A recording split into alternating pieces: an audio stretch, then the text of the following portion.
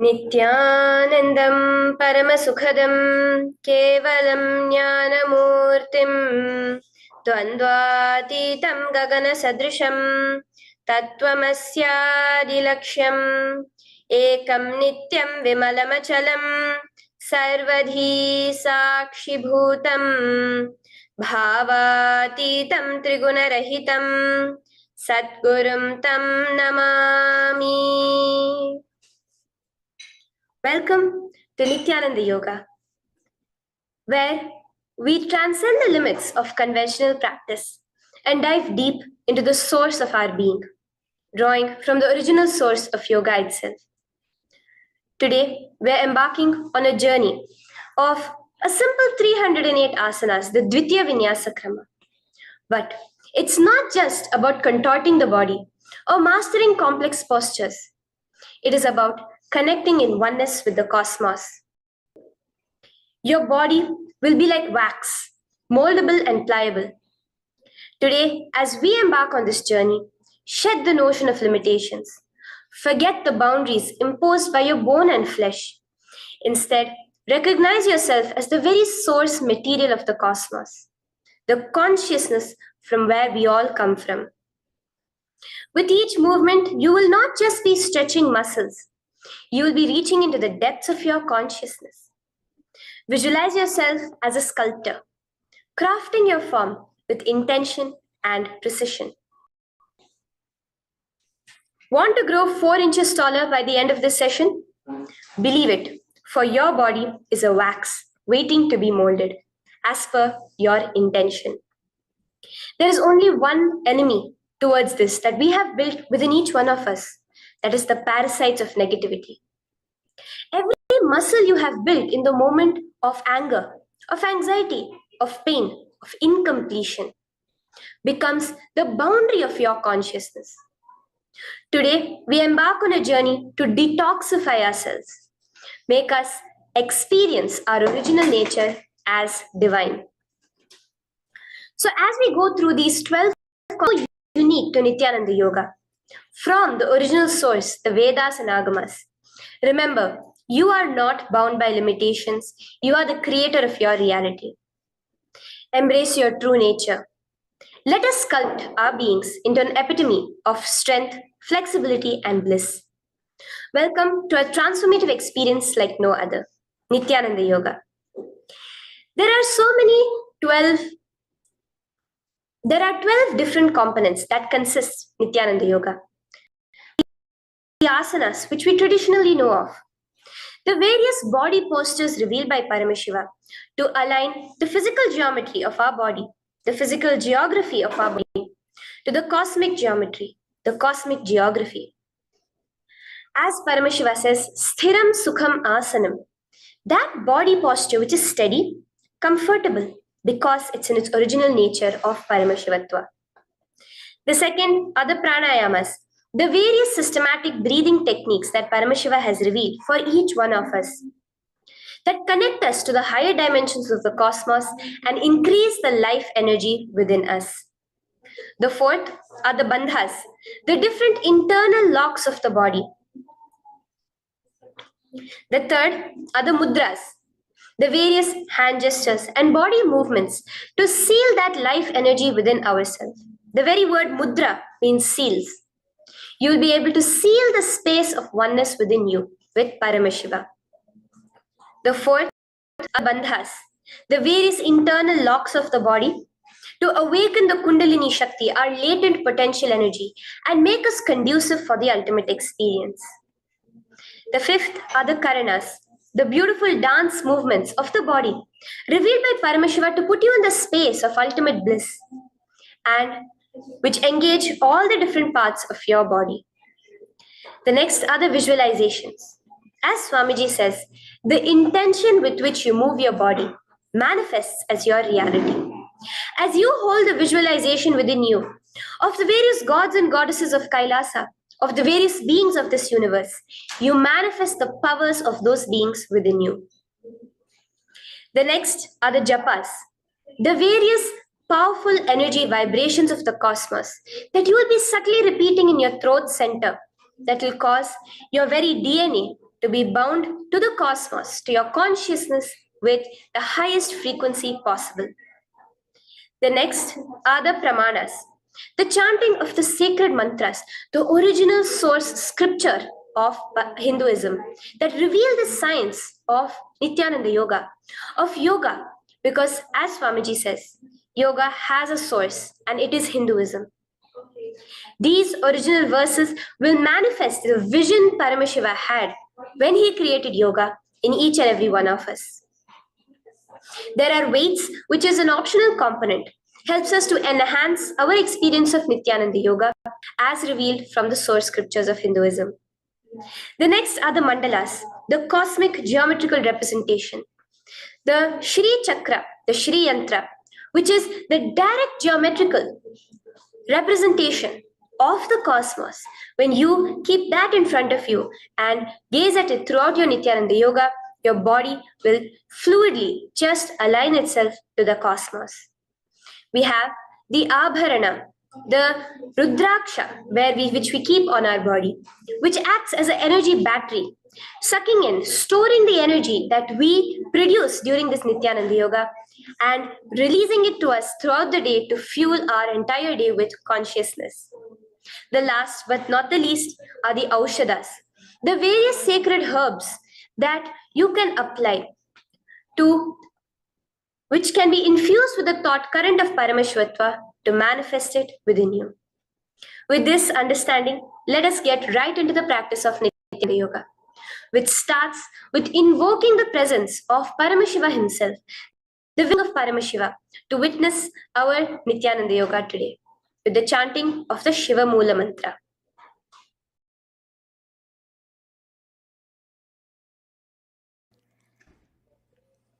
Let us now chant the Shiva Mula Mantra 11 times internally. Om Ham Hom Shivaya Namaha. Om Ham Hom Shivaya Namaha. Om Ham Hom Shivaya Namaha. Om Ham Hom Shivaya Namaha. Om Ham Hom Shivaya Namaha. Om Ham Hom Shivaya Namaha. Om Ham Hom Shivaya Namaha. Om Ham Hom Shivaya Namaha. Om Ham Hom Shivaya Namaha. Om Ham Hom Shivaya Namaha. Om Ham Hom Shivaya Namaha. The next step of this ritual of yoga, as Swamiji reveals, yoga is a ritual, a methodology to connect yourself with the divine. As every ritual in Hinduism goes, we cleanse the three elements of our body, of the world, and of the ultimate with the Tattvachamanam.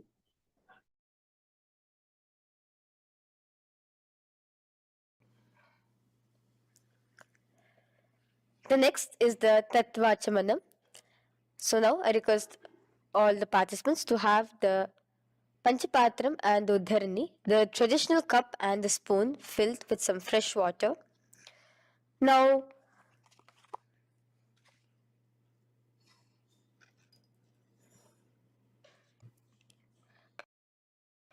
keeping your right hand in the shape of a cow's ear, the Gokarna Mudra, pour an Uddharani of water from the Panchapatram and chanting mantras internally. Drink the water that flows through the base of the palm. Om Atmatattvam Shodayami Svat. Om Vidyatattvam Shodayami Svadha. Om Shivatattvam Shodayami Svadha. Wash your right hand with water from the Panchapatram. Now, chanting the following mantra internally, wipe the upper and lower lips twice using the base of the right hand thumb, moving the hand from right to the left of the lips. Om Ham Hridayaya Namaha. Wash your right hand with water from the Panchapatram. Now, with the tips of right hand index, middle, and ring finger, touch above the upper lips and below the lower lips.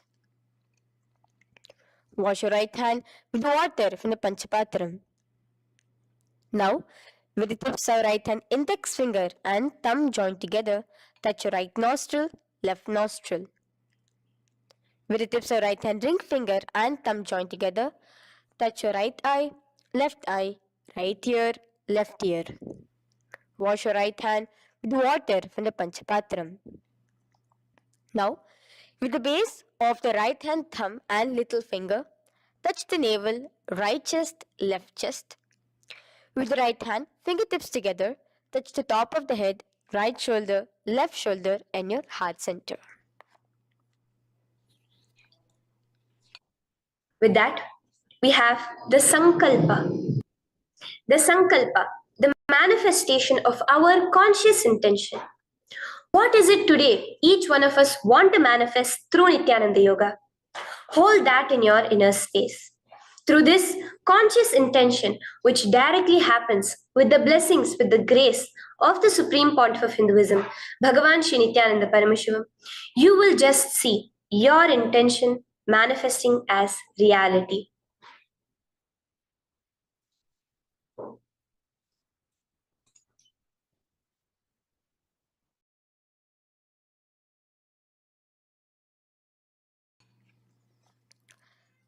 The next is the Sankalpa, the conscious resolution. So now I request all participants now with your right hand cover your left palm, which is the Sankalpa Mudra, and keep both the hands on the right thigh. Continue to keep this mudra till the end of the Sankalpa.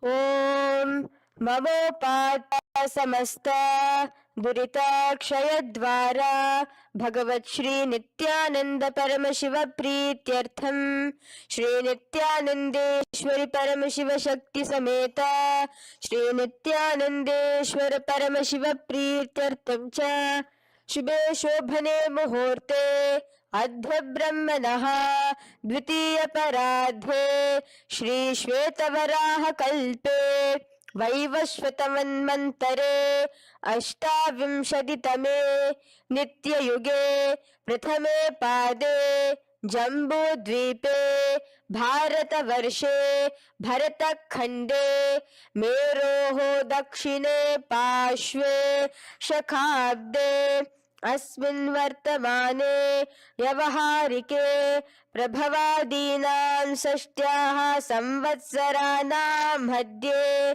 शुभनाम संवत्सरे शुभायने शुभऋतौ शुभमासे शुभपक्षे शुभतिथौ शुभवासरयुक्तायां शुभनक्षत्र शुभयोग शुभकरण एवं गुणविशेषण विशिष्टायाम् अस्यां शुभदितौ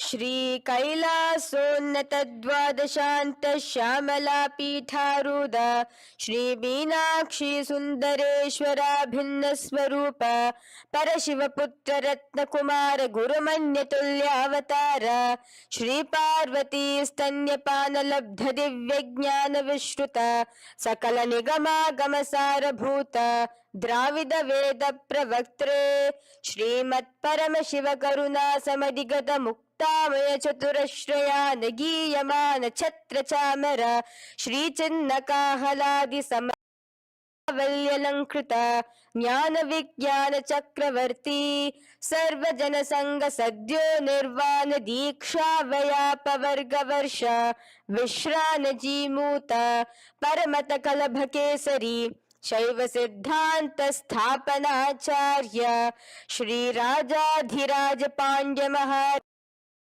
क्षपणशाक्यादिमहान्धकारनिवारणज्ञानभानो वीक्षणानर्हारध्वजोच्छेदनपूर्वक श्रीमद्वजस्थापक शैवसमयकर्त्रे सर्वज्ञपीठारूढ श्रीजगद्गुरो श्रीज्ञानसम्बन्धदेशिक आगीशसुन्दरमाणिक्यवाचक स्वामिनाम् अवतारभूत श्रीज्ञानसम्बन्ध स्वामी पुनरुद्धृत कलापीठ सर्वज्ञपीठ त्रिनवद्युत्तर द्विशततम गुरु महासन्निधान अरुणगिरि योगीश्वर परंपरागत अरुणाचल सर्वज्ञपीठ गुरु महासन्निधान कैलास परंपरागत कांची कैलास सर्वज्ञपीठ त्रयस्त्रिंशदुत्तर द्विशततम गुरु महासन्निधान नित्योत्सव नित्य मंगल नित्य कल्याण नित्य रजित कैलास परंपरागत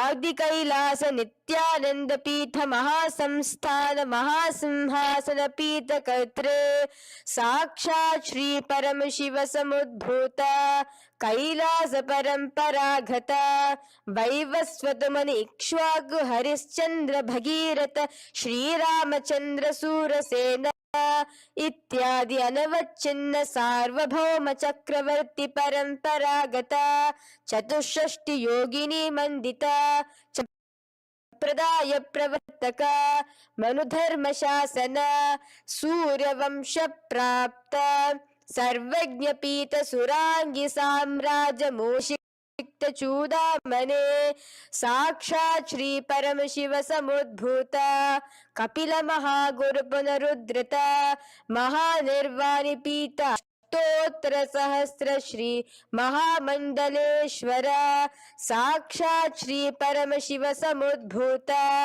श्री महागणपति समारंभ अनवच्छिन्न पीठाधीश्वर गुरु परंपरा प्राप्त अतल पीठ अष्टोत्तर सहस्र श्री अतल पीठाधीश्वर धर्म मुक्ति स्वर्गपुर स्वर्ण पीठ त्रयोविंश गुरु महासन्निधान कैलास परंपरागत आदिपीठ सर्वज्ञ पीठ जगद्गुरु श्री कैलास उद्धारक श्री कैलास परमाचार्य श्रीमत् परमहंस परिव्राजकाचार्य वर्य सच्चिदानंद प्रणव स्वरूप श्रोत्रिय ब्रह्मनिष्ठ श्रीमद् जगद्गुरु श्रील श्री भगवत श्री नित्यानंद परम शिव श्री ज्ञान संबंध देशिक परमाचार्य स्वामिनां प्रीत्यर्थम तेषां पादारविन्दयोः भक्ति सिद्ध्यर्थम गुरु कृपा कटाक्ष सिद्ध्यर्थम क्षेम स्थैर्य वीर विजय आयुरारोग्य ऐश्वर्याणाम् अभिवृद्ध्यर्थम धर्मार्थ काम मोक्ष चतुर्विध फल पुरुषार्थ सिद्ध्यर्थम समस्त दुरितोपशान्त्यर्थम समस्त मंगलावाप्यर्थम भगवत श्री नित्यानंद परम शिव प्रसादेन सकुटुम्बस्य ज्ञान वैराग्य जीवन मुक्ति प्राप्त्यर्थम भगवत श्री नित्यानंद परम शिव कृपा कटाक्षेण पूर्ण आरोग्य युक्त दृढ़गात्र यौगिक शरीर सिद्ध्यर्थम परम शिव शक्ति आविष्करणार्थम नित्यानंद योगाभ्यासं करिष्ये. Now wash your right hand with water from the Panchapatram. Om Apaupasprisya. Now, let's get started with the asanas. Okay? Sit legged position on the ground in Sukhasana. Bring your hands into the Bindu Mudra with your thumbs and index fingers touching each other. Place it on top of your knees. Here we have the Kumbhaka, the pranayama of Samana Kumbhaka. As you inhale and exhale, visualize flames licking up your spine.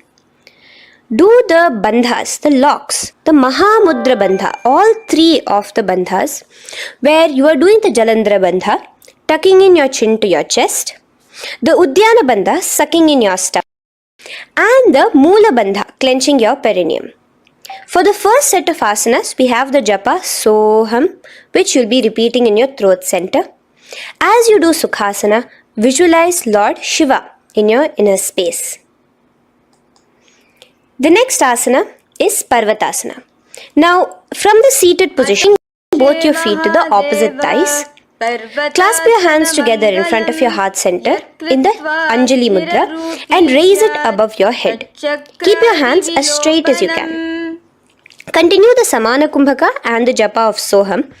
Remain with all the three bandhas, the chin to your chest in Jalandhara bandha, the stomach tucked in Udyana bandha, and the clenched perineum in Moola bandha. Here, visualize yourself as Mount Kailash. The next asana is Hali Pavasana. Now slowly bring your feet together in front of your body as you stretch it out a little further away.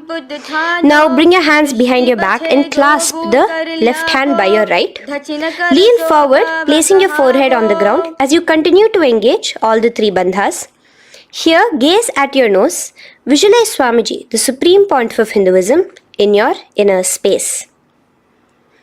Now in a similar position from Hali Pavasana, just release your hands, slightly get up and bring your hands in front of your body. Place them on the ground, cupping your hands, making a hollow in Nagi Pavasana.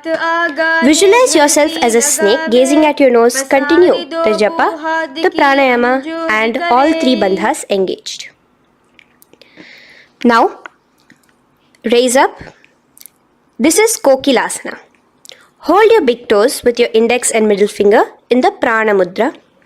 Stretch your legs straight out and upwards. Cross it into Padmasana. Bring it to your opposite thighs. Lean forward and down onto your elbows. Again, tuck your chin into your chest, suck in your stomach and clench the perineum in the Mahamudra Bandha.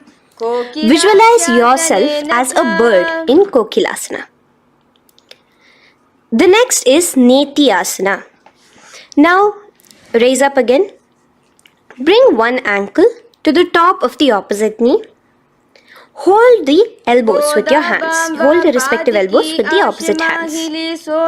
Again, engage all the three bandhas and rotate your arms in a circular motion.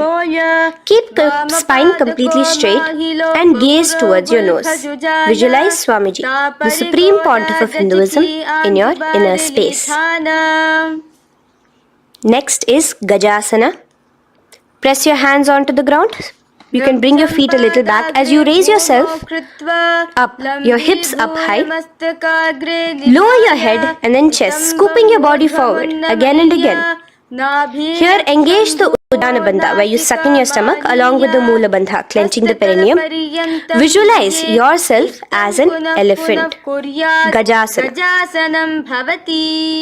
Now stop the movement slowly. In another dynamic asana, which is Rikshasana, you will start alternatively pressing the heel of one foot onto the ground while lifting the other heel up. Repeat this again and again. The next is Vaishyasana. Now slowly come to a standing position. Stand tall on the tips of just your big toes. Keep your head neck straight line. And bring the middle, index and ring fingers to your heart in the Hridaya Mudra. Continue engaging the Uddiyana Bandha. Visualize Swamiji in your inner space. Here we have a very interesting movement, which is the Karanas, the dance movements. So the first Karana is Urdhva Janu Karana, which literally means the raised knee. So now stand in the Aramandi position, which is your heels touching together, the toes facing outwards, almost at a 45-degree angle. Bend your knees low and keep both your hands at your chest, elbows parallel to the ground. Twist one knee towards the center of your body. Raise it up, back across the body back to the original position. Simultaneously with the leg movement, follow it with your respective hand, up and across the body. Repeat this alternatively on both sides. Now, in Balalingasana, come back to a standing position straight and interlace your fingers from outside in. This is the Sarvavashankari Mudra. Hold on to your knee, pulling it up towards your chest. Pull it tight. Continue to keep your spine straight. Engage all the three bandhas, the Jalandhara Bandha, the Udyana Bandha and the Moola Bandha. As you are holding your knee, visualize yourself holding, caressing Balalingasana. The next asana is Pada Pidanasana. Now the same foot which is raised, clasp it with your hands and pull it behind towards your body, holding it with both your hands. Again, engage all the three bandhas, standing tall. Visualize Swamiji, the supreme point of Hinduism, in your inner space.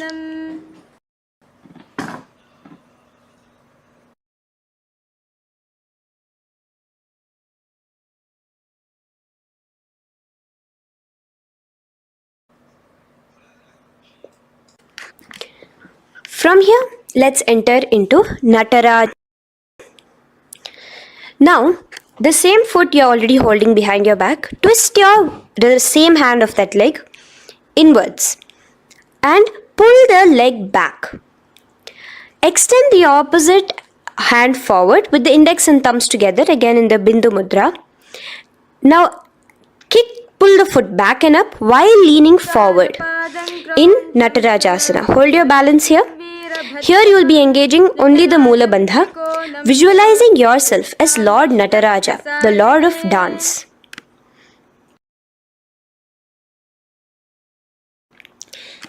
Now again let's repeat Balalingasana on the other side with the other leg. Pull it up towards your chest with the hands Sarvashankari Mudra.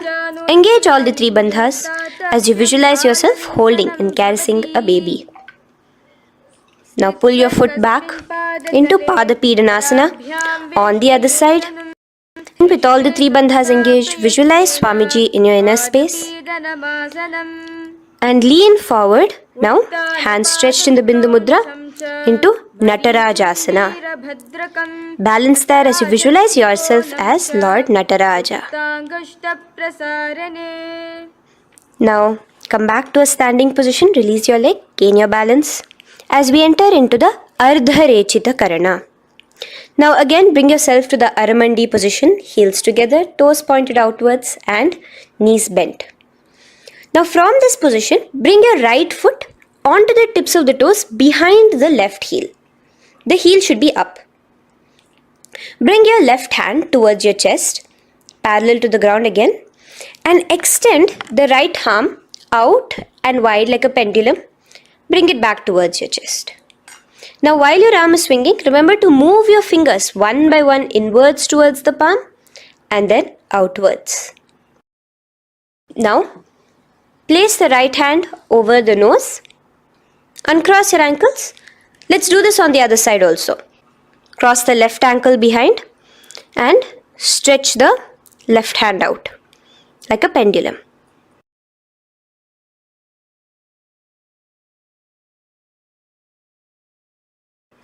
Bring it to your nose and cross the ankles. Now let us enter into the skeleton dance. It's a very powerful meditation. It cleanses the muscle memory. Any patterns which are there within your muscle memory can be completely wiped out through this skeleton dance. Just 2 simple steps. Now stand straight, visualize yourself as a skeleton. You can close your eyes. Just visualize yourself as pure bones. There are no muscles, no veins, no nerves, tissues, organs, nothing. Just bones, a skeleton form. And shake your body intensely. As a skeleton, you are moving yourself intensely. Just shake it all out. Move your hands, move your legs, your head. Let there be no bone in your. Just move it. Move wildly, shake. Literally feel yourself throwing all the patterns out of your system with the intensity of your shaking.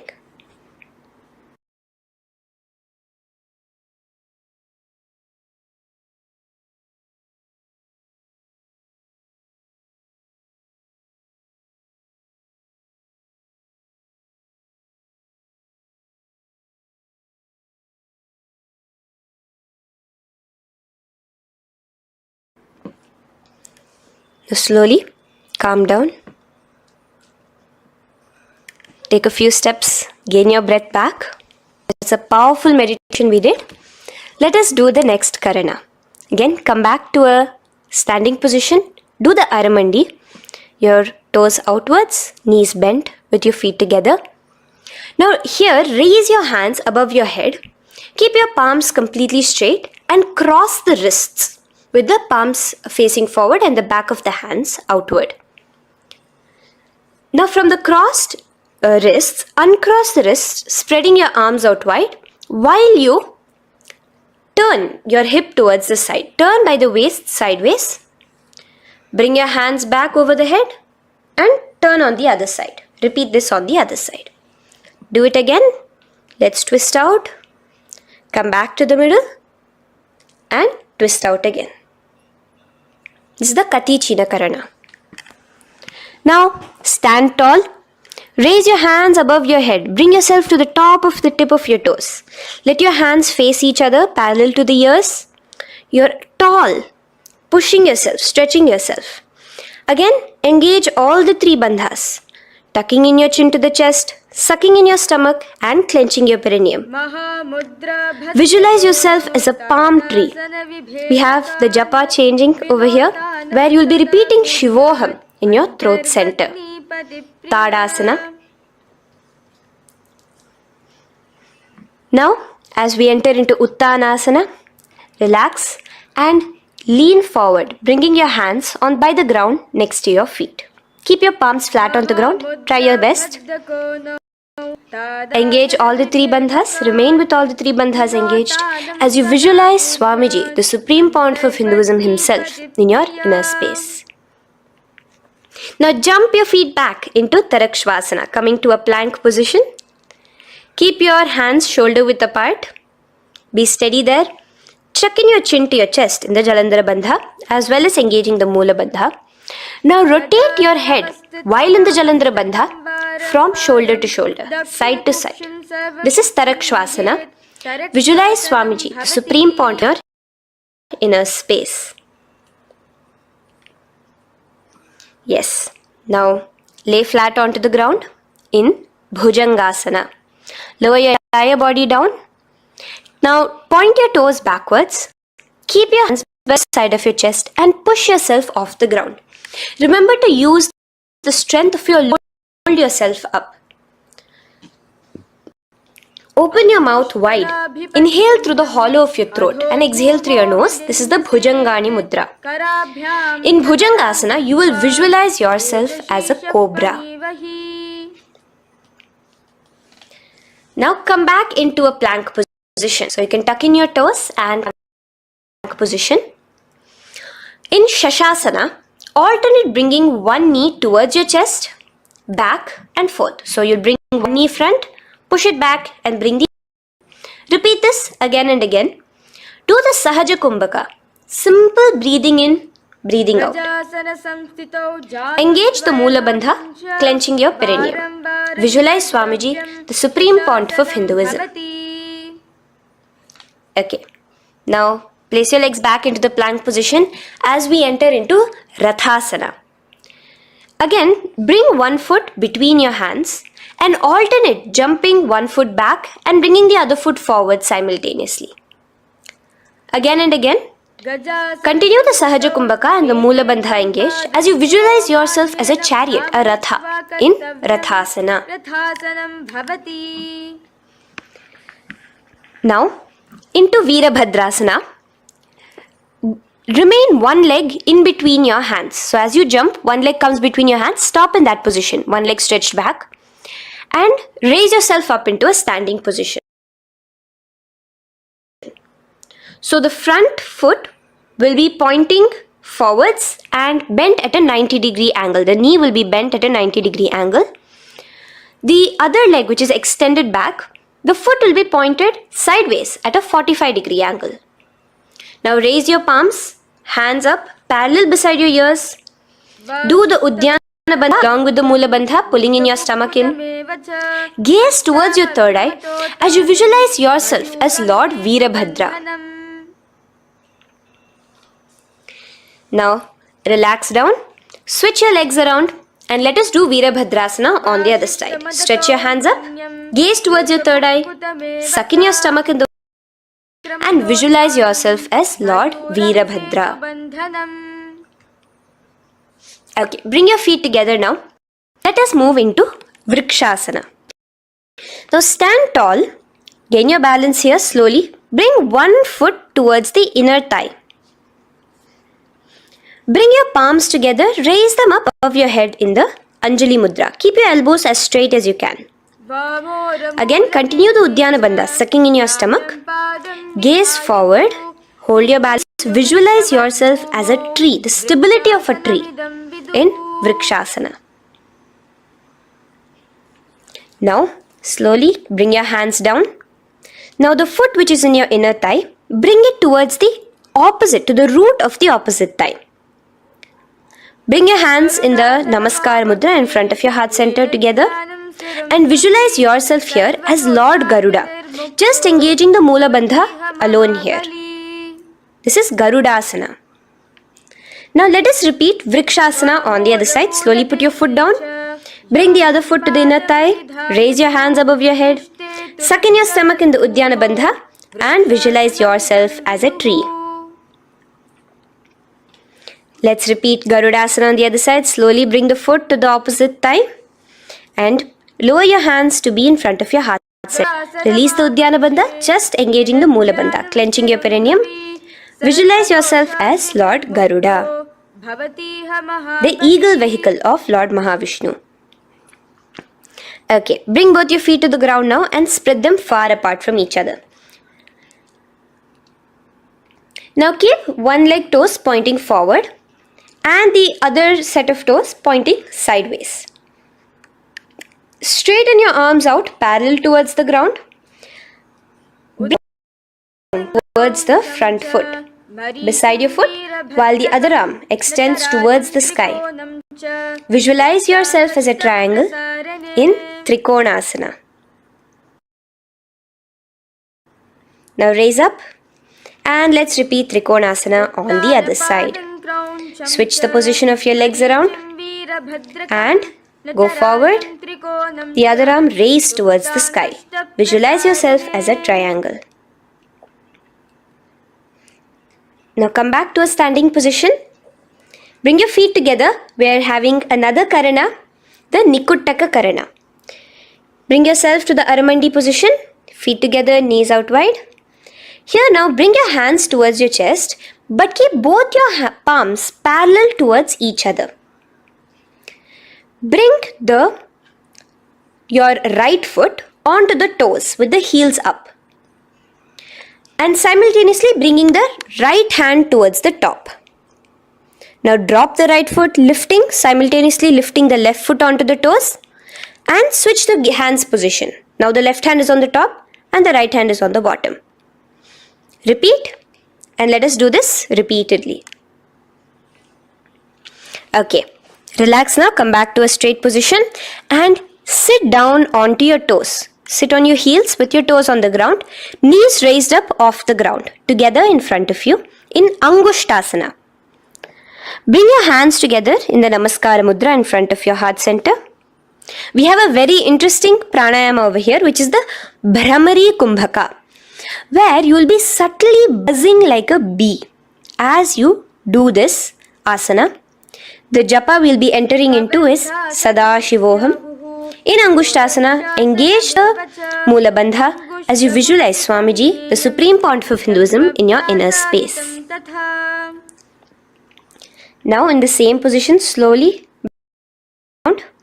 balance yourself as you stretch one foot forward, sitting on the heel of one foot and the other foot stretched forward towards. Bring your hands to the Vara Mudra, just the tips of the finger on the ground while the palm faces forward, both your hands.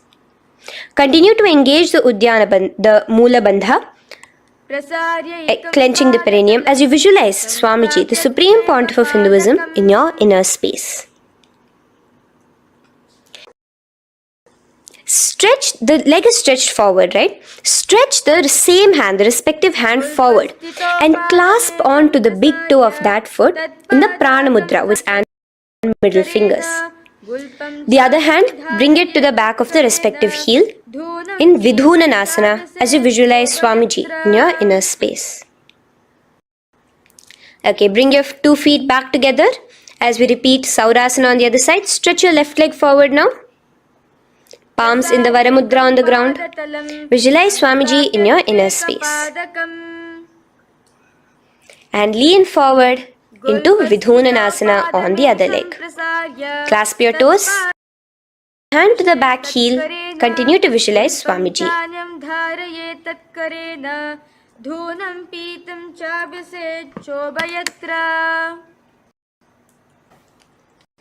Now bring your 2 feet back together as you continue to sit on the heels, getting a nice toe workout here.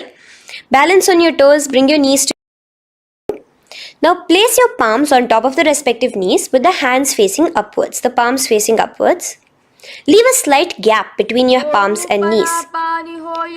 As you gaze forward, engage the Jalandhara Bandha, tucking in your chin to your chest, and look between the gap between your hands. Brahma Jurankushasana. The next is Kapilasana. Now spread your knees wide and place them onto the ground. Keep your hands on the respective knees. Pull your stomach in and up in the Uddiyana Bandha. Gaze towards your nose as you visualize yourself as Maha Kapila Muni, the first man that ever started thinking. In the same position, just release that Uddiyana Bandha. Release the lock of the stomach, but continue to clench your perineum in Mula Bandha as you switch your gaze to your third eye. So from your nose, switch your gaze to the third eye. Visualize Swamiji, the supreme pontiff of Hinduism, in your inner space. Bhadra Gorakshasana. Next is Suryasana. Now, your toes are tucked. Just lift your knees off the ground, wide apart. Bring your hands together in the Padma Mudra with the little fingers and thumbs joined together. Engage the Uddiyana Bandha, suck in your stomach and raise your hands up tall above your head. Slightly look towards the gap between your hands. Visualize Lord Surya in your inner space. Now relax, slowly bring your hands to the ground. Sit on top of your heels, the toes flat. Here, keep your hands on top of your knees and lift your head up against the roof of your mouth in the Manduki Mudra. Do the Sahaja Kumbhaka, simple breathing in and out. Engage the Mula Bandha, clenching your perineum. Sadashivoham, repeating in your inner space. Here you will visualize yourself as a frog in Mandukasana. Your tongue pressed against the upper palate. Tongue catching the nectar of immortality dripping from your Sahasrara Chakra. Gaze towards your third eye in Mandukasana. Now from here itself, moving into Uttana Mandukasana. Just bring your hands to the opposite shoulders, remaining in the same seated position. Continue with the Uddiyana Bandha engaged, gazing at your third eye. The Manduki Mudra, tongue pressed against the top of your palate, visualizing yourself as a frog in Uttana Mandukasana. Slowly bring your hands out from behind your back. Now slightly raise up and cross your ankles behind you. Sit on top of your crossed ankles.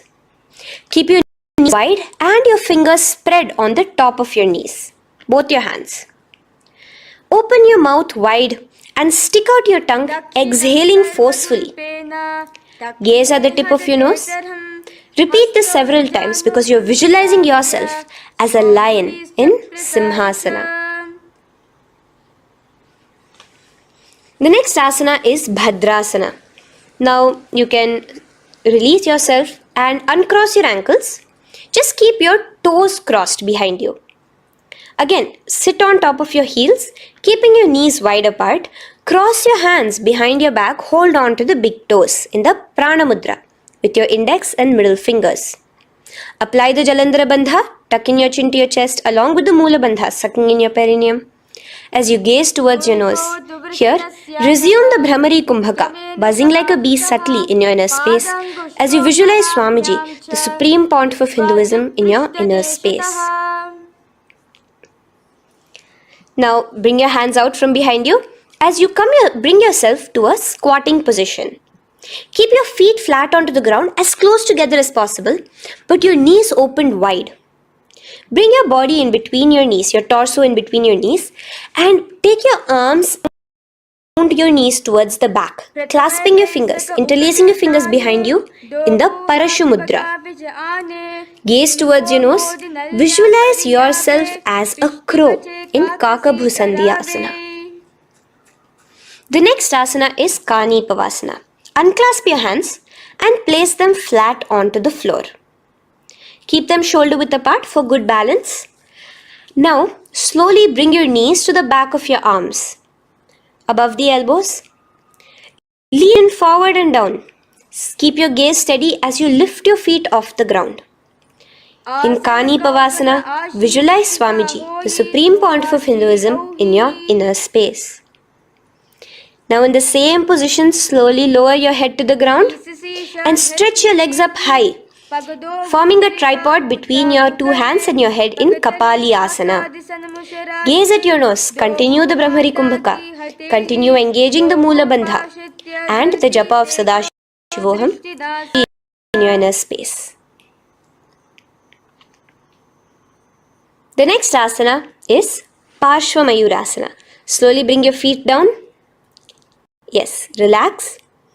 And now squat on your toes with your knees together and twist your body. Place both the hands to one side of your knees. Now bring one of your elbows to the knee and the other of your elbows towards the hip.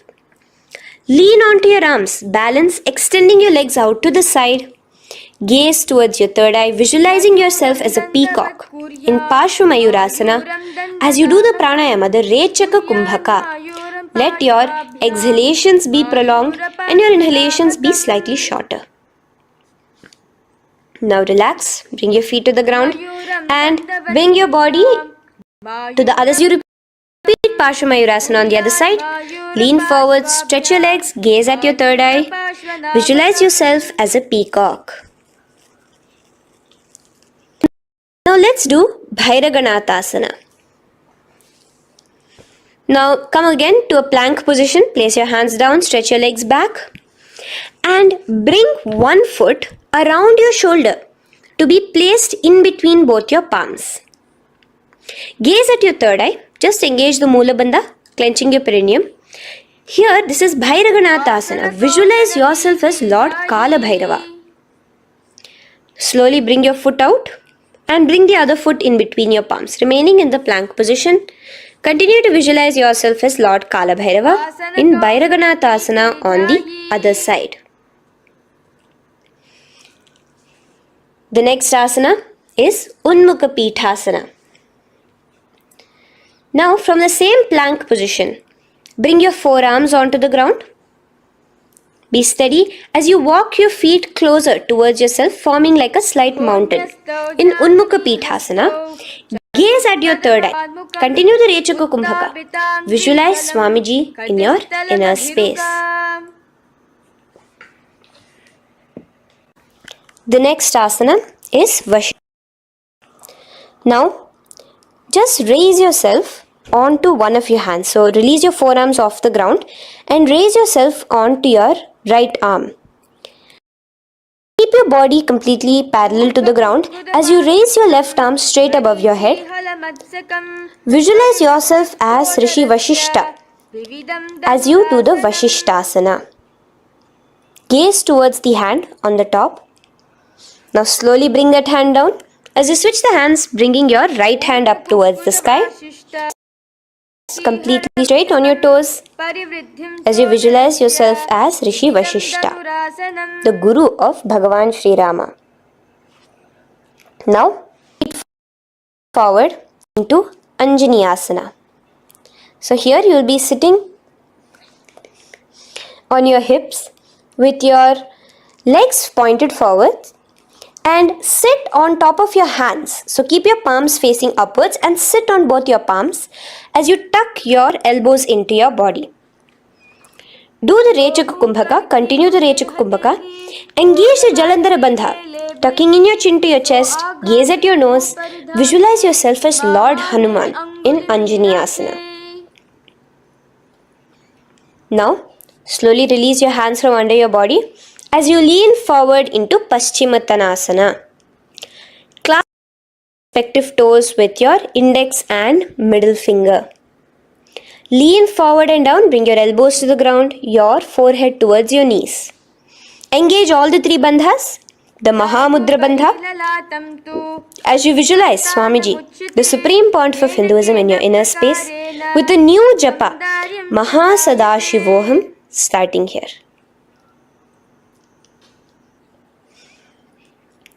The next is Ugrasana. Now, you can raise up and clasp your hands behind your neck in the Parashamudra. Interlace both fingers. Lean forward and down, bringing your forehead to your knees and your elbows onto the ground. Again, engage all the three bandhas in the Mahamudra Bandha as you visualize Devi Kali in your inner space in Ugrasana. The next is Marichi Asana. So raise up and keep one leg pointed forward while you towards the groin, the knee pointed upwards. Place the foot flat on the ground. Now lean forward, bring both your hands, wrap your arms around the raised knee, clasping your hands behind the back together. Bring your chest to the thigh with your head towards the knee. Here engage just the Moola Bandha, sucking in your perineum, as you visualize yourself as Rishi Marichi in Marichi Asana. The next asana is Mahamudrasana. Now slowly raise up and the raised knee, let it rest by your side with your leg towards the inner thigh of the opposite leg. Now again reach down, hold your foot, bring your elbows to the ground, your forehead to your knees. Engage all the three bandhas in the Mahamudra Bandha. Gaze at your nose, visualize Swami in your inner space. Raise up. Let's repeat Marichi Asana on the other side. Bring the other foot straight while the other foot comes to the groin. Knee up. Lean forward, clasping your hands behind your back. Visualize yourself as Sage Marichi. Now from here, raise up, engage all the three bandhas as you let your knee fall to the side. Lean forward, clasping the foot. Gaze at your nose. Visualize Swamiji in your inner space in Mahamudrasana on the other side. Now, bring yourself to a seated position. Sit and bring the soles of your feet together. Bend your knees and keep your heels as close towards you as possible. While try to touch your knees to the ground. Clasp your feet together with both your hands. Maintain a straight spine. Gaze towards your nose in Bhadrasana 2. Visualize Swamiji, the supreme pontiff of Hinduism, in your inner space. The next asana is Gwali Pavasana. Now, keeping your feet together, just bring your hands towards the respective knees. Just like tuck your chin to your chest in the Jalandhara Bandha, continuing to engage the Moola Bandha, clenching your perineum. As you gaze at your nose, visualize Swamiji, the supreme Hinduism, in your inner space. Now, push your soles slightly further away from you. The joint feet, push it further away from your body. And lean forward, keeping both your hands, the fingers inside of the feet. Hold the soles of your feet. Lean forward and down. Bring your forehead to the ground. Gaze at your nose. Visualize the Yoni Mandala in your inner space. In Joni Asana. The next is Midiki Pavasana. Raise up. Stretch your arms out wide beside your body as you lean forward, your arms going over your knees. Bring your forehead to your feet. Continue to gaze at your nose. Visualize Swamiji, the supreme pontiff of Hinduism, on the face. Now, in Siddha Samadhi Asana, raise yourself up. Now, put your forearms underneath the calves of the respective legs. Let your palms face up towards the sky as you bring your head down to your feet. Gaze at your nose as you visualize Lord Surya in your inner space in Siddha Samadhi Asana.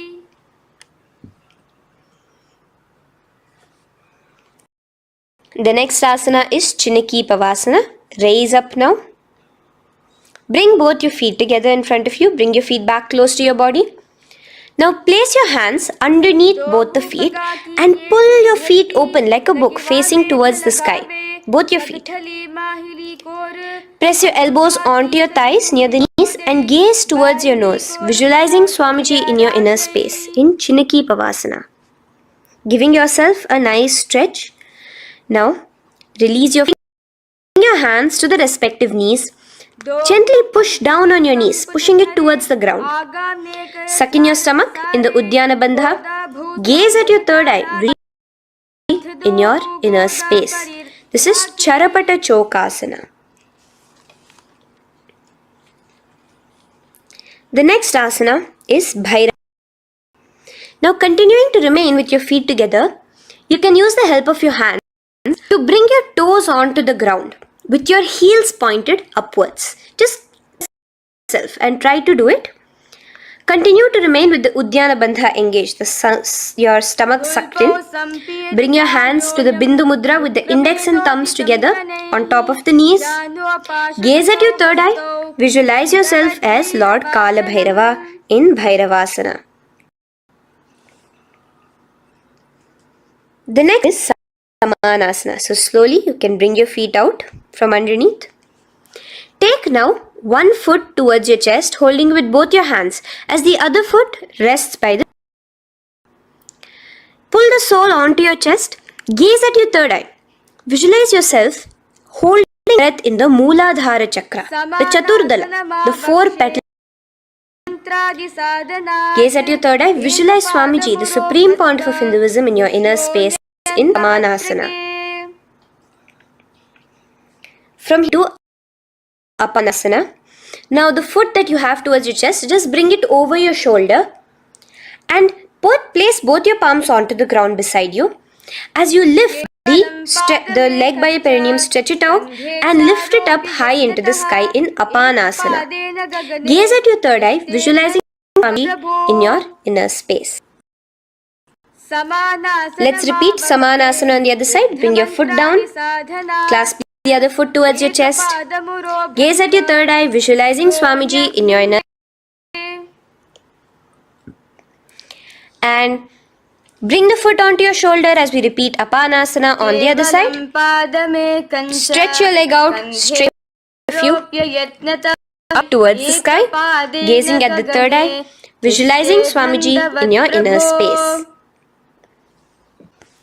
Okay, relax slowly. Let's move into Gomukhasana. Now, sitting in a seated position, cross one leg over the other, like over. Align the knees together at the center of your body and the feet by the opposite hips. Place both your hands on top of the stacked knees. Gaze at your nose.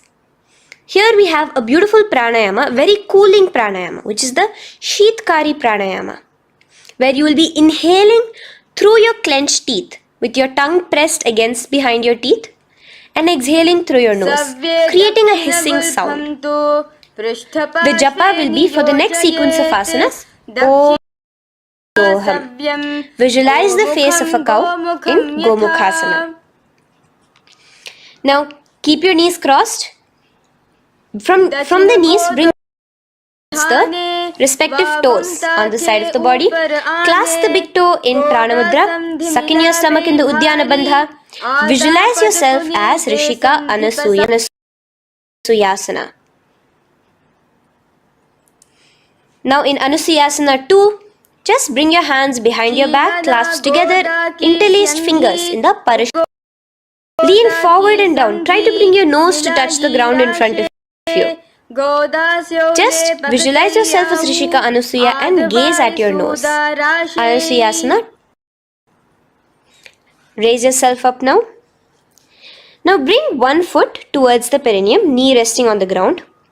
Raise your other foot with the foot in front of the lying down foot, knees pointed upwards towards your chest. Place your hands on the respective knees. Keep your spine tall, chest out. Gaze at yourself as Lord Garuda, the eagle vehicle of Bhagavan Mahavishnu. Garudasana 2. From here, moving into now. Keep both your hands, bring both your hands behind your neck and clasp them in the Parashamudra. Interlace your fingers behind your neck. Twist outward of the raised knee. Just keep your whole body outside of the raised knee. Gaze towards your third eye, visualizing yourself as Devarishi Narada in inner space. From Naradasana, let's enter into Matsya Pithakasana. Place one foot on the opposite. Wrap your respective arm across the knee, holding on to the opposite shin. Extend the opposite hand straight. Hold on to the respective toe with the index and middle mudra. Gaze towards your nose. Visualize Matsyavatara, the fish form of Bhagavan Mahavishnu in your inner space. In Matsya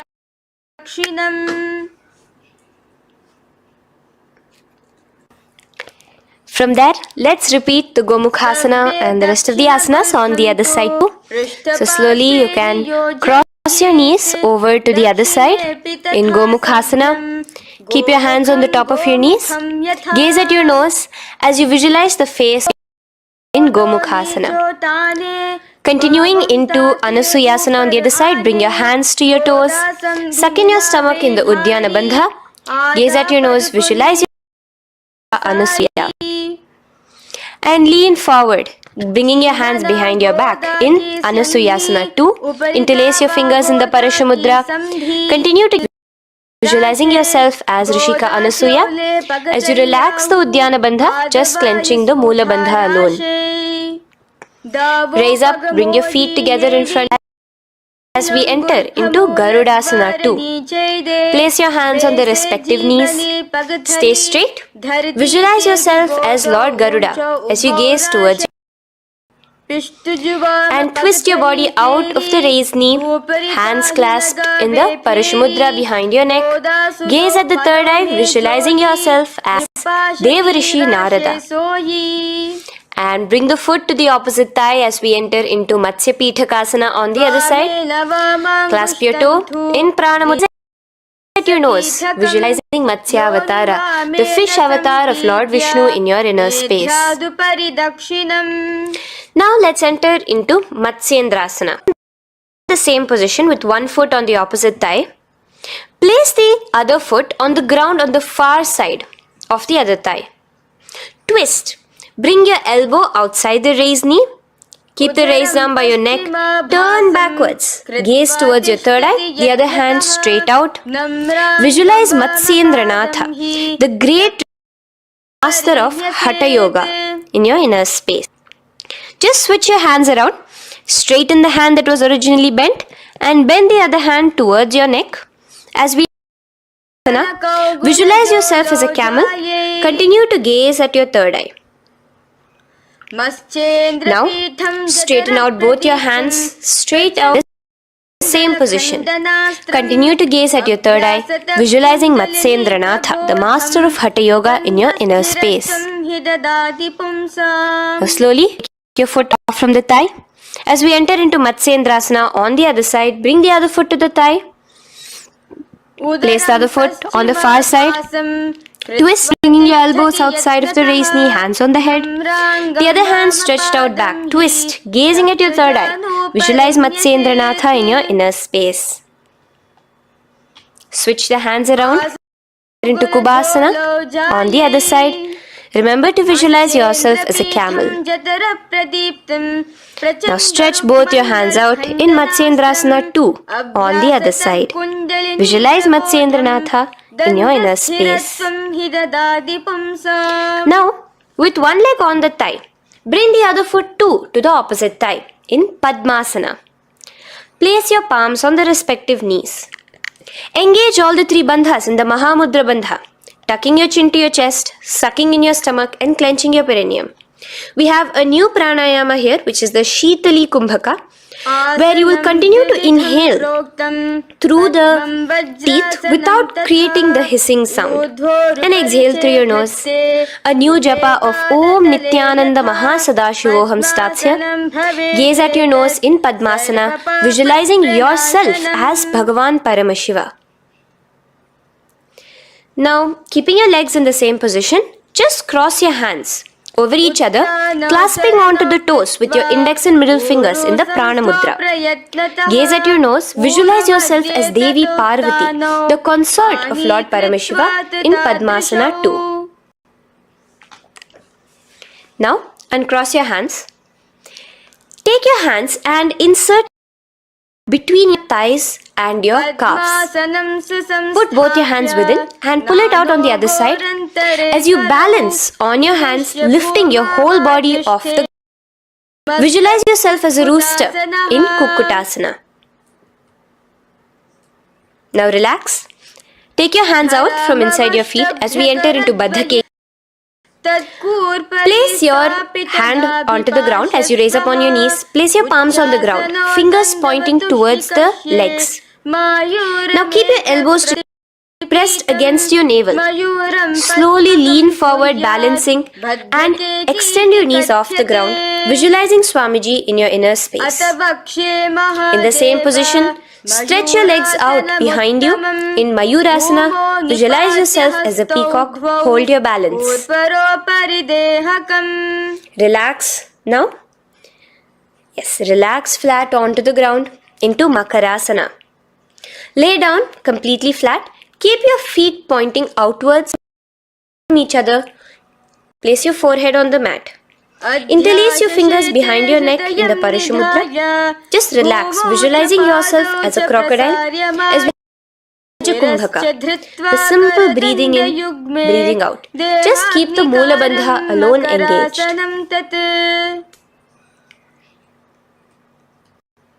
The next asana is Shalabhasana. Now lay on your stomach and place your hands on the ground beside the chest. From the laying, raise your legs up. Use your core strength to bring your thighs off the ground. Visualizing yourself as a locust in Shalabhasana.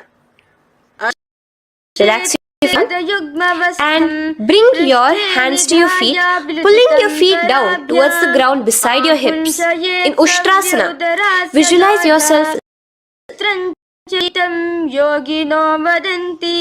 Now slowly kick your legs back. Rise your hand is clasping your feet. Pull your feet to the sky, lifting your chest and thighs off the ground. In Dhanurasana, gaze at your third eye. Visualize yourself as Paramashiva's bow.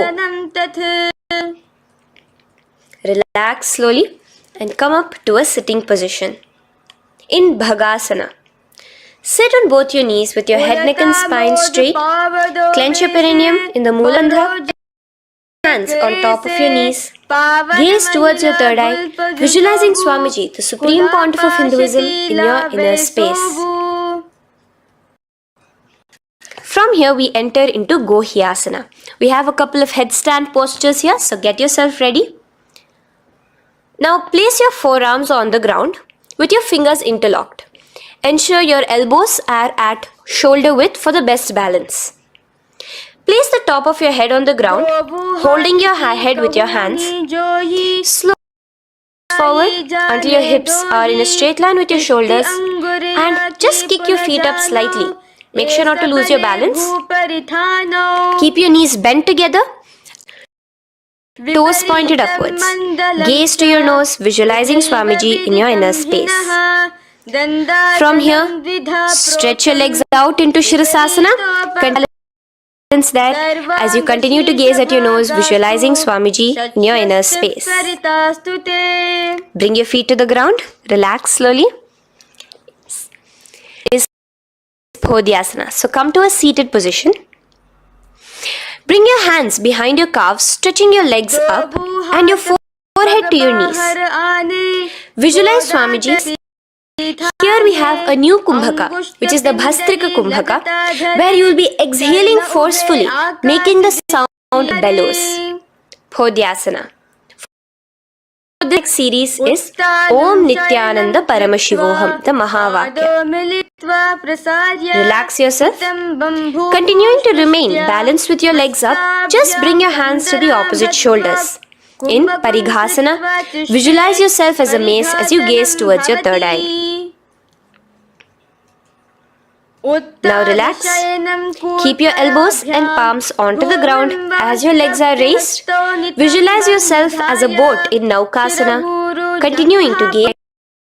Remember to continue the Bhastrika Kumbhaka. Forceful exhalation. Now, continuing to keep your balance, just bring your hands and scoop your hands underneath the heels, pull it towards the chest. Keep your spine upright, gaze towards your nose. Visualize yourself as Lord Rudra in Rudrasana, the most ferocious form of Paramashiva. Now lay on your back, so you can remove your hands from underneath your feet and lay on your back. With your feet flat on the ground, knees pointed upwards. Now place your palms down. Just let your fingers touch the back of your heel. Do not clasp your feet. Lift your hips up. Lift your hips up high, pressing the feet onto the ground. Chin tucked to the chest in the Jalandhara Bandha. Automatically at nose, visualizing Swamiji in Unmukha Pithasana 2. Now lay onto the ground in Shavasana. Just lay completely flat with your palms facing upwards by the side of your body. Clutch from any movement happening within you. Visualize your body is dead. The supreme point of Hinduism, Swamiji is just liberating you. Just let your awareness, your energy completely pervade your body in the Shakti Chalan Mudra as you continue to vibrate with the Mahavakya.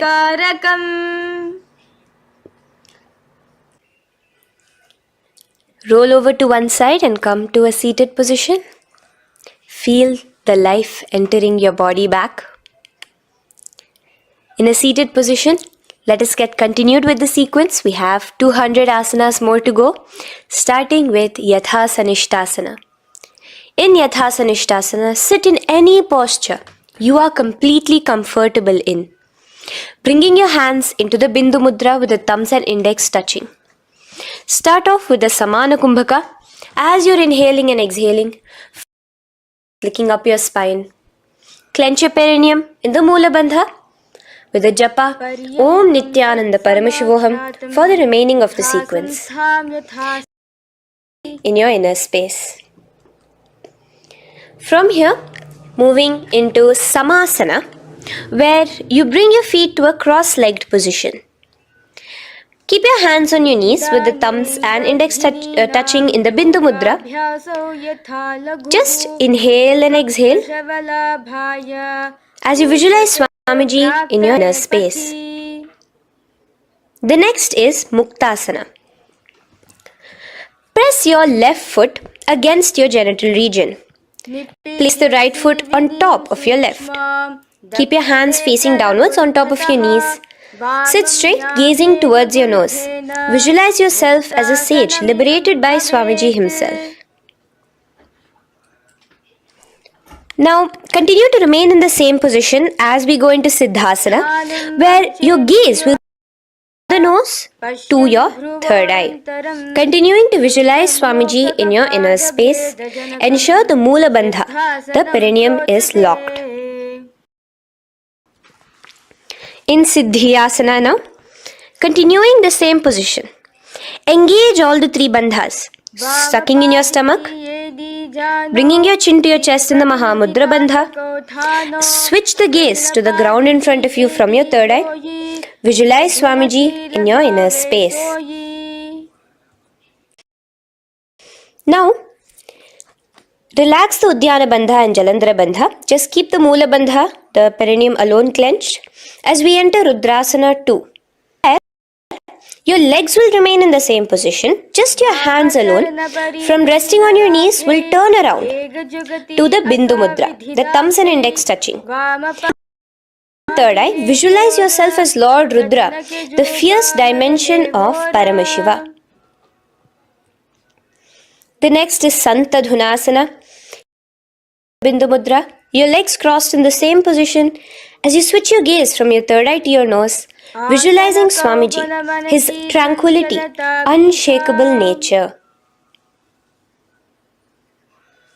Now, relax the Bindu Mudra, keep your legs in the same position, and bring your hands to your navel, cupping one palm over the other in the Samputa Mudra. It looks sort of like a lotus bud. Continue to visualize Swamiji in your inner space in Siddhasana 2. The next asana is Bandha Yoni Asana. Maintaining one heel over the other in the same position of the legs, bring your hands to your face in the Shanmukhi Mudra. Now, bring your little fingers beneath the bottom lip of both hands. Your ring fingers above your upper lip, your middle fingers closing your nose, your nostrils, your index finger covering your eyes, and your thumbs pressed into your ears. This is Bandha Yoni Asana, visualizing Swamiji in your inner space.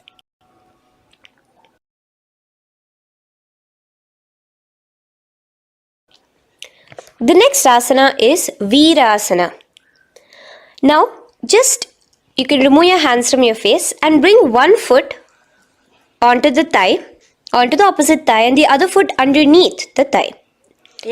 Keep your hands in the Bindu Mudra, thumb and index fingers together on the top of your knees as you embody the space and state of bravery, Veera, in Virasana. Now, changing the leg position again as we enter into Valmikasana. Keep your left heel on the right side of the generative organ, toes under the thigh. Keep your right foot on top of the left leg, toes by the knee. Again, bring your hands into the Bindu Mudra on top of the knees. Gaze towards your third eye. Visualize Rishi Valmiki, the poet, the first poet and author of Ramayanam. The next asana is Joni Mudrasana. So you're going to remain here as you switch your gaze to your nose, visualizing the Yoni Mandala, a beautiful formation, divine cosmic geometry, representing Devi, Shakti, a symbol of the creative energy of the universe in Joni Mudrasana. In the same position, switch your gaze to your third eye, continuing to visualize the Yoni Mandala in your inner space. Now, let's move into Bhadrasana 3. So bring your feet, the soles of your feet together, uncross them and bring them together in front of your body. Hold it with both your hands, pulling it against you. Push your knees down towards the ground. As you gaze at your nose, suck your stomach in the Udyana Bandha. Visualize Lord Veerabhadra in your inner space. Bhadrasana 3. In the same position, we are entering into Aghorasana, where your left hand will rest on top of the left knee, while your right hand comes towards your face. Now, do the Khechari Mudra, where you are bringing your tongue towards the upper palate, gazing towards your third eye. Now, with your right hand, cover your mouth, close the left nostril with your index finger, inhale through the right nostril. Close both the nostrils, hold your breath and exhale through the left nostril in the Abhyantara Kumbhaka. Repeat this on the other side. Visualize yourself as an Aghori, completely dedicated to Paramashiva in Aghorasana. The next asana is Kaneri Pavasana. So you can distance your feet a little away from your body. As you lean, place your elbows onto the soles of your feet and rest your chin on your palms. Gaze at your nose, suck your stomach in Udyana Bandha with a Reka Kumbhaka, where your exhalations are prolonged than your inhalations, visualizing yourself as a female elephant drinking water in Kaneri Pavasana. The next asana is Parasana. So now, Come to a seated position, raise yourself up and keep your knees raised. Bring your hands underneath your knees, between your calves and thighs, and clasp them together. Interlace your fingers in the Parashamudra in front of your navel. Lift your feet off the mat. Visualize Swamiji, the Supreme in space, as you gaze at your nose in Parasana.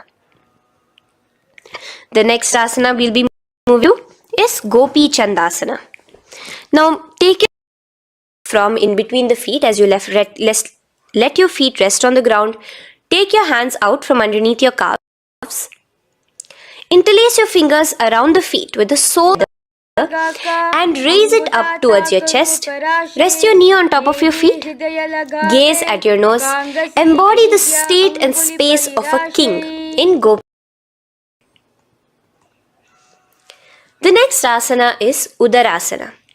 So now just quickly release your legs, bring your hands underneath your calves and hold on to your feet again from inside out. Both your feet together. Bring your feet up to your chin, resting your chin on top of the interlaced fingers. Bring your feet to your chest, gaze at your nose, visualizing your body, the supreme point of Hinduism, free from any defects in Udarasana. Now, in the same position, just lift your legs up towards your head. Let the top of your hands come towards the top of your head, your forehead. And this is Vishishtasana. Visualize yourself excelling in everything in this posture. Now, slowly relax. Keep your hands underneath your shins as you take your hands up to the shoulder, pulling your hand and interlacing your fingers behind your neck. In Bhujasana, visualize yourself as a cobra. The next asana is Kalyanasana. So in the same seated posture, bring your hands around from behind your neck, remove them, put them around your back, interlacing the fingers behind you. Gaze at your nose. Visualize yourself as a beautiful, auspicious goddess in Kalyanasana.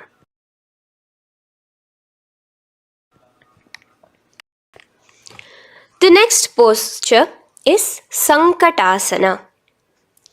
So now, from behind you, release yourself completely onto the ground. Place your left knee on the mat and the left foot flat. Sit on top of your left foot, knee pointed forward. Raise your right leg on top of the left, bringing the right heel to the left hip. Place your hands on the Here, do the Ujjayi Pranayama. As you inhale and exhale, make the sound of an ocean. Visualize yourself as a swan, a beautiful swan in Sankatasana. The next is Dhenukasana. Just in the same position, slide left hip. Keep your right knee on top of the left. Place both your hands on your right thigh. Visualize a cow in your inner space as you suck your stomach in Bandha, Dhenukasana. Now slowly uncross your legs as we move into Matsyendrasana. Place the right foot on the left thigh, the left foot on the right knee. Bring your left hand behind your back, hold the right thigh. Twist a little bit. Place your right hand on your left thigh. Twist your body, gaze towards your third eye, visualizing Swamiji in your inner space. The next asana, Matsyendrasana 2. Untwist your body. As you clasp the respective toes of both your feet with your hands, lean forward and down, bringing your forehead to the ground in front of you. The supreme point of Hinduism in your inner space. Raise up now. Keep your legs in the same position. We have the Guru Asana. Interlace your fingers together and place it over the topmost knee. Suck in your stomach in the Udyana Bandha, in the Moola Bandha. Tuck your chin to your chest in the Jalandhara Bandha. As you engage all three bandhas, visualize Swamiji in your inner space. Now, repeat Sankatasana on the other side. So, you can release your hands, your legs as you cross the other leg over. Visualizing yourself as a swan, remember to put your hands on the opposite knees. The next asana, Dhenukasana, repeating it on the other side. Slide your leg out, bring both your hands to the topmost knee. Suck your stomach in the Uddiyana Bandha. Visualize a cow in your inner space. Again, repeating it on the other side. Bring your legs to the cross-leg position. Twist your body around as you gaze at your third eye, visualizing Swamiji in inner space. Untwist as we enter into Machendrasana 2 on the other side. Hold on to your feet, bring your forehead to the ground. Going to visualize Swamiji in your inner space. Slowly raise up and let us do Guru Asana on the other side. Engage all the in the Mahamudra Bandha. Interlace your fingers, place it on top of your knee. Continue to visualize Swamiji, the Supreme Pontiff of Hinduism, as we do Guru Asana. Now, slowly uncross your feet and place them flat on the ground, knees towards the chest in Pashasana. Hands keep your opposite knees together and keep your spine completely erect. Continue the Khechari Mudra where your tongue is pressed against the roof. As you gaze at your third eye, visualize Swamiji in your inner space. Continue the Ujjayi Kumbhaka. As you breathe in and out, make the sound like an ocean. Now in the same position, just bring your chin towards your knees in Bodha Shokasana.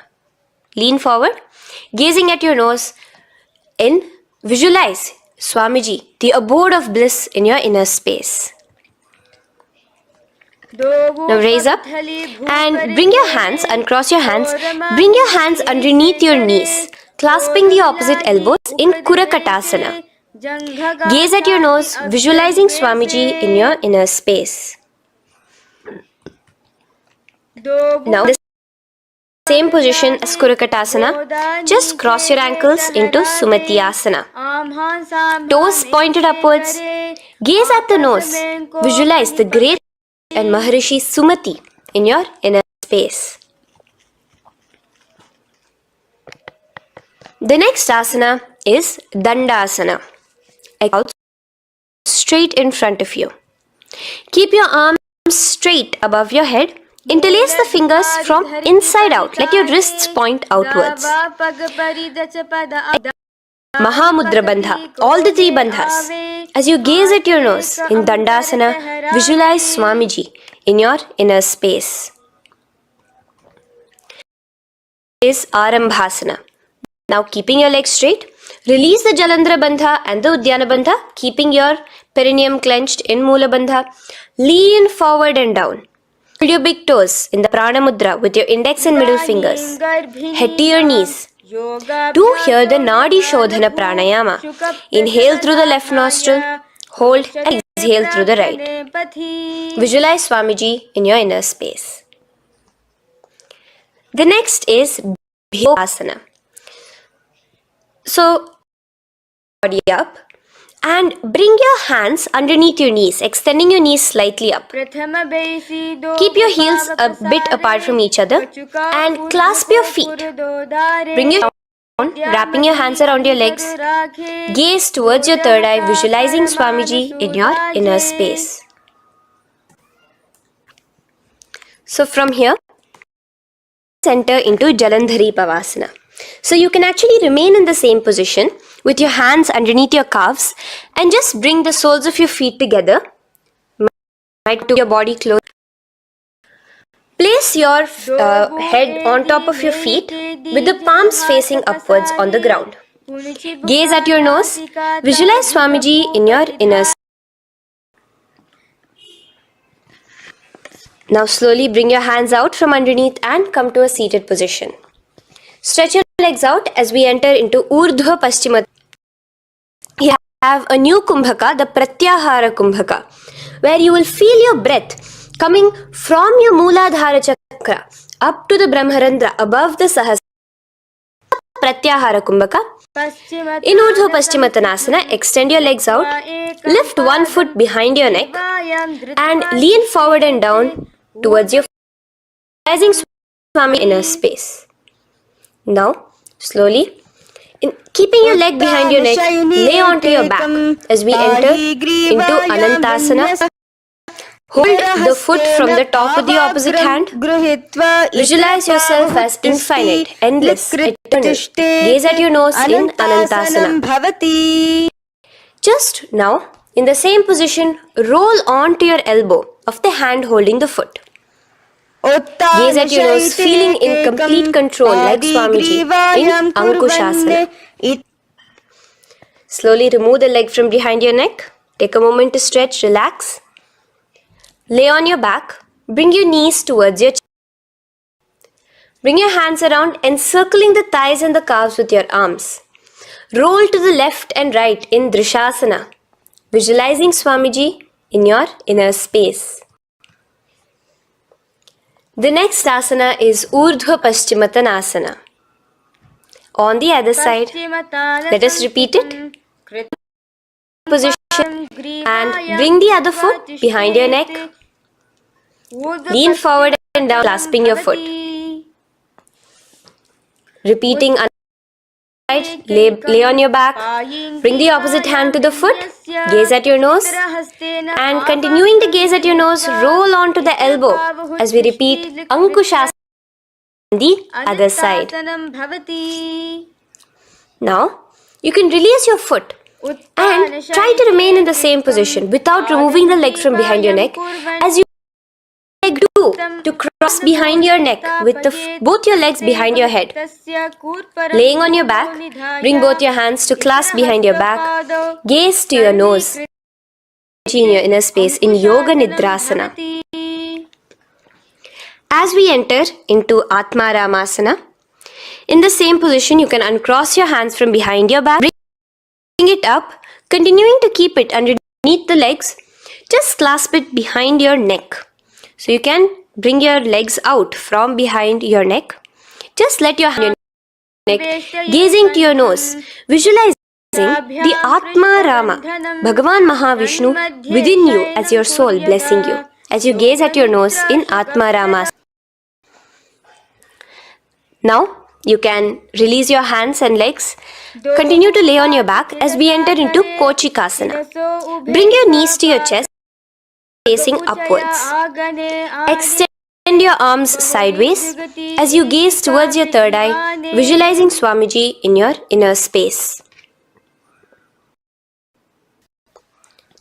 Now, from Kochikasana, keep your arms reached out to the sides at shoulder level. As we enter into Jatara Parivriti 1, keep one knee bent, twist it and bring it to the ground on the opposite side with the other leg extended straight. In Jatara Parivriti 2, keep both the knees side. And in Jatara Parivriti 3, keep both the legs straight to one side. Throughout this, keep your head looking in the opposite direction. Repeat this on the other side. You can bring your knees back to your chest. Let your legs out, go to the other side and do Jatara Parivriti 1, 2.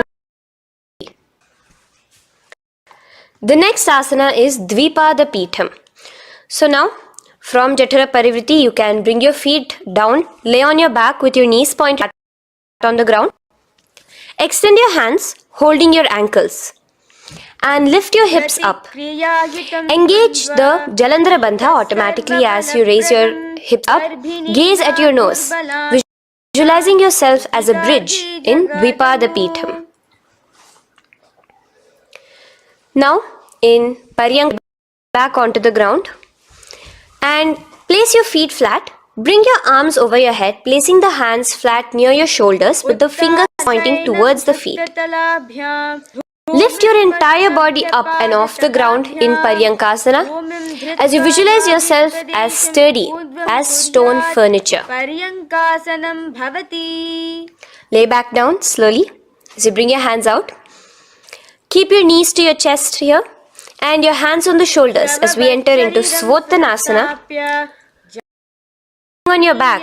As a playful dog, move your hips in the circular motion. Do the Sahaja Kumbhaka.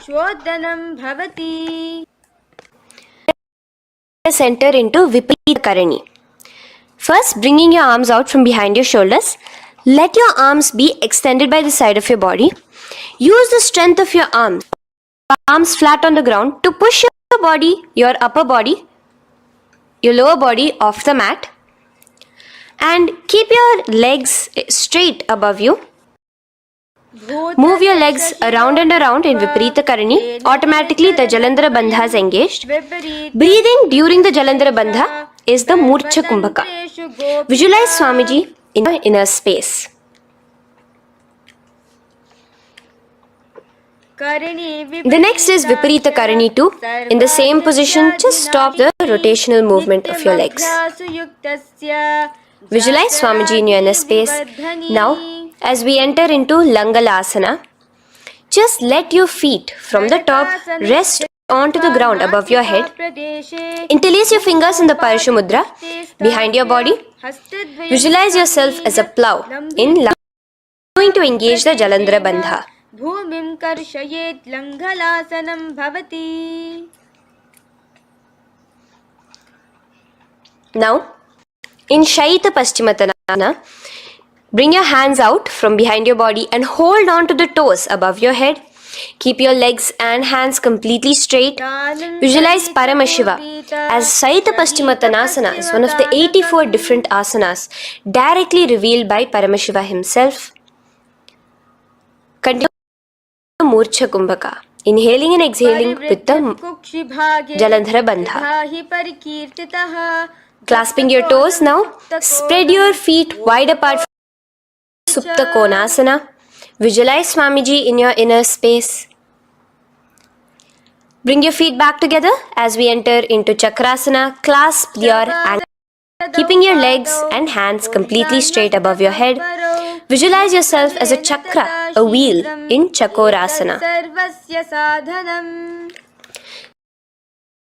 Rest your back onto the ground. Keep your legs raised up in Supta Prasarita Padangushtasana. Clasp the respective toes in the Prana Mudra with your index and middle fingers and spread your legs out wide apart from each other. Visualizing Swamiji in your inner space, restart the Ujjayi Kumbhaka where you're inhaling and exhaling, making the sound of an ocean.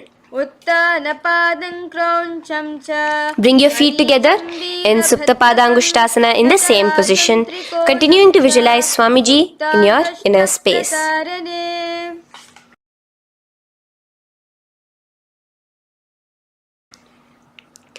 Now, bring your feet, release your feet and bring them into Padmasana. As you lay flat on your back in Matsyasana, hold the opposite elbows over your head, gazing at your nose.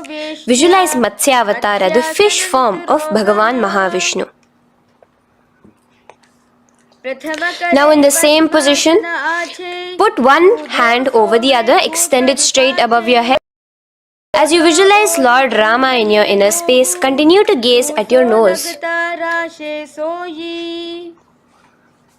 Now, slowly bring your hands as we enter into Sarvangasana.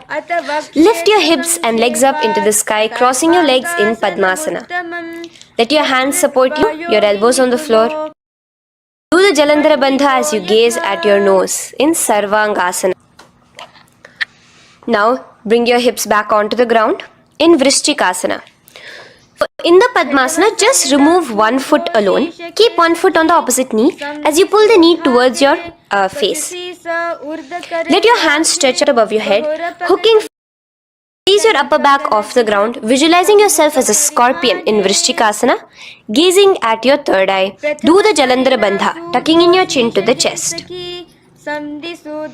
Now just switch your legs around as we repeat Vrishchikasana on the other side. Continuing to visualize yourself as a scorpion, gaze at your third eye. The next asana is Vrishapada Kshepasana. So come now to a complete flat position on your mat. Come down to complete lying down position and interlace your fingers around your neck. Now raise both your feet off the ground. Extend one leg straight and the other knee to the chest in a bicep. Alternate between extending and raising the knee again and again, bringing your opposite elbows to the respective knees. Visualize Swamiji in your inner space. Breathe in from Vrishabhadakshepasana. Now lay flat onto the ground with your hands by your side as we enter into Marottanasana, where you will be lifted one by one, touching the ears with your knees. Visualize Swamiji in your inner space. The next asana is Vrikasana. Now what you'll be doing is laying on your back. Bring the soles of your feet flat onto the ground. Stand up and lay back down. Visualize yourself as a wolf in Vrikasana.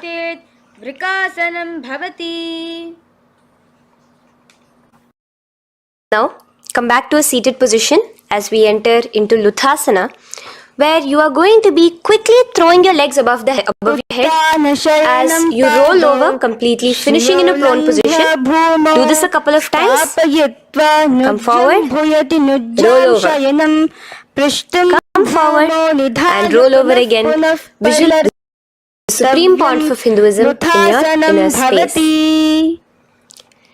Now, take a moment to relax. On your belly with your toes extended in Saratha.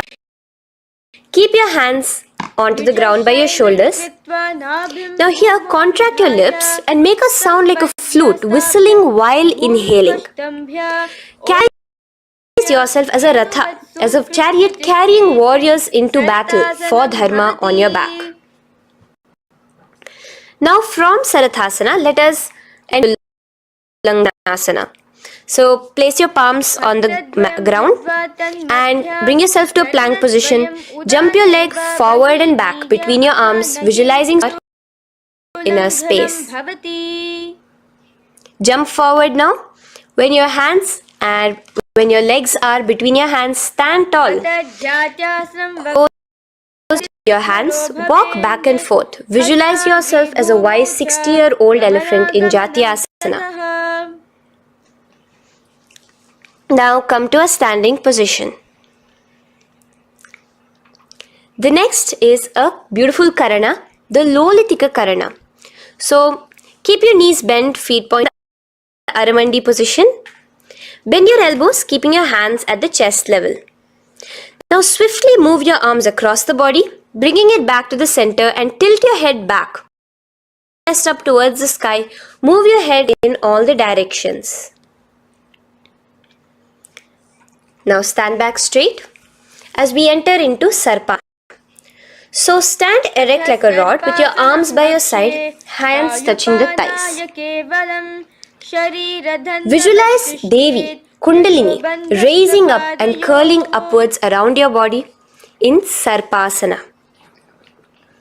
The next asana is Ushtra Sadanasana. Lean forward and down, standing on top of your palms. Begin to move and walk like a camel, visualizing yourself as a camel. In the same position, continuing to walk around, switch your visualization to visualizing yourself as a horse as you start to walk around like a horse in Ashvasana. Now raise up tall as we enter into Kapota Nipasana. Interlace your fingers behind the back, pulling them down towards your calves. Open up your chest. Keep your hands in the Parashamudra. Visualize yourself as a soaring bird diving down in Kapota Nitakasana.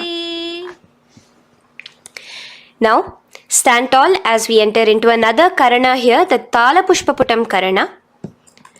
Bring yourself to the Aramandi with your hands in the Namaskara Mudra. Simultaneously now, open up your palms while raising one heel off the ground, slightly lowering the waist and shoulder of the heel you have raised. Offering a bouquet of flowers to Paramashiva as you come back to a standing position and repeat this on the other side. Let's do this a few times, offering flowers to. Now, come to a standing position. Stand straight and bring your Hands together in the Namaskara Mudra. Slightly lean forward. Visualize yourself as a rhinoceros. Your hand is the horn as you gaze at your nose in Khadgasana.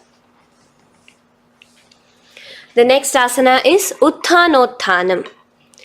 So come to a standing position and sit down all the way as low as you can to the ground and stand up. Sit down, stand up, and again sit down, stand up.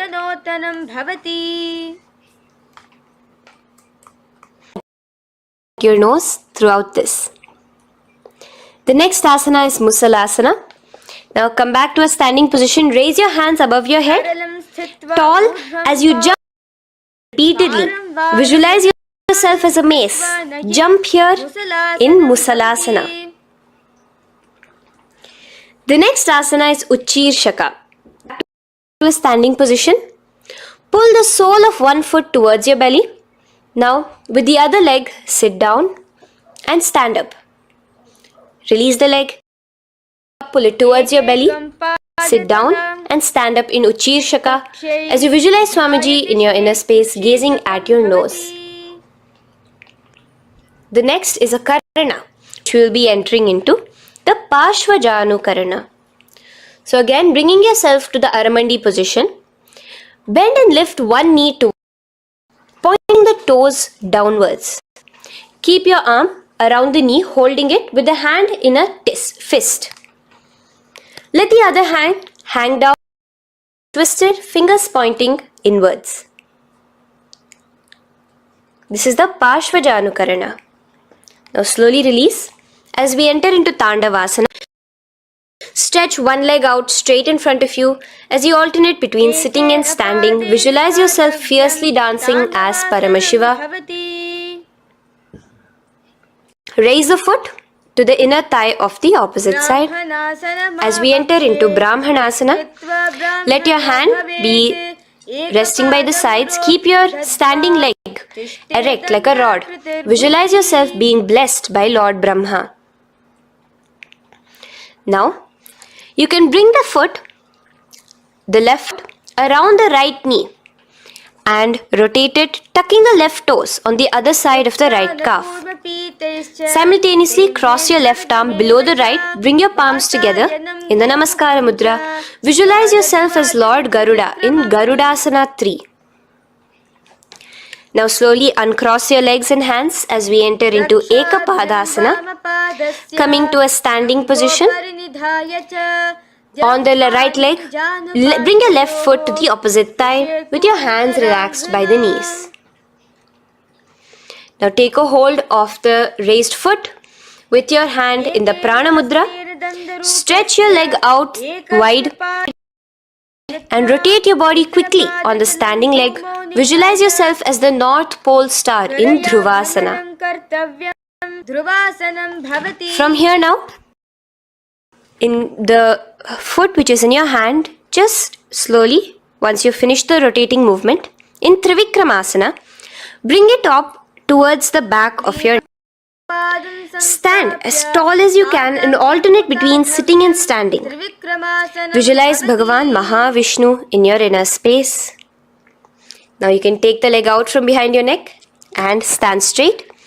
As we repeat the Parshvajanu Karana on the other side, bring your knee up to your chest, clasp your knee in a fist while the other hand comes to the opposite thigh.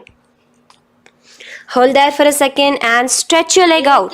In Tandavasana, sit and stand. Visualize yourself fiercely dancing. Bring the foot to the inner thigh, standing straight like a rod. Get your hands by your sides. Visualize yourself being in Brahmanasana on the other side. Move into Garudasana 3 on the other side as you rotate your leg over, your hand under. Visualize yourself and uncross yourself as we move into Ekapadasana on the other side. Bring your foot to the inner thigh, and stand straight. Clasp your toes, stretch it out as we go into Dhruvasana on the other side. Visualize yourself as a pole star rotating quickly. Come back to a standing position and bring your foot behind your neck. In Trivikramasana, sit and stand. Visualize Vishnu, Bhagavan Mahavishnu in your Now, stand tall as we do the Samanakha Karana. Stand with your feet close together, toes towards. Keep both the hands to the side of the body. Take a moment to breathe in and breathe out and relax. Now, slowly relax and from the standing position, slowly bend forward, bringing both your hands underneath your knees. Just squat it down fully, interlace the fingers together in the Parashamudra. Bring that interlaced fingers in front of your navel. In Ghana, visualize the great sage Gorakhnatha, the founder of the Natha Yoga Hindu Sampradaya. As you do the Jivachala Kumbhaka, the Moola Bandha. The next asana is Kanchyasana. So now just slowly on each other from your navel, and now bring your hands from the opposite side inwards underneath your calves and wrap your hands around your back. Hold them together in the Parashamudra. Keep your body, your upper body upright, visualizing the supreme point of Hinduism in your inner space. Next is Bhairu Asana. So slowly unclench your hands and bring them out from underneath your legs. Keep your feet and knees together and in a squatting position, bring your hands behind your back, clasping them together, remaining in the Parashamudra. As you gaze at your navel center, visualize Bhairava, the Lord of Time, in your inner space. The next asana is Varahasana. Now to gain your balance, you can lightly spread your legs apart and bring your hands to the back of your behind you in the Anjali Mudra, palms together. Visualize a boar, one of the 10 incarnations, the Varaha Avatara of Mahavishnu, gazing at your nose. Now slowly relax, bring your hands out from behind you as we move into Asana. With your hands in the Prana Mudra, with your index and middle fingers, clasp the respective big toes and come to a half squat position. Are at your knee level. Visualize Swamiji in your inner space as you do this asana, Pripithasana. Slowly let go of your feet and place your palms flat on the ground in front of you with the fingers wide for balance. We're going to be balancing here in Bakasana. Place your knees on the back of your arms. Focus your eyes on one spot as you raise your feet off the ground, balancing here. Visualize yourself as a crow. The next asana is Asana. So now come to a kneeling position. So from there itself you can directly put your head onto the ground or else come to a kneeling position and the ground. Palms spread for support. Raise your body onto your head, bringing your legs into the Padmasana. Gaze at your nose. Visualize Swamiji in your inner space. Come down now. Uncrossing your legs as you come down. Sit onto your knees, keeping the toes flat. Now, let your heels come outside of the hips. Keep your hands on your knees in Guptasana, sit straight. Keep your gaze on your nose. Visualize your sacred secret seat with Paramashiva and your Guru, Swamiji himself. Now we are going to be kicking up into a... So get ready, place your palms on the ground, fingers wide for support.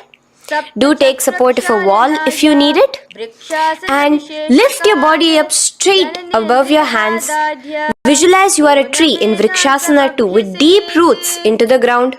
Breathe in and breathe out slowly. In the same position as we move into Shibhu Asana to the third eye. Hold it there for a few seconds. And relax. Bring your feet back to the ground. Now lay flat onto the ground in a plank position And slowly lower your body towards the ground and push yourself up again.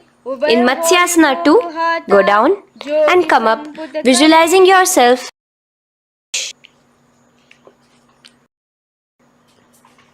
The next asana is Sarpasana 2. So here you're going to lay prone, completely lower yourself to the ground. Bring your hands to the hips. Extend your legs together and point your toes backwards. Lift your and move left to right. You're moving like a snake while visualizing yourself as a snake in Sarpasana 2. Relax your chest back to the ground. Now, keep your feet together, pointing backwards. As you bring your elbows onto the ground, rest your upper body on your elbows. Bring your hand up, Padma Mudra, with your little fingers and thumbs together, and rest your chin on your hands. Niralambanasana, where feeling yourself completely submitted, Swamiji is there in your life. Now, slowly relax, place your palms on the ground beside your chest and your hands straight up completely. As you bend your knees, bringing your feet to touch the top of your head. Lean your neck back, touching your head with your tip of your. See yourself, visualize yourself as an umbrella, protecting your Guru from the sun's rays in Chhatrasana. Slowly relax. As we move into Vajrasana, just push your body back and sit on top of your knees, on your knees with the heels flat on the ground. Now stretch your arms, palms facing downwards. Place your forehead on the mat. Visualize you are the weapon of Indra, the Vajra, symbolizing indestructibility as you gaze at your nose. As we enter into Meshasana, raise yourself into the same Gajasana position on your hands and legs with your hips pointed upwards and alternate striking the ground with hands. Experience yourself, visualize yourself as a powerful ram as you alternate striking the ground in Meshasana. Now stop striking the ground, bring your palms down again. As we move into Ajasana, kick your legs off the ground and put your forehead to the mat. Let's do it again. Kick your legs off the mat, lower your forehead to the ground. You are unborn, existing for all of eternity in Ajasana. Now, come to a seated position as we move into Dhanantara Asana. Sit on your heel with your legs together. Pull your toes underneath you, hands top of the knees. Gaze at your nose, visualize Swamiji in your inner space. Here, do the Ujjayi Pranayama, inhaling and exhaling like an ocean. Asana.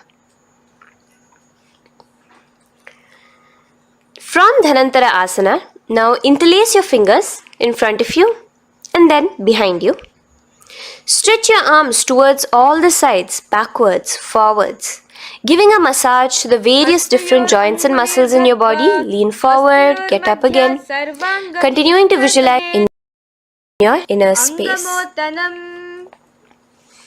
Relax your hands and now take your respective heels and point them outwards, outside the side of your hips. Keep your hands on your knees, with your thighs and knees resting on the ground, spine straight. Visualize yourself as Lord Garuda in Garudasana 4. You have Mahavishnu on your back as you are flying. The next asana is Ananda Mandirasana.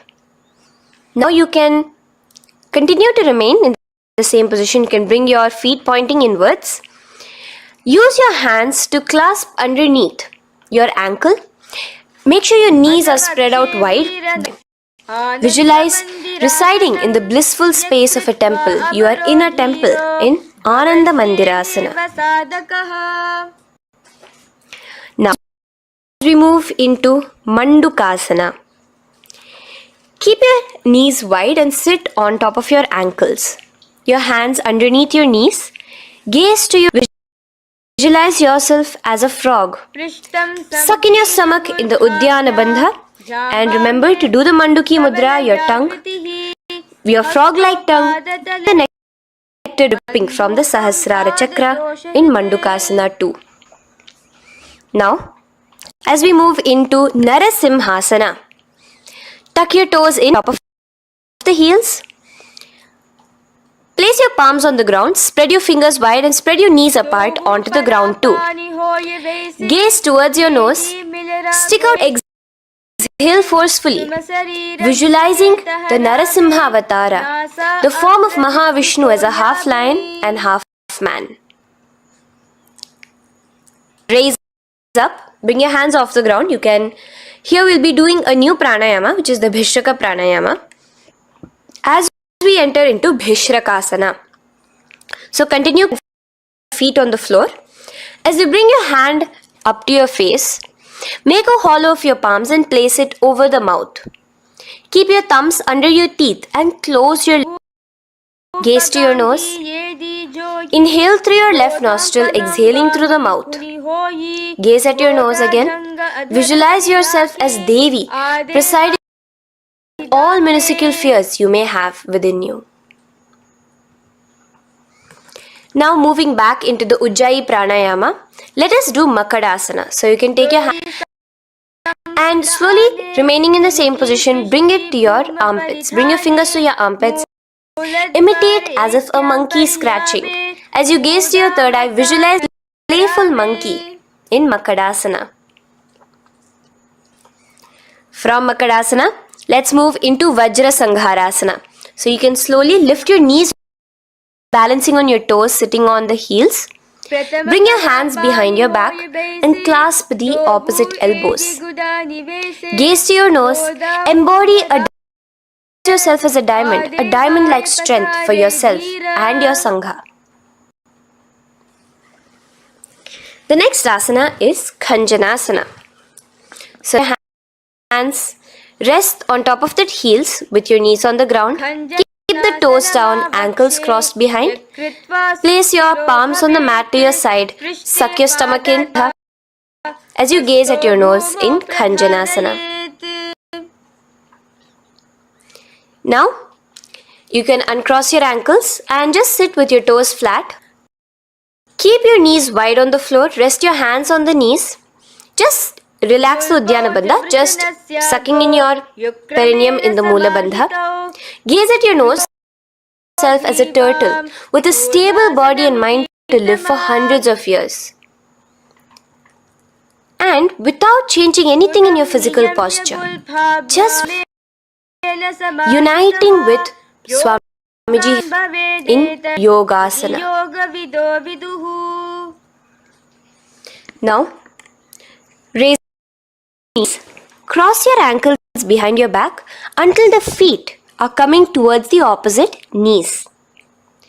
Now, bring your hands behind you to the calves with the fingers inside, the thumbs outside. Gaze at the third eye as you visualize yourself in a space of oneness with Paramashivoham himself. Now you can uncross your ankles, come back to us standing on your knees as we enter into Ushtrasana 2. So now, in a kneeling position, bend backward, hold your ankles with your hands. Keep your arms straight.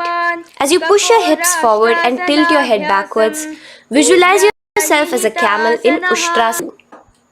Slowly, in the same position, lower yourself onto your back in Jatyasana 2 as you are lowering yourself as a blooming lotus. Bring your head, the back of your head onto the mat. Gaze to your nose. Now, let's move into Viratasana. So, try your best to do this without the support of your hands, but you can use your hand support if needed as you raise up from Jatyasana and back down. Raise up, back down. As you gaze at your nose, raise up and go back down. Visualize Swamiji in your inner space.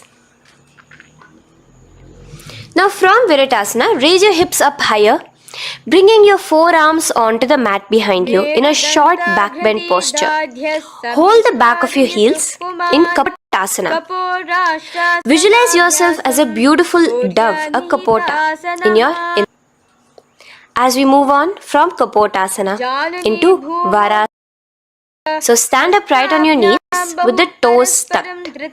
Hold your arms with the opposite hands. Gaze at your nose. This is the boon-fulfilling posture. Visualize your boon becoming a reality directly from Paramashiva himself in Varasana. Now, keeping your knees together, toes tucked, just lean forward, bringing your head onto the mat, holding your head with your hands. Visualize yourself as a boar, as the Varaha Bhagavan Mahavishnu in Varaha Asana 2. Now, just kick your legs off the ground as we enter into Mundasana. Raise yourself up into a headstand posture, visualizing yourself as a lopped tree. Gaze at your nose. Breathe in and out in the Sahaja Kumbhaka. Slowly relax. Come to a kneeling posture. Sit on your heels. Bring your head down beside your knees. Your elbows adjust. Hands holding your head. Exhale through your mouth as you gaze at your nose, visualizing Swamiji in your inner space in Andhasana. Push yourself off the mat as you come lying prone on your belly. Let your arms be extended straight out and together lift your thighs, chest off the ground, stretching your body, balancing there. Visualize yourself as a locust in Viparita Shalabhasana. The next asana is Kapalasana. So slowly lower yourself back to the ground. Now, laying on your belly, bring your arms to your side, palms downwards. Keep your forehead on the ground and chest on the mat. Only lift your legs up into the air. Only your legs are lifting up. Visualize yourself as a skull. You are a mind with purified thoughts, a strong will to attain enlightenment in Kapalasana. The next asana is Akasha Kapotasana. So now, in the same position as you are, let your arms be straight out behind you. As you kick your legs up and over your head, bring your feet slowly to the mat in front of you. Push yourself, balance there. Visualize yourself as a free and open flying dove in Akasha Kapotasana. Bring your legs back out. As you lay flat on the mat, now push yourself onto your knees. Place your forearms on the ground and touch that your navel is touching your knees. Be sturdy, visualizing yourself as a sparrow in Chatakasana. The next Asana 2. So your forearms are on the ground. Now slowly raise to your toes and kick your legs off the mat. Slowly lowering your legs to your head as a scorpion as you balance in Vrishchikasana 2. Slowly release yourself, coming back to the ground as we enter into Vrishasana. Sit down on top of your right heel and let your left foot remain outside of the hip, the ankle to the side. Place your hands on the mat, visualizing yourself as a bull. Vrishasana. Now, bring both your knees underneath you, sit on both your heels, cross your left leg over top of the right lightly and in Lolasana, push yourself off the ground. Your knees are off the ground, you're just balancing on your hand above the mat. Visualize Swami. Lower down now. Bring the left foot now outside. Bring the right foot out and sit on your left heel now. As we do Vrishasana on the other side, visualize yourself as a bull. Here let us get into a very powerful asana, Balagunasana. So place your left toes on the ground, sit on the heel of your left foot. The right foot flat with the knees raised towards your chest. Maintain your palms on the respective knees. Be upright. Visualize Balagunahai, one of the 84 siddhas in your inner space in Balagunasana. Now come to a squatting position. Let your feet be flat as you bring your elbows under your thighs and wrapping it around your shins. Hold on to your ankles from the outside in Grahasana, visualizing yourself as an entire planet. Now, you can unwrap yourself as you sit on top of the opposite heel in Balagunasana on the other side. Maintain your palms on the respective sides. Balaguna hai, one of the 84 siddhas in your inner space.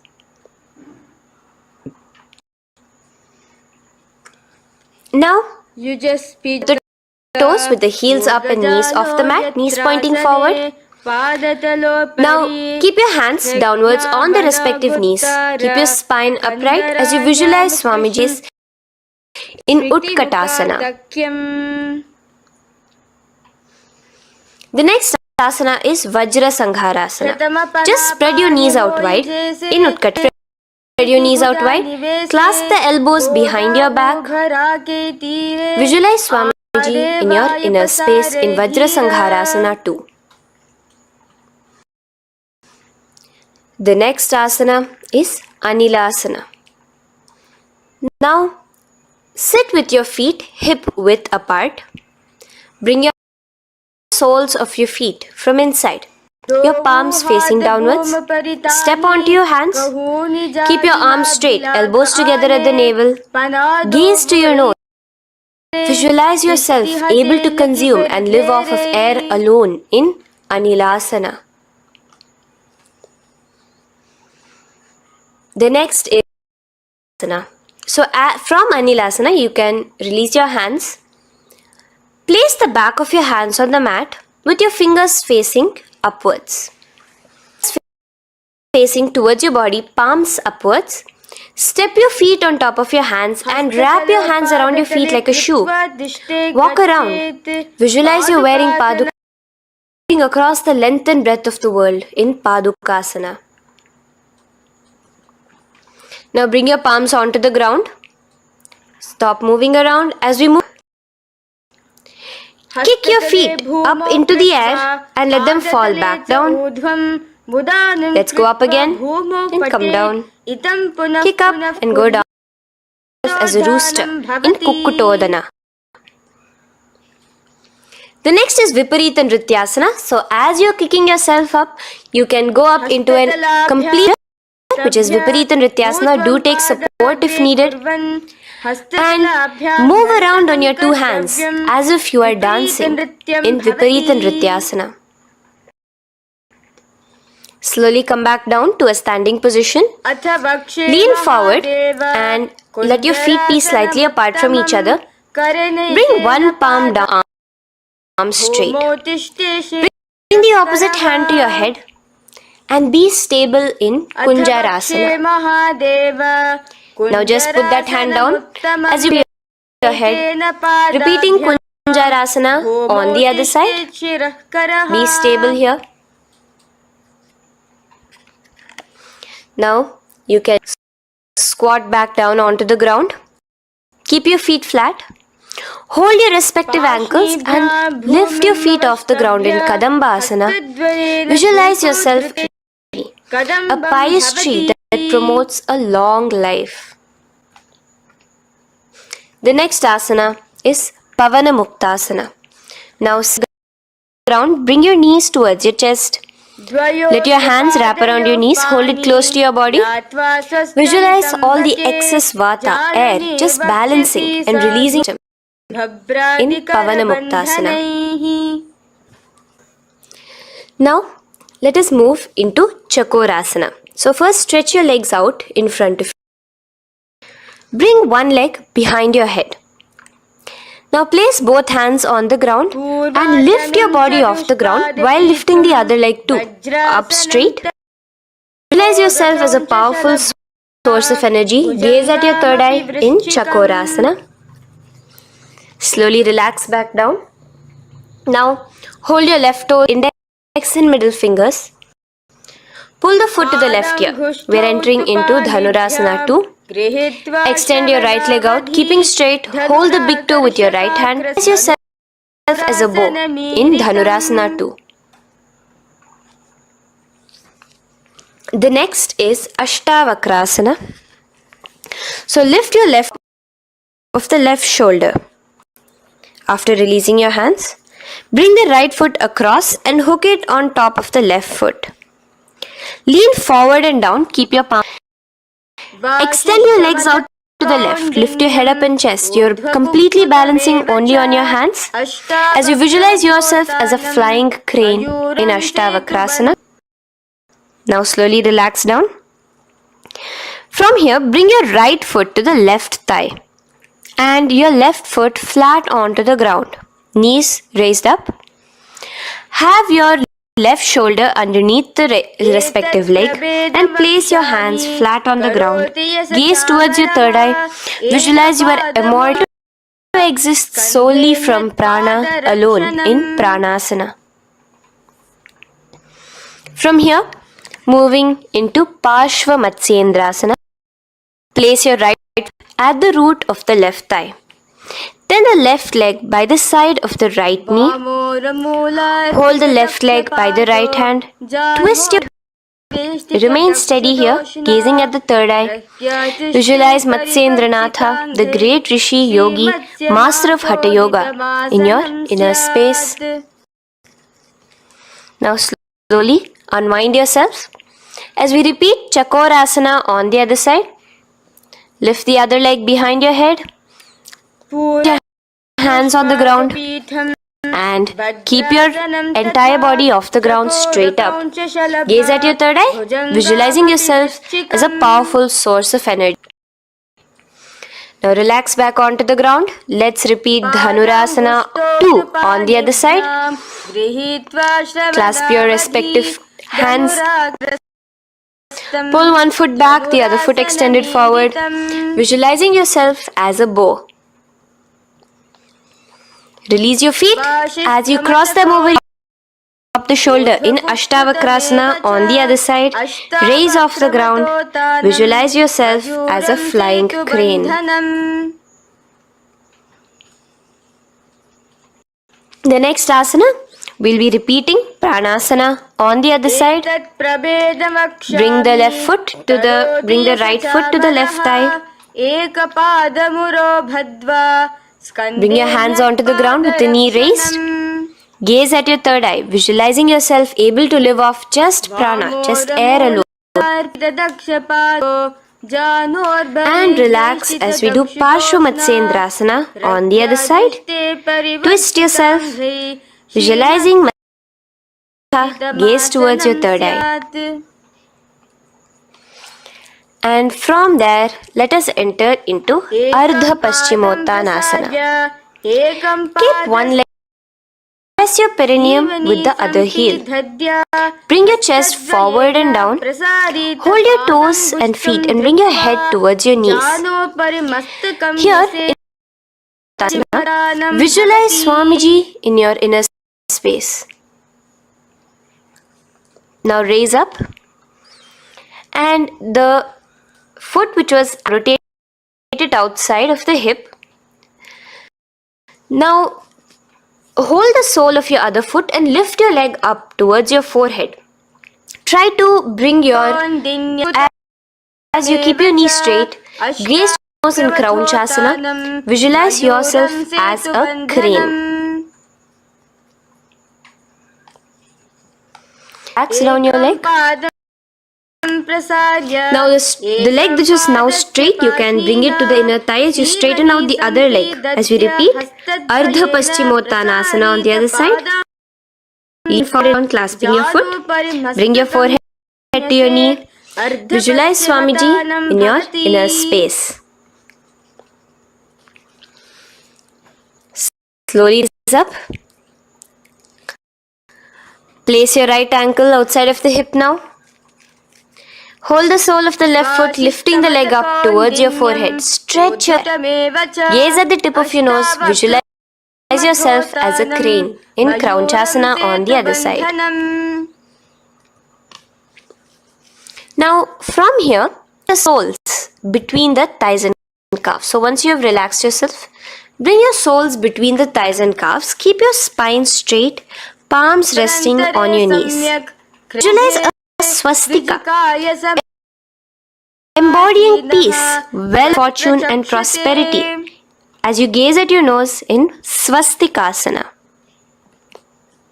Now, without changing anything about your position, just take your hands alone. Cover the respective heels with your hands in Gorakshasana. As you tuck your chin to your chest in Jalandhara, gaze at your nose. Visualize the great Rishi Gorakshana, the founder of the Natha Yoga Hindu order. Now release. Continue to keep the Mulabandha engaged throughout the whole sequence. As you raise one foot to the opposite thigh, bring your hands to your face in the Shanmukhi Mudra, closing your eyes with your index finger, nose with the middle finger, ears with the thumbs. Gaze at your third eye as you meditate on Swamiji himself, the Supreme Pontiff of Hinduism.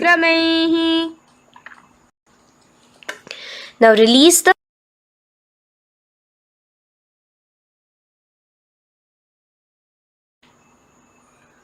Shanmukhi Mudra. And in Yogasana 2, bring your legs into the Padmasana position over the opposite thighs. Keep your hands flat onto the ground beside your knees with the palm upwards. Sit straight, gaze at your nose.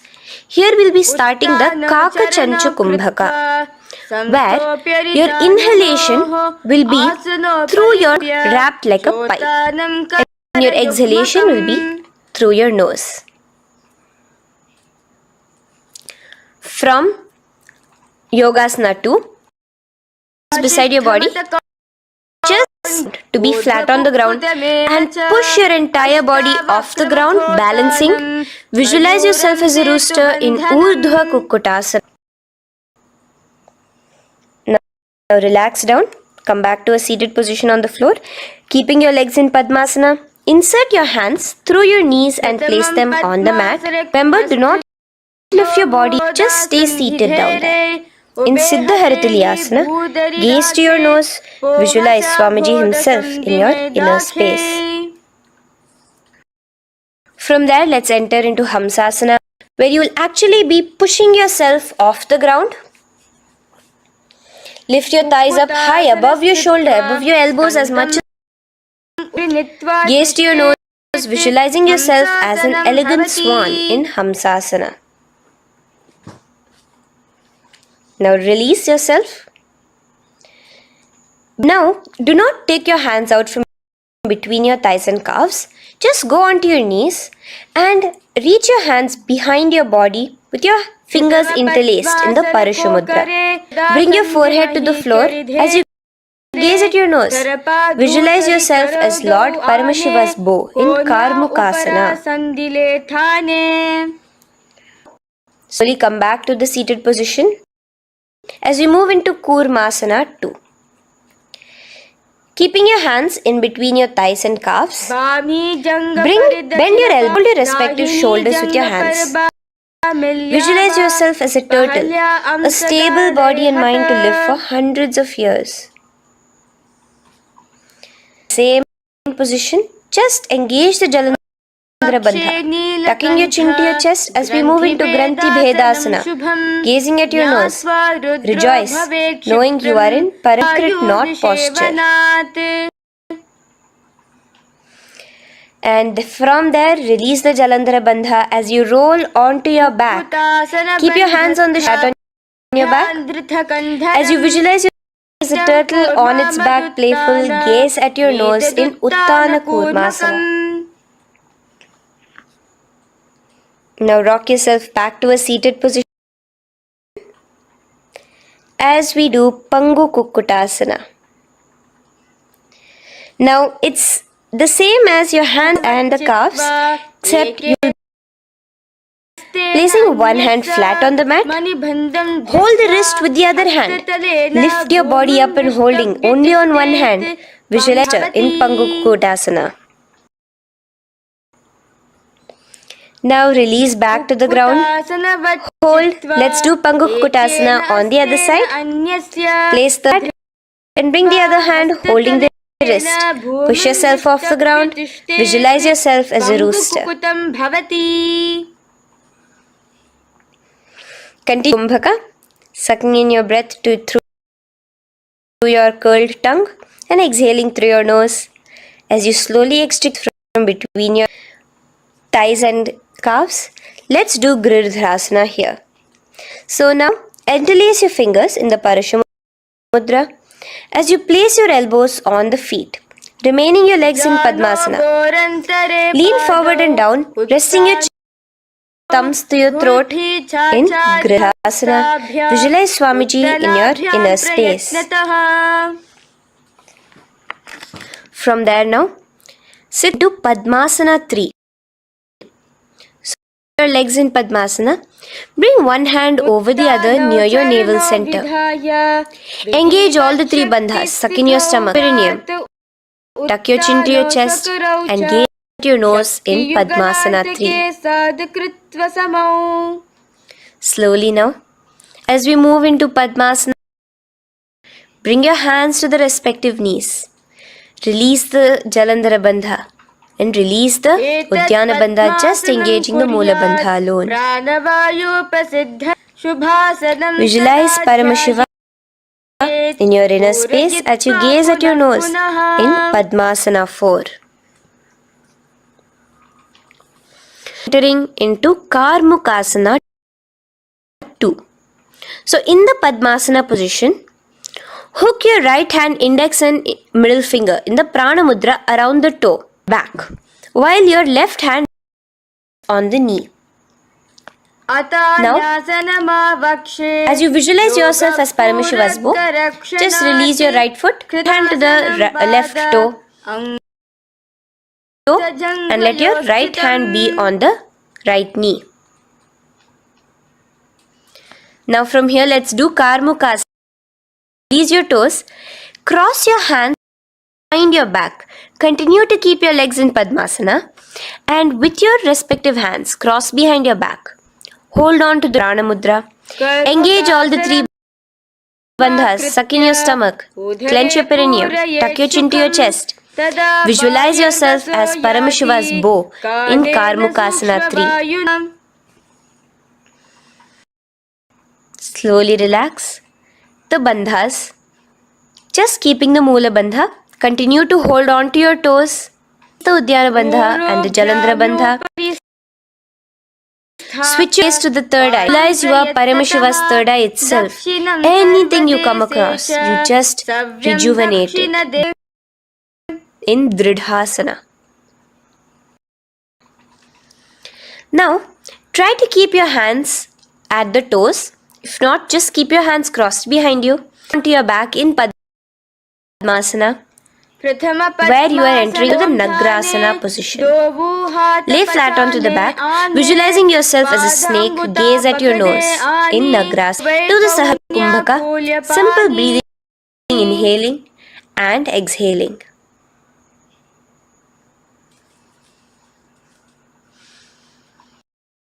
Knees to your chest. Let your hands wrap around. Slowly uncross your Padmasana and bring your knees to your chest. Bring your hands to the Paramashivoham, the fingers top of your knees. As you pull your chin up to your knees, visualize yourself as a ball in Kandukasana. Now relax. Onto the ground, the knees pointed upwards in Urdhva Pavanasana. As you interlace your fingers, bring the interlaced fingers behind your head, laying in Urdhva Pavanasana. The next asana is Marakata Pithasana. Now, from head, take your hands out and clasp onto your, just step lightly onto your palms. As you push your hips up into the sky, automatically Andhra Bandha. Visualize ape in Marakata Pithasana.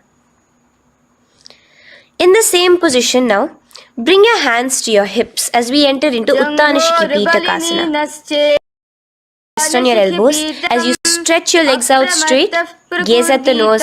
Visualize Swamiji in your inner space.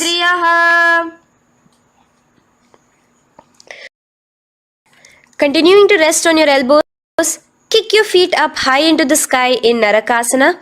Stretch your palms out behind you, flat on the ground. Balance there. Visualize fully traveling through hell unscathed in Narakasana. Bring your hands to your hips now as we move into Tiryanukasana.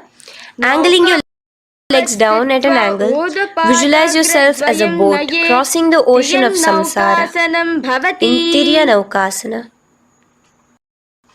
Now from there, come back straight as we enter into Dhwajasana.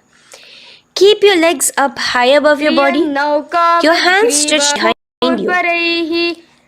As you push yourself up, visualize where Kailasa's flag respected across all nations in Dhwajasana. And relax now. Flat onto the ground, palms slightly away from your body. Do not in Mritasana. You are visualize that. Visualize the supreme pontiff of Hinduism liberating you.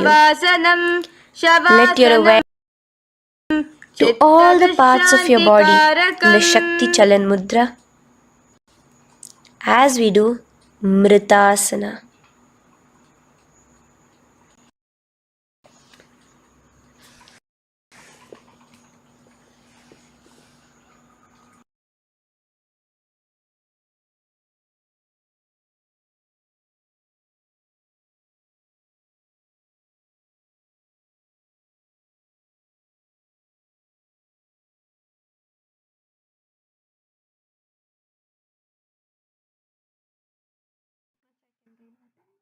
ॐ पूर्णमदः पूर्णमिदं पूर्णात् पूर्णमुदच्यते पूर्णस्य पूर्णमादाय पूर्णमेवावशिष्यते ॐ शान्ति शान्ति शान्तिः हरिः ॐ तत्सत् सर्वं भगवच्छ्री नित्यानन्द परमशिवपादुकार्पणमस्तु ॐ नित्या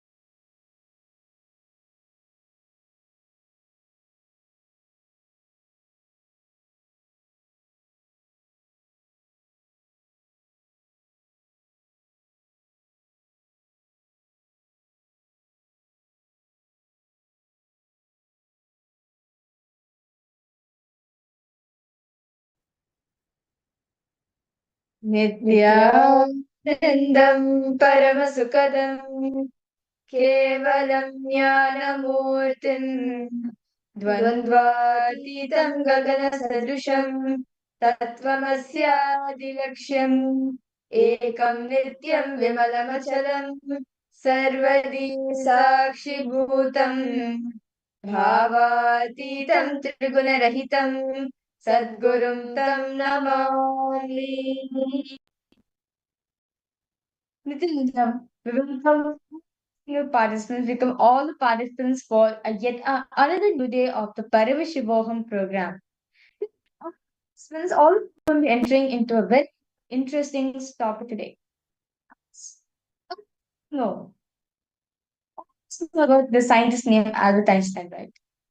Well, he's the one who discovered, like, he is known for the formula which he has created, E is equal to mc squared.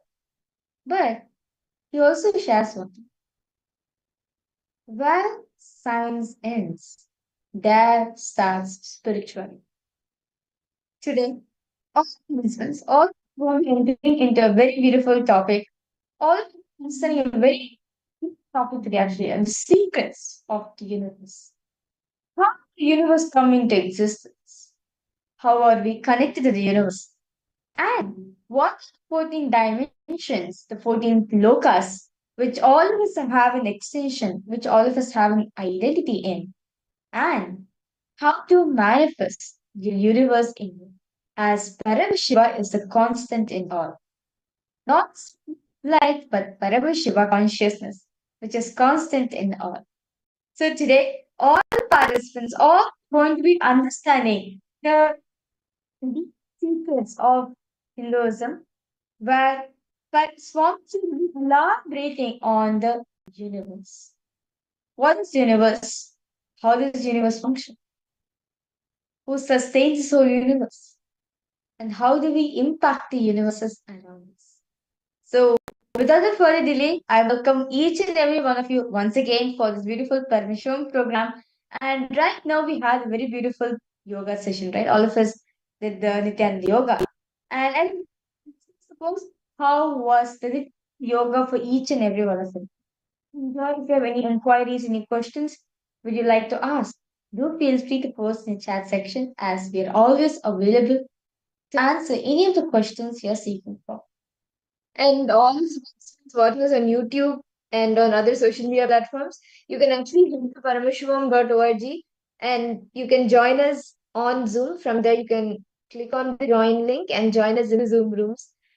And now, in that same space in which we are in after the Nityananda Yoga, after we did the Prathama Vinyasa Krama and the Dvitiya Vinyasa Krama, we will do the power manifestation where we will be manifesting the power of third. And today, through the power of third, we see images that are being projected. So myself and Mahavir will be projecting a few images for all of you on the screen once you close your eyes. And you, Swamiji, what that image is, the details of those images, the colors, the shapes, the objects in that image, anything about that image. So, if you don't have it with you yet, and please tie your eyes, please take a minute to do so.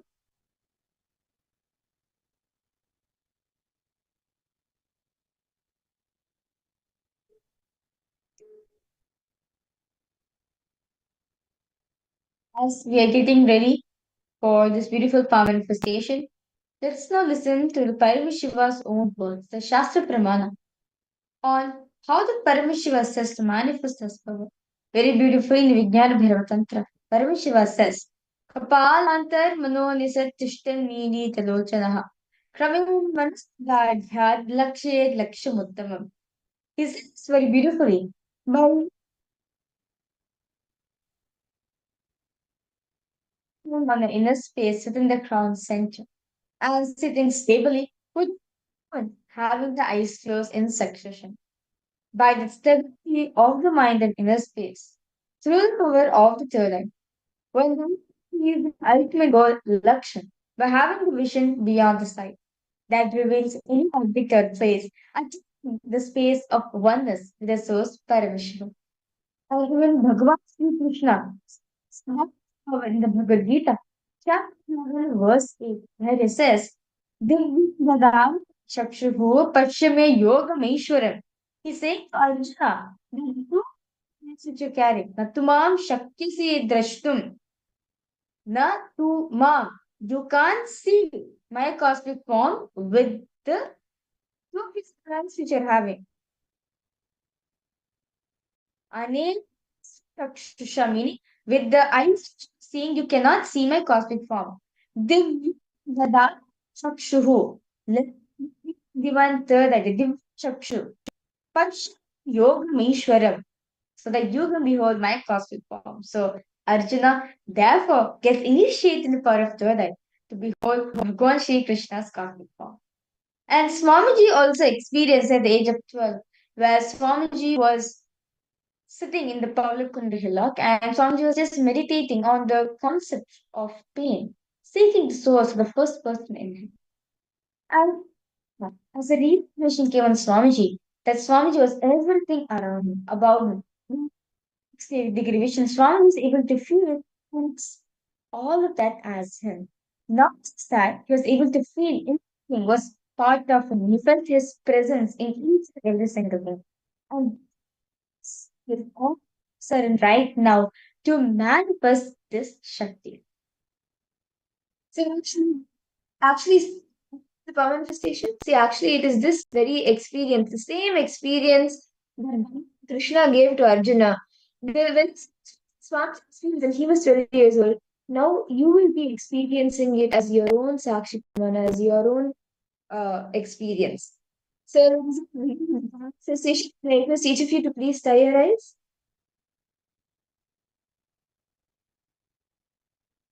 Sit straight.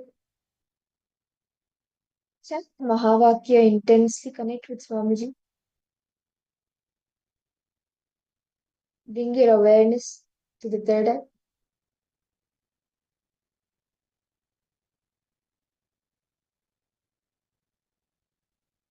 We will now be projecting an image for all of you.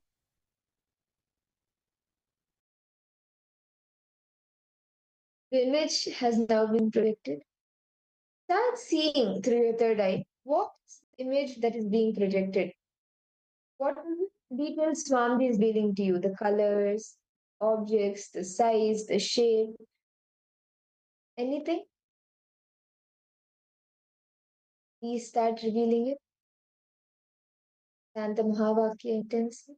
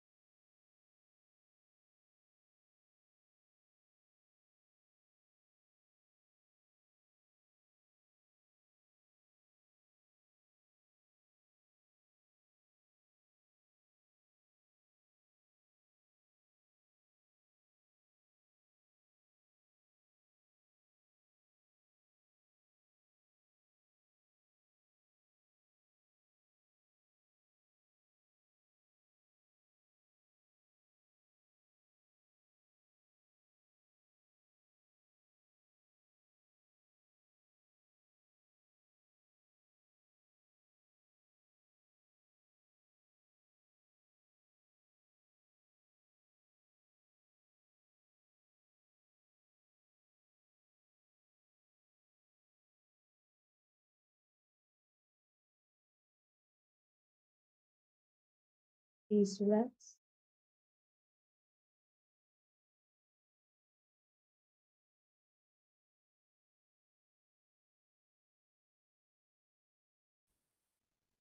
Now, open your eyes. And some detailing out in the chat. What were you able to see? What Swamiji revealed to you as the details of the image? What image was being projected to all of you? Can I request each of you to post?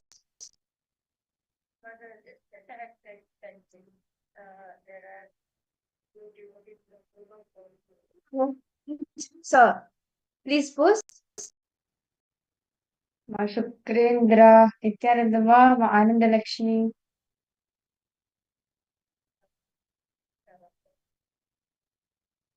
Okay. Yes, Nithyananda.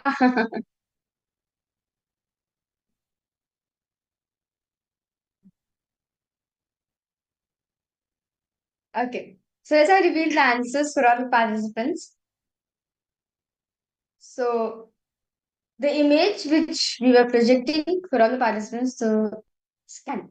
So see through it, there was actually a picture of was a plane which is taking off, like, which is above the runway. So you can see the runway lights are on, and it's a very beautiful thing to see that because it's the sun is set, like can say sunset, and it's on the runway, and it's a very beautiful scene to capture. Okay. And with the beautiful conversation that we all had, first session of the day.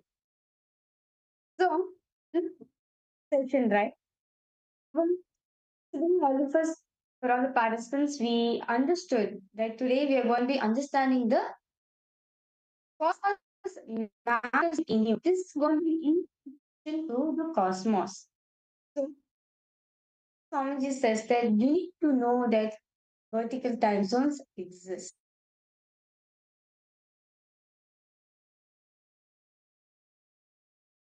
Next time, us is a manifestation of you, and you change. You can understand the universe the way you want it to be. So you're going to be understanding, knowing your identity, knowing your identity in the in the vertical time zone. Let us listen to this story directly revealed by Swamiji himself.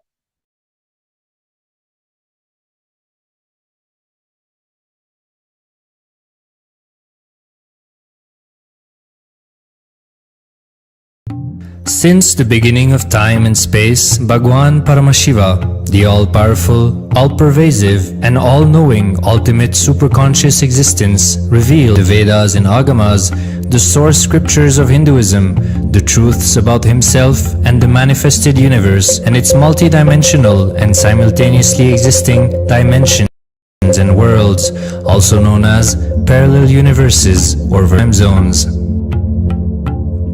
त्रुट्यानि प्रत्ययस्यार्थ कालो माया समुद्भवः. The Kala Tattva, which gives rise to the knowledge of various time zones and parallel universes such as Truti and others, is originated by Ananteshwara from the Maya. Bhagwan Paramashiva mentions that as we experience the various higher states of consciousness, we simultaneously experience the various time zones associated with them. We get transported to the parallel universes and experience the other dimensions of our own existence, of our own personality.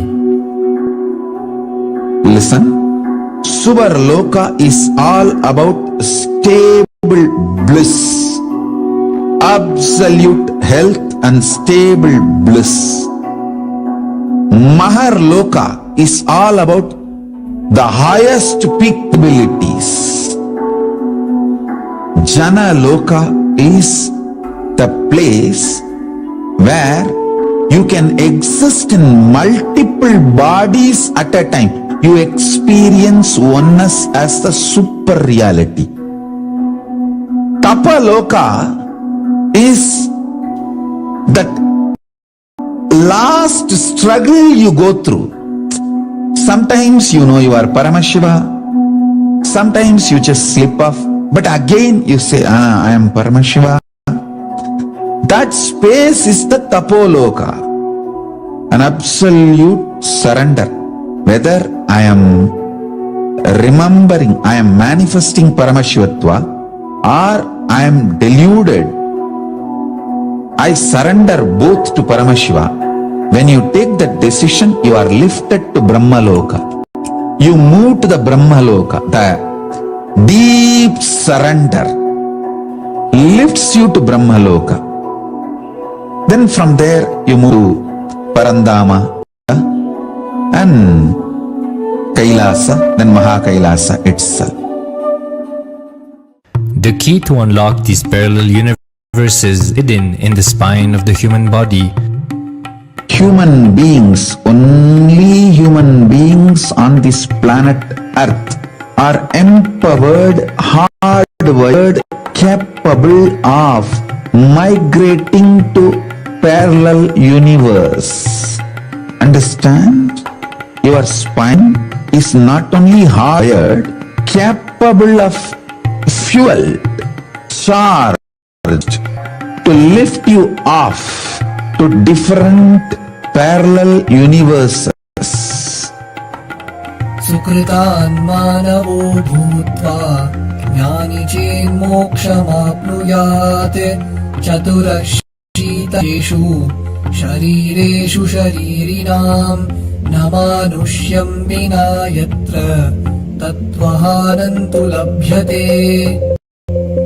Of the 8 bodily forms, the human body is the most important, for it is this form in which one gets knowledge of the essence. This knowledge of essence cannot be attained in any other form other than human.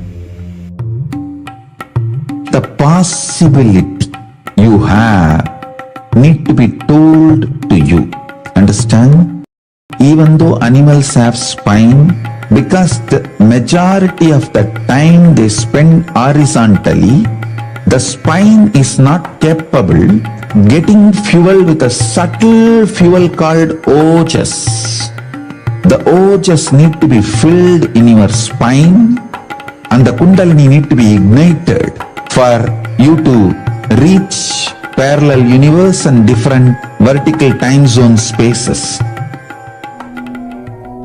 When our state of consciousness is raised, we start experiencing these higher lokas, allowing the various possibilities and powers available in these universes to start expressing in our own human body. Recently, scientists have discovered that the human body, particularly in the brain, naturally produces light in the form of biophotons. That when our state of consciousness is lifted, the brain moves from producing a normal 20 photons of light per centimeter square per second to more than 100,000 photons of light per second. That shows us that as we start to experience higher and higher states of consciousness, start to produce huge amount of light, which is directly proportional and translatable to the amount of possibilities and powers that start to manifest on this plane, as well as the freedom from pains and sufferings experienced by beings in lower states of consciousness. These higher lokas gives you various possibilities, powers. For example, visualize you going to a different country where the electronic gadgets are easily available. So naturally everything you can gain through the electronic gadgets will be available to you freely. Same way, Kamadhenu, Karpaga Vriksha, Parijata, all these are like different jets. Possibilities available in different lokas. Please understand, a permanent, irreversible power manifestation from the upper lokas is possible. Once these possibilities and powers start to express in the human body on the Bhuloka, our present plane, we reach a point of no return, where the cognitive shift which happens in us about who we are and what is the reality hidden behind this perceivable world frees us from the deluded ideas we have about ourselves and the life in the cosmos. The moment your consciousness is empowered to access and to exist in the parallel universe, no force in this Bhuloka planet Earth can torture you, abuse you, suffocate you. It is irreversible permanent enlightenment, irreversible permanent empowerment. In the source scriptures of Hinduism, the Vedas and Agamas, Bhagwan Paramashiva reveals about the importance of being initiated by a guru who is fit of giving initiation for us to raise into the various states of consciousness and experience the higher time zones.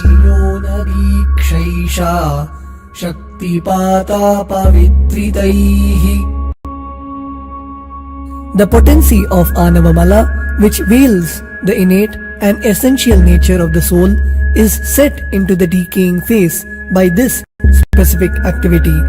Such specific activity is characteristically called Diksha. The intimate communion between the one and the blessing one is very rare and difficult to occur. The Supreme Pontiff of Hinduism, Jagat Guru Mahasannidhanam, His Holiness Bhagwan Nithyananda Paramashivoham, is the 1008th incarnation of Paramashiva as per Hinduism, living amidst us today.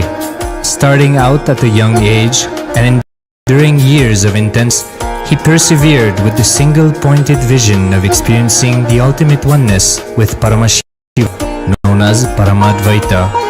He traversed the length and breadth of India, led by his gurus into yoga, tantra, and other Eastern metaphysical sciences.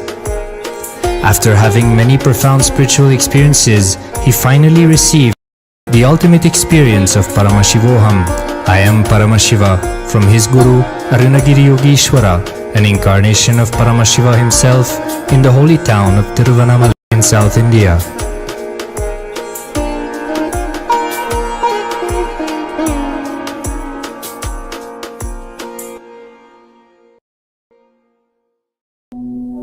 The brain is the body's most complex organ, containing more than 100 billion neurons, each of them in chemical and electrical conversation with up to 10,000 other neurons. Its sheer capacity to process the various happenings of life is astonishing. The scientific studies on the Supreme Pontiff of Hinduism's brain remarkably shows that the complexity presents no difficulty for the Supreme Pontiff of Hinduism in managing his brain's activity. The Supreme Pontiff of Hinduism's capacity to control his brain is very fluid. He can easily shift his brain function and alter his brain waves, allowing travel into various time zones, possible and effortless. The results from the scientific studies conducted on the Supreme Pontiff of Hinduism showed that the human and brain is able to choose to alter the body and to travel to other dimensions at will. The possibility for people to experience the healing capabilities as well as the higher states of consciousness is an event of immense benefit for humankind. The science of altering the rates and progression of many physical diseases, mental instabilities, and ultimately the superconscious breakthrough has now been made available and achievable for today's humanity. Pontiff of Hinduism is a bridge between the visible and the invisible. He is also a bridge between the age-old world of mysticism and the modern world of science and discovery.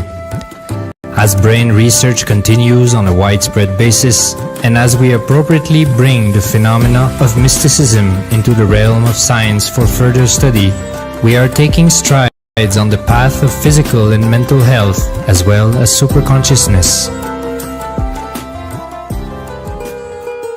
I'm going to enlighten each and every one of you with the fuel and energy of the parallel universe.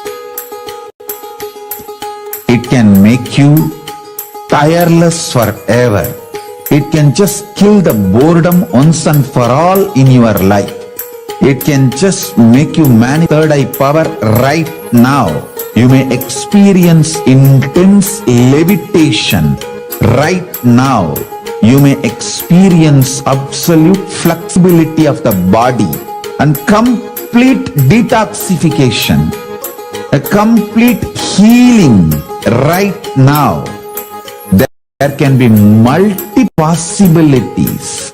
I'll infuse this intense supernal effulgence DNA, Tejas, Ojas, Kundalini Shakti into your spine to consciously lift you to KAILASA.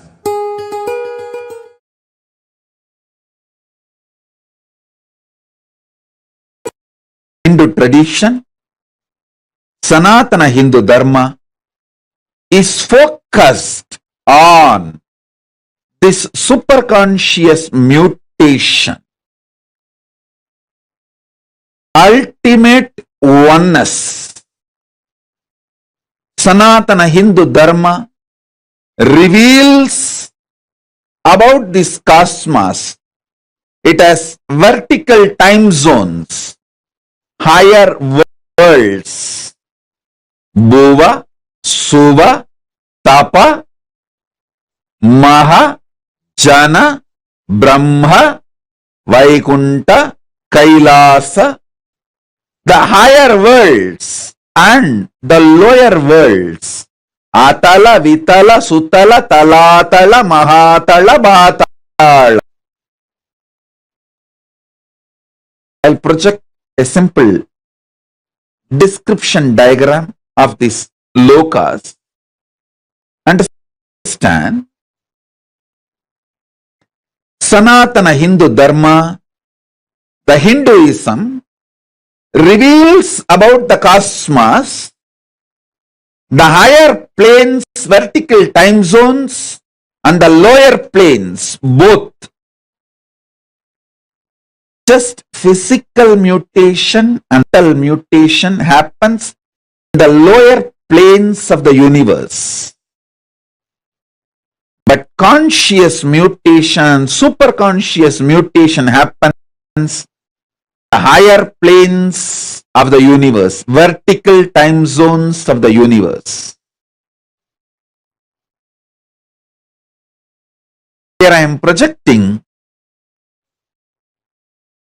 a simple description diagram of the vertical time zone.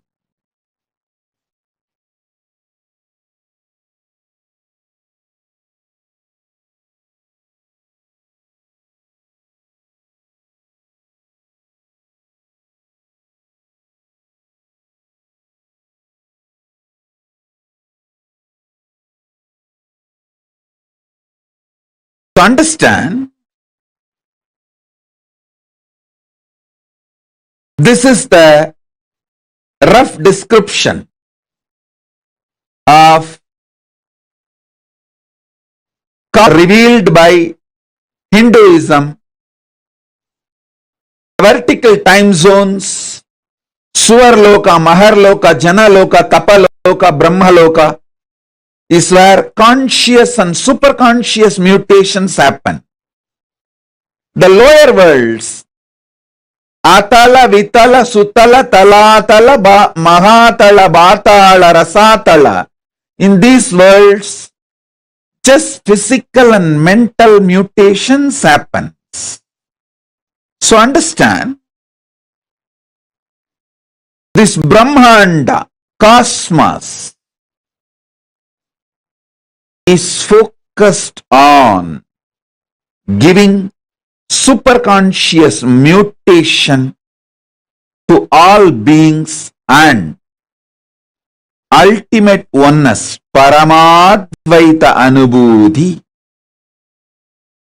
What I mean by the word vertical time zone?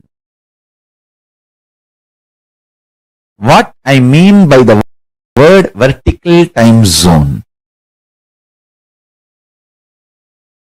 For us, 1 year is 1 day for the higher time zone, Swargaloka. That is why Nataraja, God of Swargaloka, receives 6 Abhishekam in a year.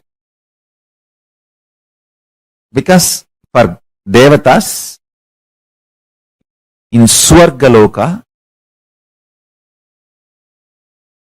the 1 year of Bhumandala, Bhuloka, 1 year of planet Earth is 1 day in Swargaloka. There are vertical time zones, Bhur, Bhuva, Suva, Tapa, Satya. The Satya Brahma resides there. 1 day of Brahmaloka is 4.32 billion human years. Understand? 1 day of Swargaloka means the vertical time zones, Bhur, Bhuva, Suva, Tapa. It goes and Satya, then beyond Satya is Vaikunta, beyond Vaikunta is KAILASA.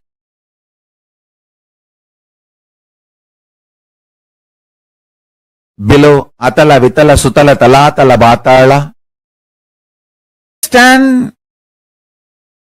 I am not giving you some superstitious theories. No. I'll give you precise understanding and experience of these vertical time zones. And understanding about these vertical time zones as a direct utility for your day-to-day life. It can bring tremendous physical health, mental health, psychological wellness, a very powerful way of existing, and above all, life of Paramashivoham. You can exist embodying the space of Paramashiva, state space of Paramashiva, and manifest powers of Paramashiva. Understand? The idea you carry about you is very important because that is the foundation from which your life. Knowledge about the vertical time zone, especially experientially,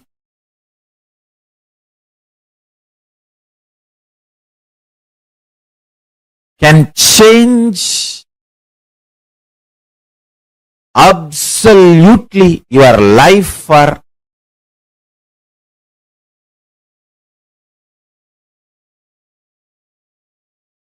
best, highest, supreme form of existence. The Paramashivoham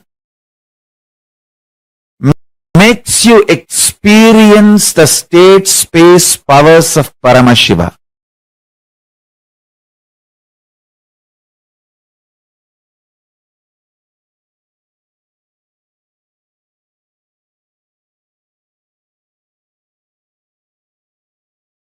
The vertical time zones where the intensity of the Kala time is higher and higher.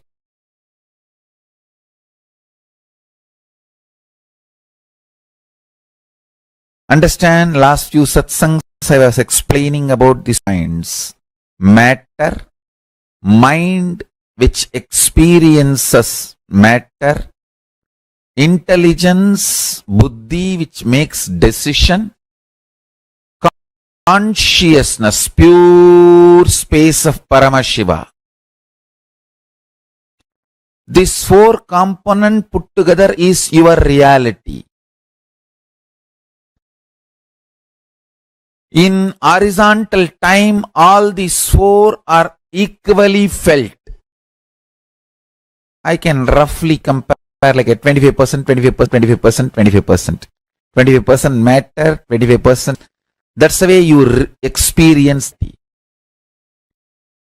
If the intensity of the consciousness increases, for example, the consciousness becomes 30%. So, its influence on the buddhi, intelligence also increases. So, intelligence becomes 30%. Then naturally the mind's intensity drops. The matter's intensity drops. So, this two becomes 20-20 and this two becomes 30-30. So the whole thing tilts, means you enter into the vertical time zones. 100% only pure consciousness and zero intelligence and zero mind and zero matter. That is KAILASA. Because you don't need buddhi, you don't need mind, you don't need matter for your existence. You exist as a pure space, pure consciousness. That is KAILASA.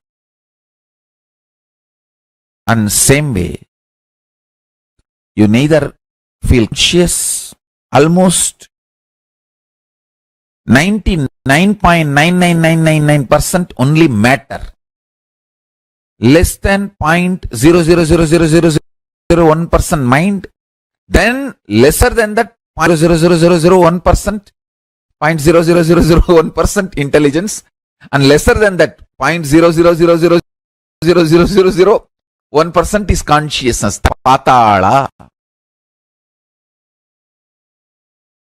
That is what is called eternal hell, lowest in the vertical time zone. Understand? Highest peak point of the vertical time zone is KAILASA, where 100% consciousness, pure consciousness, Paramashivatva.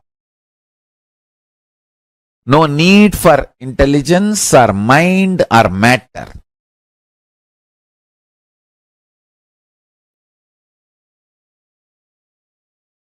Then next is Satyaloka, where 99% is consciousness and 1% is divided into 3.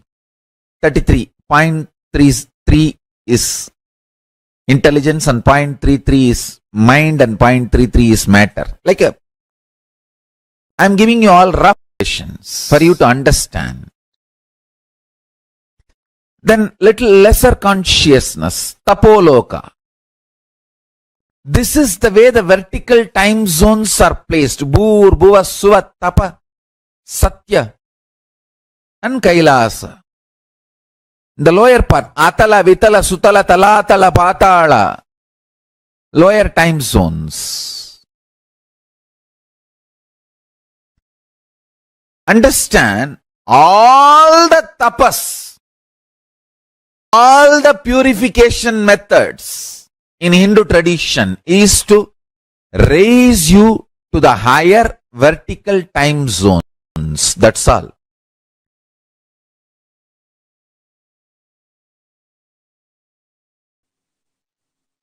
Parallel universes exist multiple time zones. The vertical time zones.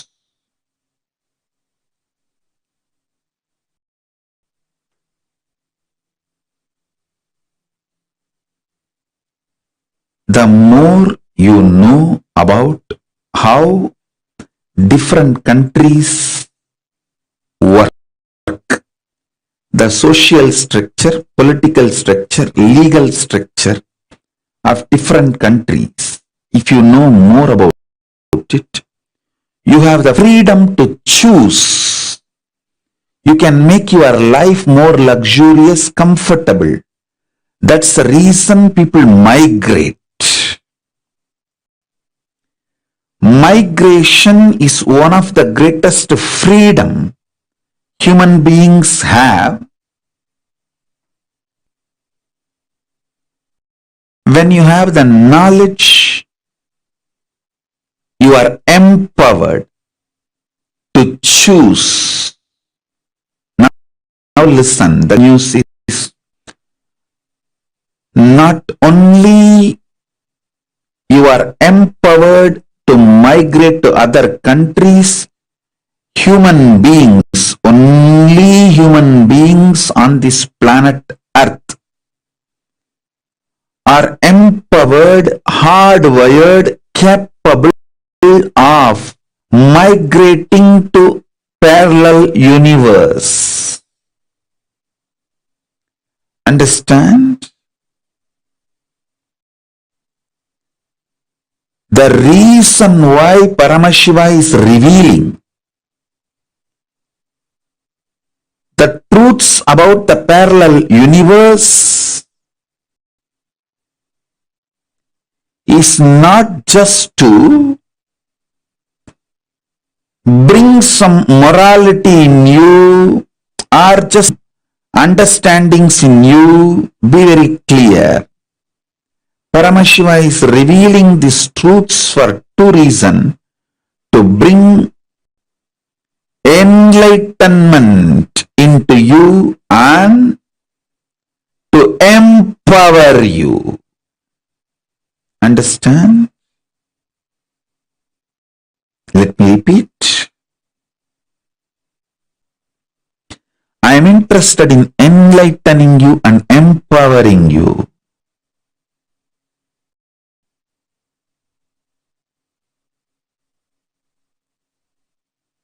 Even if I give you one glimpse of the parallel universe, you will have irreversible enlightenment. You know you have a possibility to exist in the other planes, vertical time zones, parallel universe, other lokas. You can never be suffocated, tortured, pained in this loka, because you will always say, bye, I'll be back later. A man who knows he can go and settle down in other country will not go through suffering, torture, abuse, slavery in his homeland. And even others won't dare to abuse him. You know, he will just move to the different country because he has a possibility. Listen. The moment your consciousness is empowered to access and to exist in the parallel universe, in other lokas, in the vertical time zones, force in this Bhuloka, planet Earth, can torture you, abuse you, suffocate you. It is irreversible, permanent enlightenment. Irreversible, permanent empowerment. If you understand and start facing yourself in the parallel universe, parallel multiverses, first thing will happen to you is you will understand the whole cosmology and cosmos logical. The logic of the cosmos. Logic of the cosmos is natural law of life, dharma. Listen. If you understand the logic of Dharma,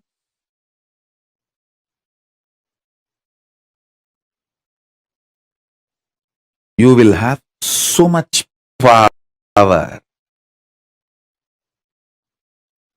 So much power.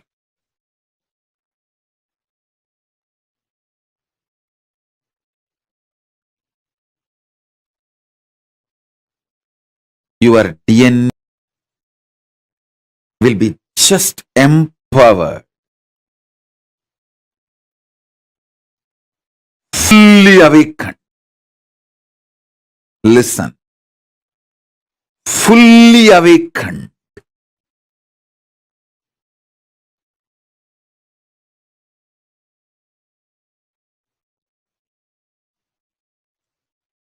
Whether it's a powers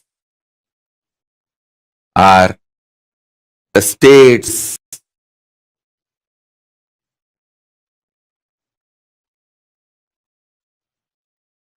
listen intensely.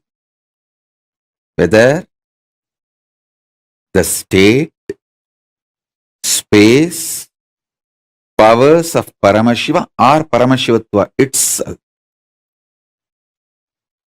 Your DNA, your biochemistry is capable of spontaneously, simultaneously slipping into the parallel universe, parallel multiverses, and face yourself. Listen. Even one glimpse will make you understand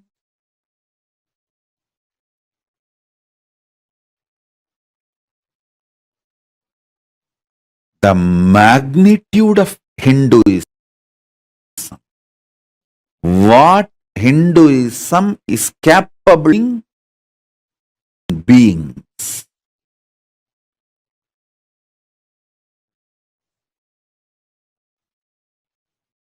Understand the logic of a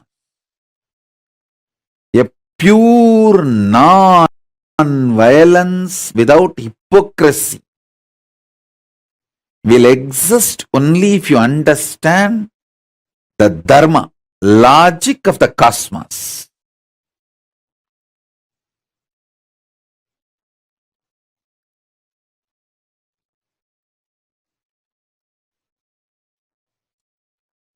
You will become so life positive. Not only all competitions will disappear, you will become a powerful being, shares everything.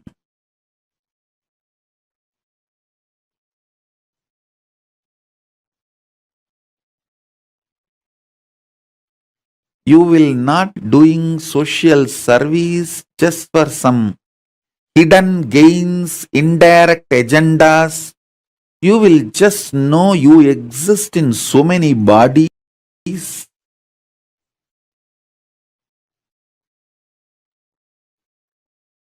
You enjoy life in so many ways.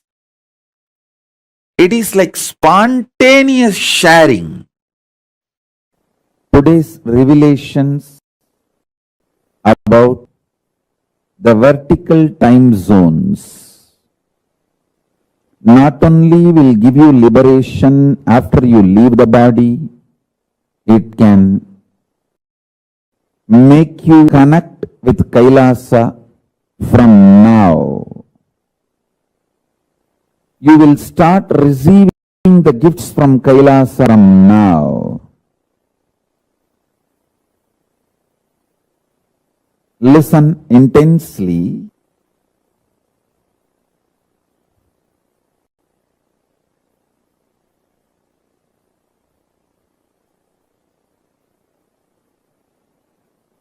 The conscious conclusions you arrive forms the basis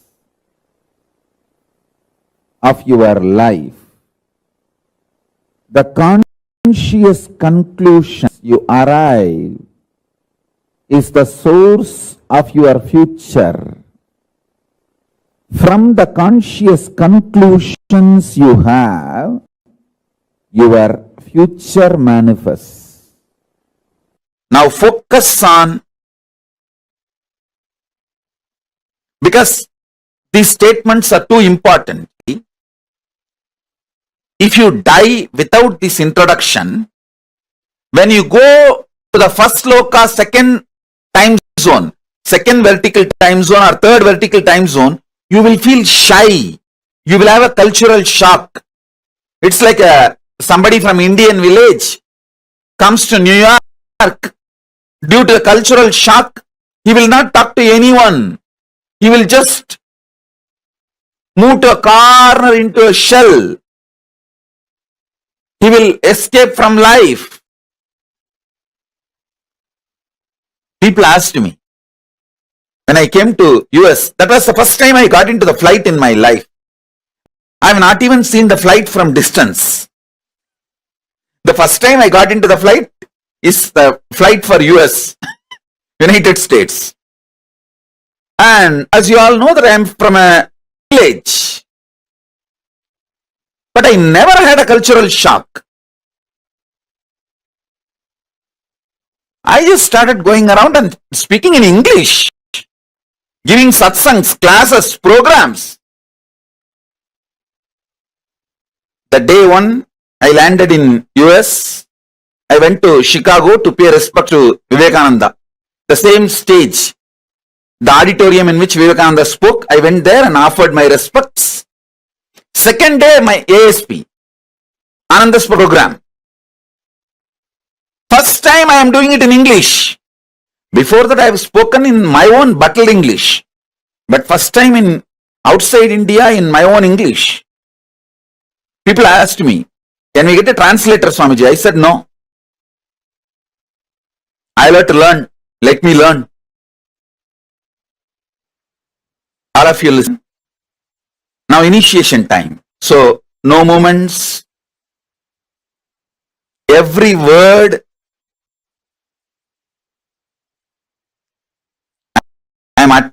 is important for your soul to move through the vertical time zone when you are alive or when you after you leave the body. So listen carefully.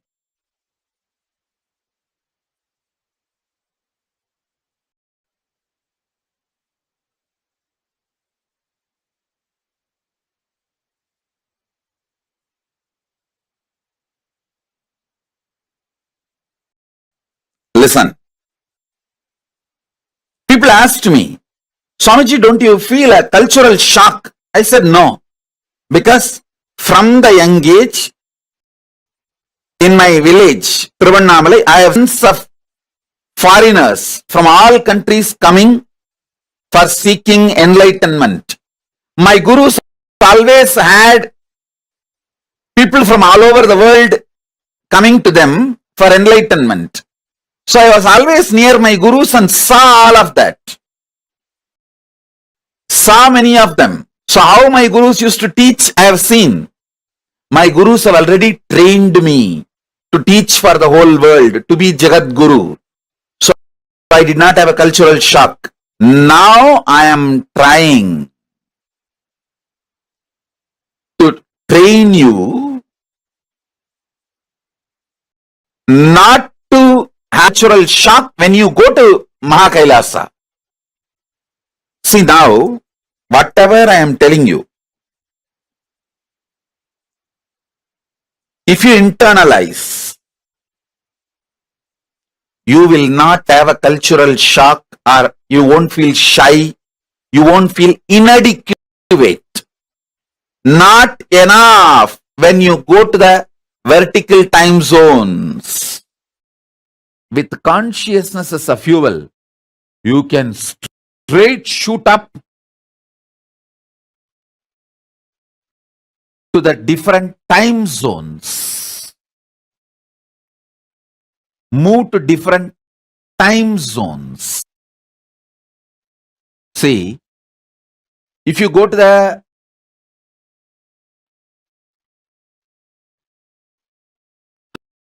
altitude, the world, many the governments have established that station in the space research station. If you go there, your body goes through certain changes, hair growth and whatever changes. Same way, if your body is lifted with a conscious empowered vehicle to the vertical time zone, it goes through superconscious mutation. That is why if you go to Indraloka, automatically you will have 4 hands. If you go to the Swargaloka, automatically you will grow 2 hands more. Because the superconscious will happen. Listen. If you go to the space station, automatically your body goes through certain changes. Same way, if you go to the Swargaloka, automatically your body goes through certain changes. Because superconscious mutation happens.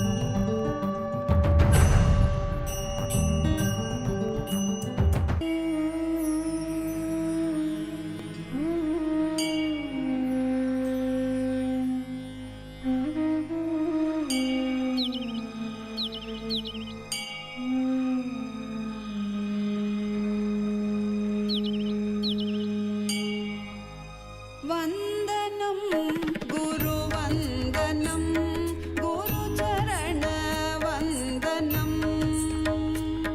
वन्दनं गुरुवन्दनं गुरुचरणवन्दनं Nityanand गुरुचरणवन्दनं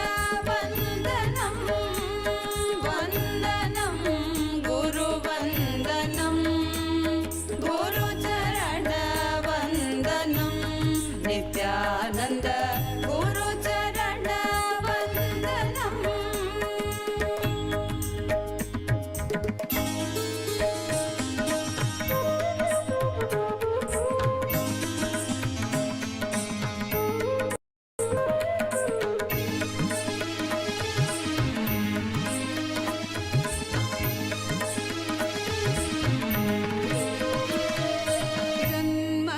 जन्मसार्थककरं गुरुदर्शनं वन्दनं गुरुवन्दनं गुरुचरणवन्दनं Nityanand गुरुचरणवन्दनं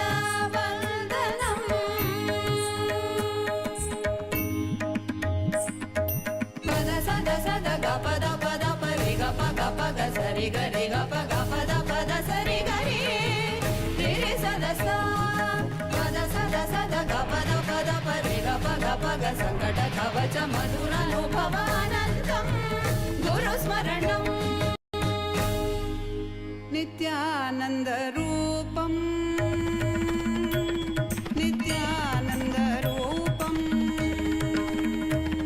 नित्यानन्दरूपं नित्यानन्दरूपं नित्यानन्दरूपं नित्यानन्दरूपं नित्यानन्दरूपं नित्यानन्दरूपं नित्यानन्दरूपं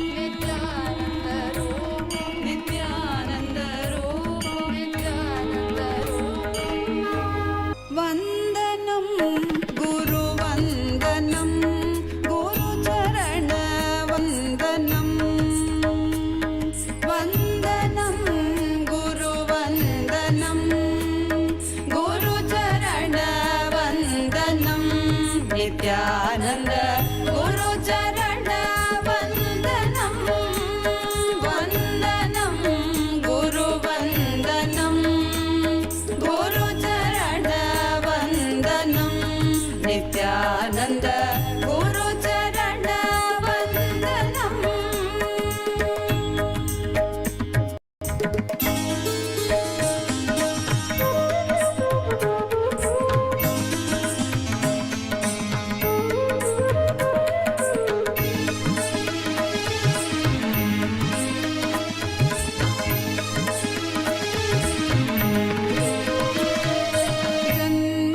जन्मसार्थककरं गुरुदर्शनं वन्दनं गुरुवन्दनं गुरुचरणवन्दनं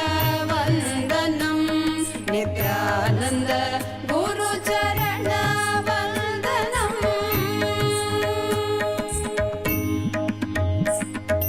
पद सद सद ग पद पद परि ग प ग प ग सरि ग रि ग प ग पद पद सरि ग रि रि सद सा पद सद सद ग पद पद परि ग प ग प ग संकट कवच मधुरानुभवानन्दं गुरुस्मरणं नित्यानन्दरूपं नित्यानन्दरूपं नित्यानन्दरूपं नित्यानन्दरूपं नित्यानन्दरूपं नित्यानन्दरूपं नित्यानन्दरूपं नित्यानन्दरूपं नित्यानन्दरूपं नित्यानन्दरूपं नित्यानन्दरूपं वन्दनं गुरुवन्दनं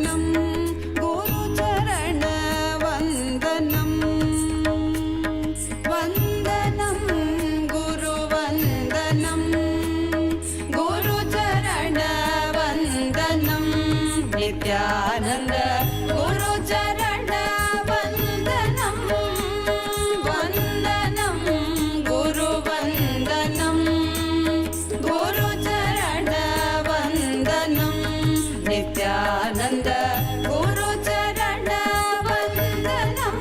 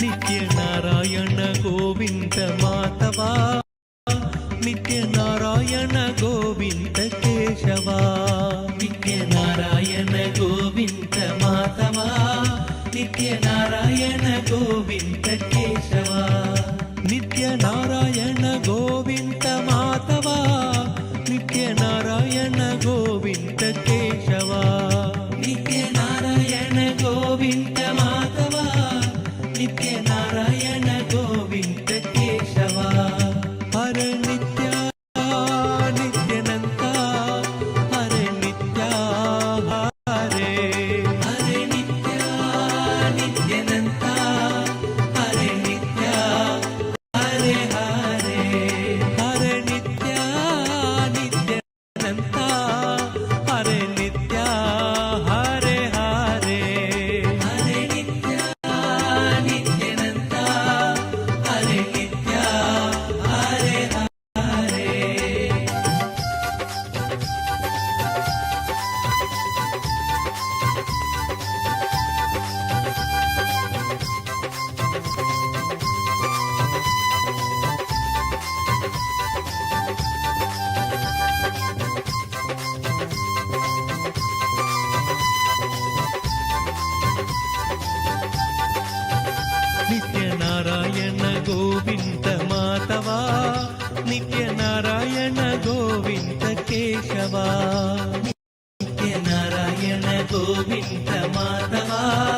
ನಿತ್ಯನಾರಾಯಣ ಗೋವಿಂದ ಕೇಶವ ನಿತ್ಯನಾರಾಯಣ ಗೋವಿಂದ ಮಾಧವ ನಿತ್ಯನಾರಾಯಣ ಗೋವಿಂದ ಕೇಶವ ನಿತ್ಯನಾರಾಯಣ ಗೋವಿಂದ ಮಾಧವ ನಿತ್ಯನಾರಾಯಣ ಗೋವಿಂದ ಕೇಶವ ಹರೆ ನಿತ್ಯ ನಿತ್ಯನಂತ ಹರೆ ನಿತ್ಯ ಹರೆ ಹರೆ ಹರೆ ನಿತ್ಯ ನಿತ್ಯನಂತ ಹರೆ ನಿತ್ಯ ಹರೆ ಹರೆ ಹರೆ ನಿತ್ಯ ನಿತ್ಯನಂತ ಹರೆ ನಿತ್ಯ ಹರೆ ಹರೆ ಹರೆ ನಿತ್ಯನಂತ ಹರೆ ನಿತ್ಯ ಹರೆ ಹರೆ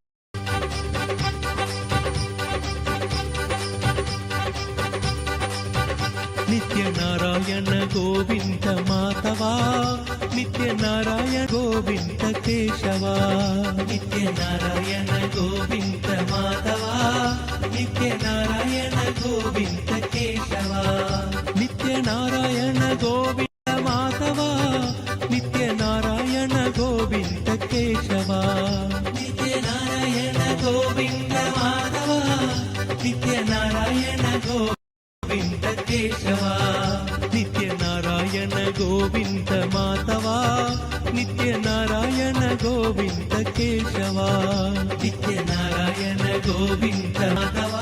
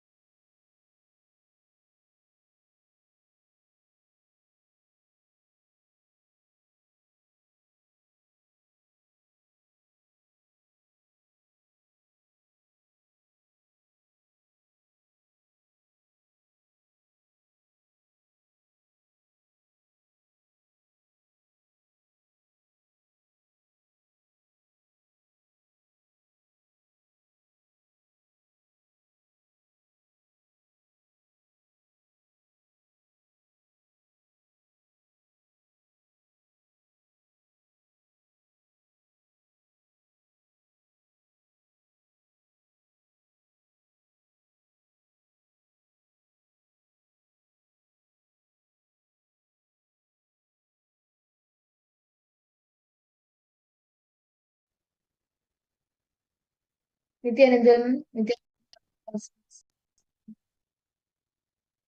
we all just had a wonderful session where we understood about the different vertical time zones and the parallel universes. So you're understanding of what clicked with you the most was Nityananda, Lingodbhavanaya, Nityananda, Lingodbhavanaya.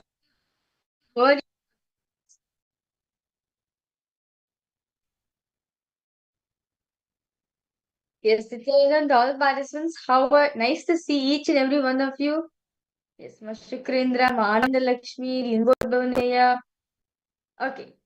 I I I requested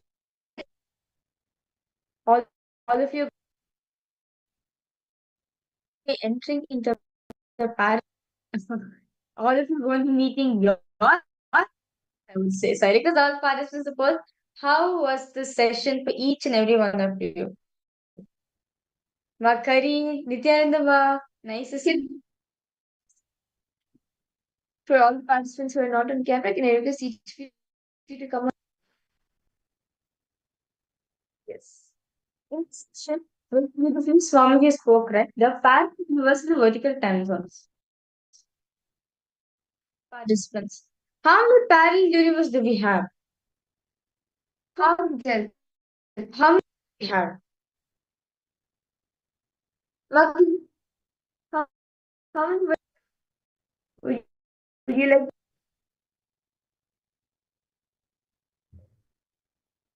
Shukrendrananda, Lingodbhavanaya, Nityanandam, Arika. Come on. Because how many vertical time zones do we have?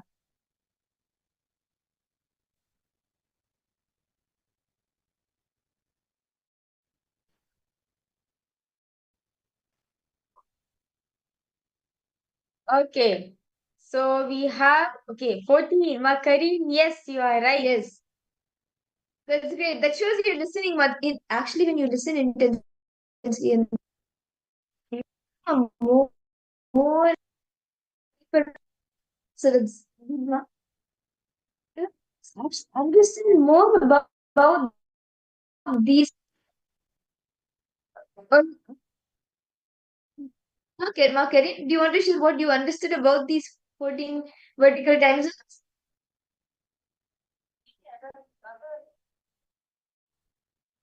Lingottama, I hope now it is better, yeah? Yes, Nityananda, is this better? Nityanandam, tall participants.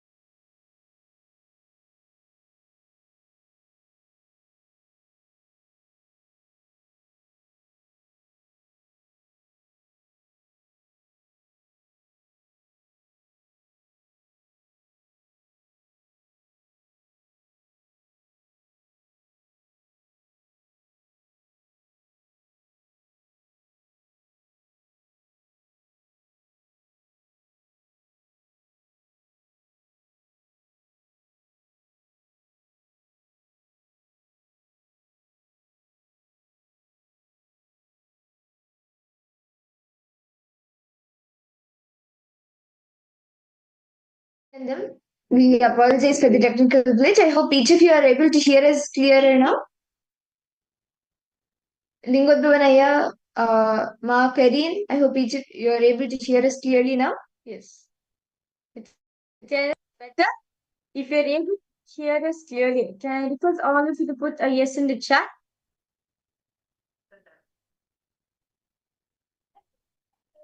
Okay, yes, thank you so much, Aya. Okay. From the 14 locals, from like the 14 vertical time zones that are there, what's your favorite clip that you got? Actually, now we will be understanding it more deeper also.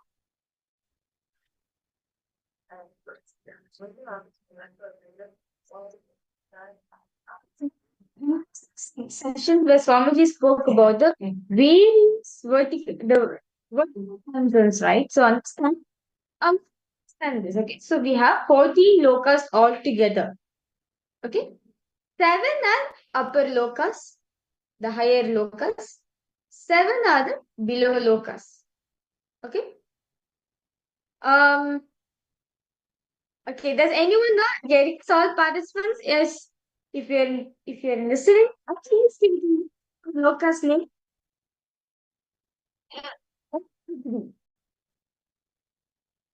His name you can tell.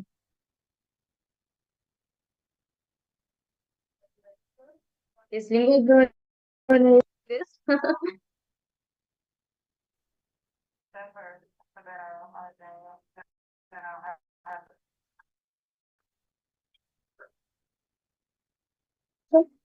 Participants suppose in lokas.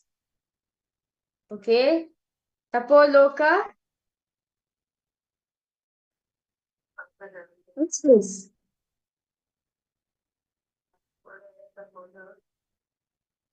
You could come on camera here.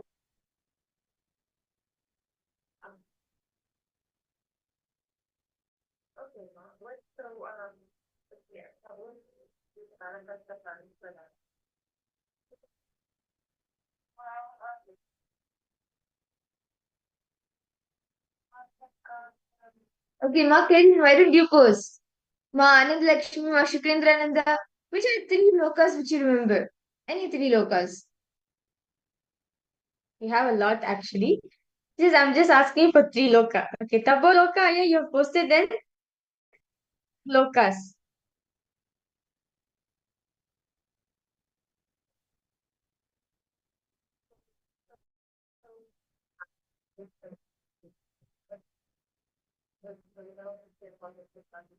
Ma Karin, Anand Lakshmi, Nithyananda Huang में ये Nithyananda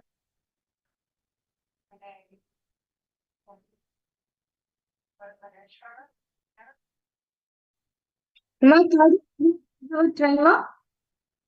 so Makari, how many locusts do we have? Makari?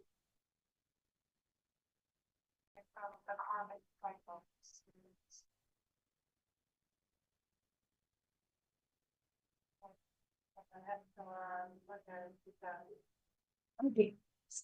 In the stack, so we have 14 locusts, right? So one loka, yes. What Lingodhavana said is very true, yes. So this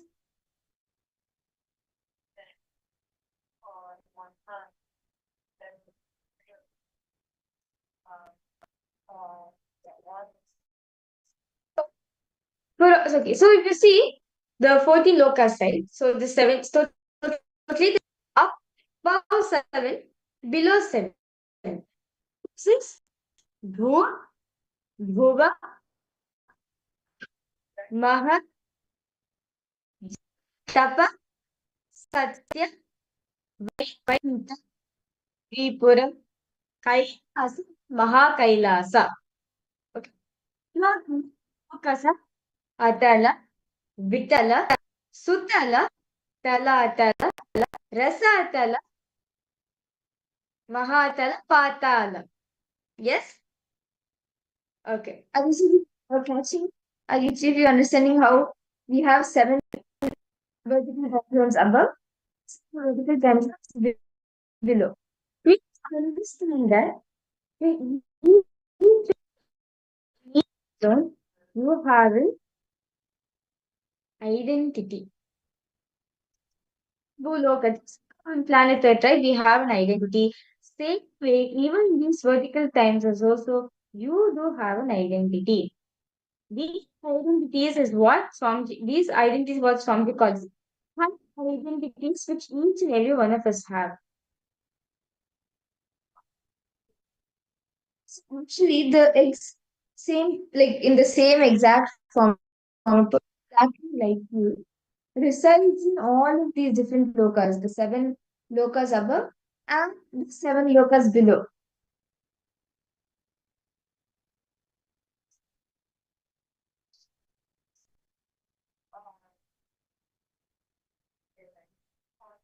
Which of you understanding this?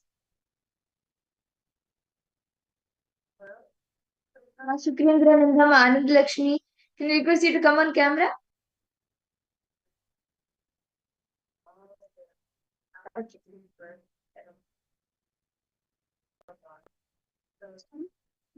Yeah.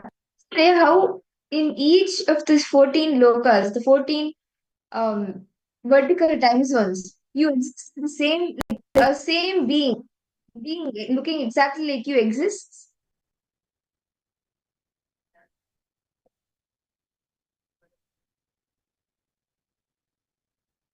Yes. So, see, in each 14, Pamaji says that we have identity. Okay. Okay. Bhuloka, Nvodvanaya, supposedly okay. Identity card, right? You have an identity card.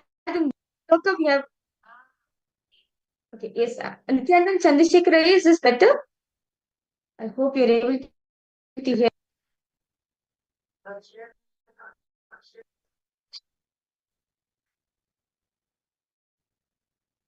See, we have totally 40 lokas, right? Each lokas, we have a dimension, we have an identity. Let me give an example.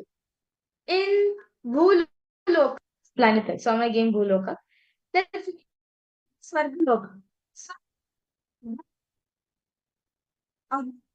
gods, goddesses such as Varuna, Indra, Vayu, Agni, all gods and goddesses. Aswan says you do have identity in that loka. You have an identity in each of these loka. The Devata dimension of you, or like the you who has manifested that Devata Svargaloka. Actually, in Hinduism itself, these lokas have in so much detail. Like we and today we're also learning more about loka, each of the lokas in more detail. Okay, so we have an example of the Swarga loka. Right? Swarga loka then is the heaven, what we call as the heaven, right? So that's where all the gods and goddesses live. Gods and goddesses live in Swarga loka. You have an identity in Swarga loka. Loka, gods and gods.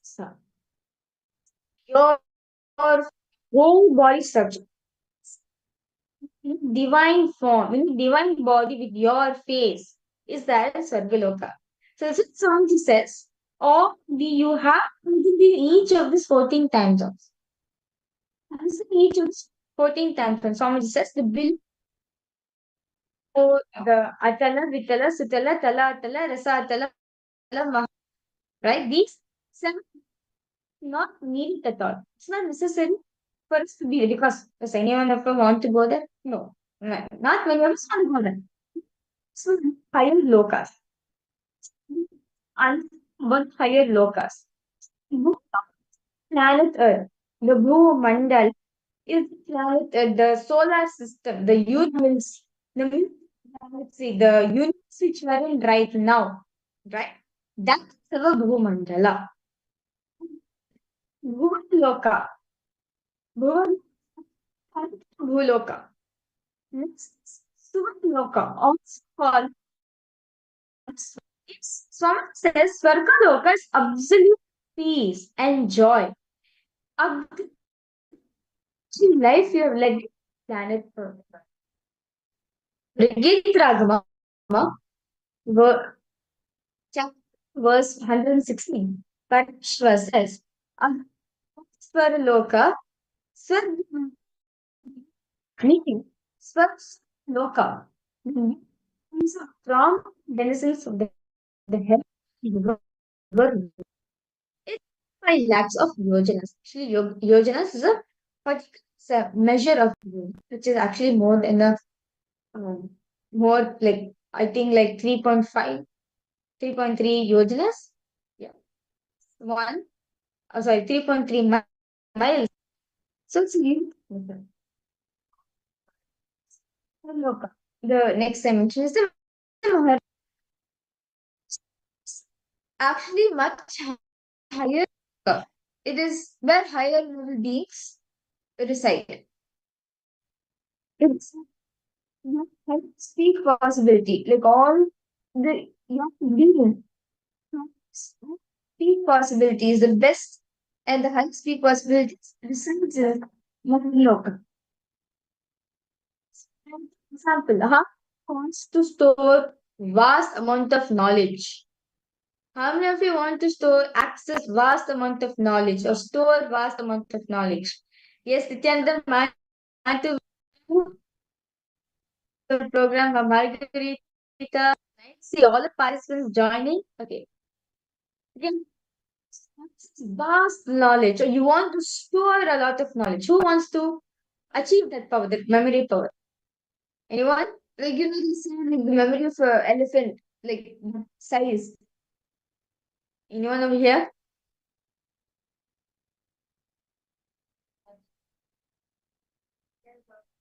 You, you can just post this in the chat too, so that's also fine. How do you know? Again, this really story vast amount of knowledge. Or Matt to Whiskers, anyone? Margarita, yes, Nithyananda. Okay.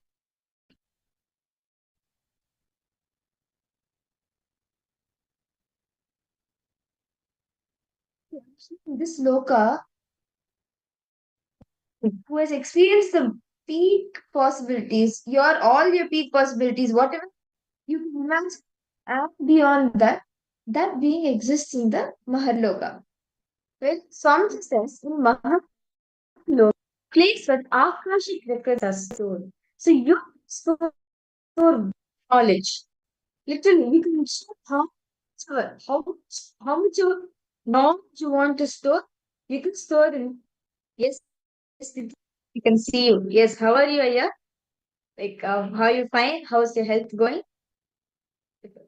So in this loka, we can store any amount of knowledge, however vast you want, you can store it. As this loka is your highest peak possibilities. Your peak possibilities are expressed in this loka.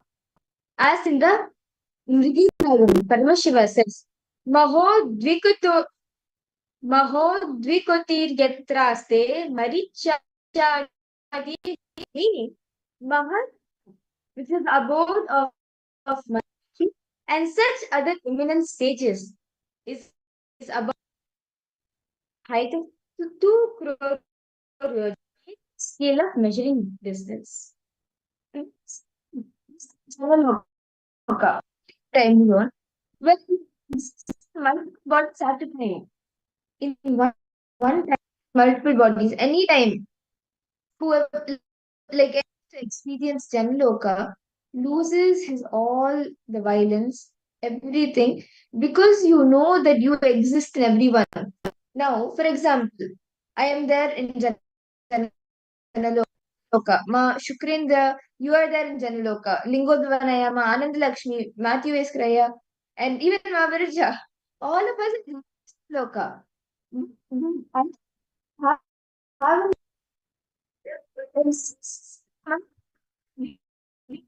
how clear because at Paramashiva, each one have the same soul. of us have the same consciousness, are bound by the same consciousness. So we exist in multiple bodies. There is no difference.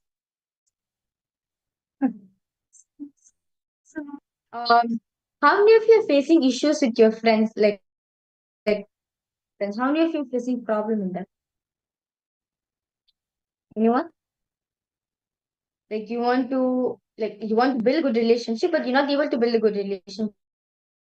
Any problems with relating with people or your friends or your create how to say how to say, like you group, like someone's against you or something. Okay, Matthew is a you for you. Yes, for me, he says the in general you exist much at the time. Like for example, my body, like my face, with Ma Madras body.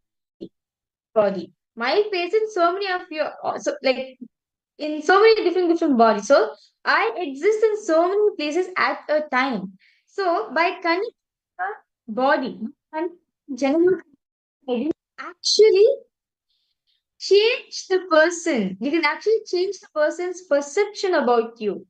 For example, you are going for a job interview. Okay, let's say you're going for a job interview and you want to be successful in. You connect to your boss. Okay, connect, and then okay, you can change his mind, change what your direct like, this- and you can actually see it will be reflected next morning. It will come. So all these great successes are actually available just for accessing your file identity. See, this only to understand you have to manifest it however you want. It is just these signs are not taught to us. So signs, so just make people like literally general multiple bodies at a time. As Shiva says in the Mrigendragama that Jal Kotyavachanna Janashraya, meaning above this is a Janaloka, where the Pitros, our ancestors, and the sages such as Janu and are living. But 8 crore yojanas. Okay. So next is the Tapoloka. Tapoloka is above all great Karika rishis, like the four if Putras of Brahma, right? The Brahma's sons, such as Sananda, Sanat Kumara, Sanandana, and Sanatana. The four Sanat Kumaras are there, and basically the rishis. Basically, the both of all the great rishis, munis, yogis, all of them live in Tapoloka. Loka, with your face, you'll have a rishi body sitting and meditating in Tapoloka. And Swamiji says, Tapoloka, if you want to access is the smell. Especially when you're going through the last struggles, right? When you're going through your struggles of your life, directly you do. Deep space in which you can access your identity in Tapoloka. And about that higher realms, such as the Satyaloka, which is the abode of Lord Brahma. Loka Paramashiva, just creation through Brahma, along with Devi Saraswati. Then about the Vaikuntha, which is above the Parandhama, where Paramashiva does the sustenance aspect of the whole universe, along with Mahalakshmi. Like the Kshirosagar, the milk ocean, right? As Parandhama sleeps, Parandhama rests. The Vaikuntha is the abode of Maha. Above that is Shripuram, which is the abode of Devi Paramashiva Shakti, as Rajarajeshwari is existing there. Then comes abode of Paramashiva, where Paramashiva lives with his family, such as Parvati, Ganesha, Subramanya, with all his Nandi, all Shiva Bhutas. All of them are there in Kailas, and ultimately Maha Kailasa, where Paramashiva exists as he is, the aspect of him, where he is the source of the whole universe. So, any doubts? So far, is all the participants clear of all the 14 lokas? Any questions all of you having? Discussed about the like in little bit more detail about the seven higher lokas. Questions about these 14 lokas, the 14 vertical time zones? So we need to understand mainly about 14 higher, seven higher lokas, because in the beginning it's not much. What comes hell? So I'm just much important to not leave it to this. So we not need to learn about lokas from Bhuloka, from planet, how about higher lokas. So that's we are going to be talking about. Yes. So Swami says that understood we have existed each of these 14 lokas. Each of us clear? So, I will dimension a few. You may have this question. We are we discussed right now, and we also told Swamiji also said Swamiji ultimately said that you have dimensions of you in 14 lokas. You may have the question how, right? How will you this question? How to connect with this dimension of you that exists in the 14 lokas? Understand? Today, all of you are going to be experiencing your identity. All all of you are going to be experiencing the astral travel, meaning you're accessing your identities. Okay, I know. So when you die, okay, you asked a very beautiful question. You have asked, okay, so when we die, you lokas by knowing some information, and the healthier we get when we are parallel universe. Okay, no problem. After you leave the body, you can access. No, Swamiji says what you can experience it. Yes, of course, for you to you have a healthy body. Yes, you're waiting for it, but you experience it. That is what we will be doing today. You will be able to that dimension of you will exist in the different lokas. You will be able to access those dimensions. And Swamiji is the opportunity to have here. Yes, but you're asking from because you're going through some health issues, right? But Swami is there with you. He teaches you 14 lokas, so no problem about it. Okay. So 14 lokas, right? We understood that we have an identity. Now, how what 14 these 14 lokas are connected to called breathing. See, that Bhuloka come cognitions we carry Swargaloka or in Tapoloka or in Vaikuntha. So the same pattern which you're currently having different than what you have in the general look in the rest of the lokas. But the only all 14 lokas, the only just same in all 14 dimension is your breathing pattern in lokas. That's why Swamiji says just breathing alone, you can experience the loka. How experience these different lokas? Like actually, Swami gives a beautiful example. How in lokas, on example, goes to like so just in that place and you will not fit. But the same way, if you go to US, in just few days you will become obese.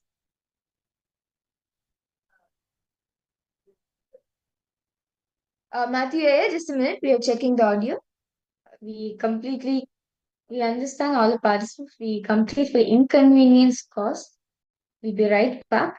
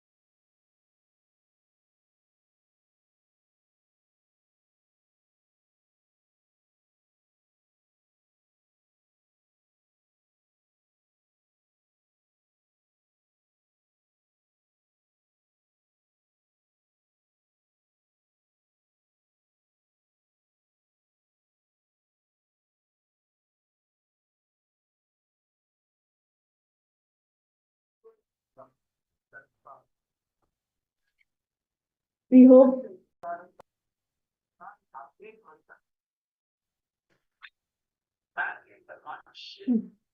Nithyananda, we are audible to each of the participants.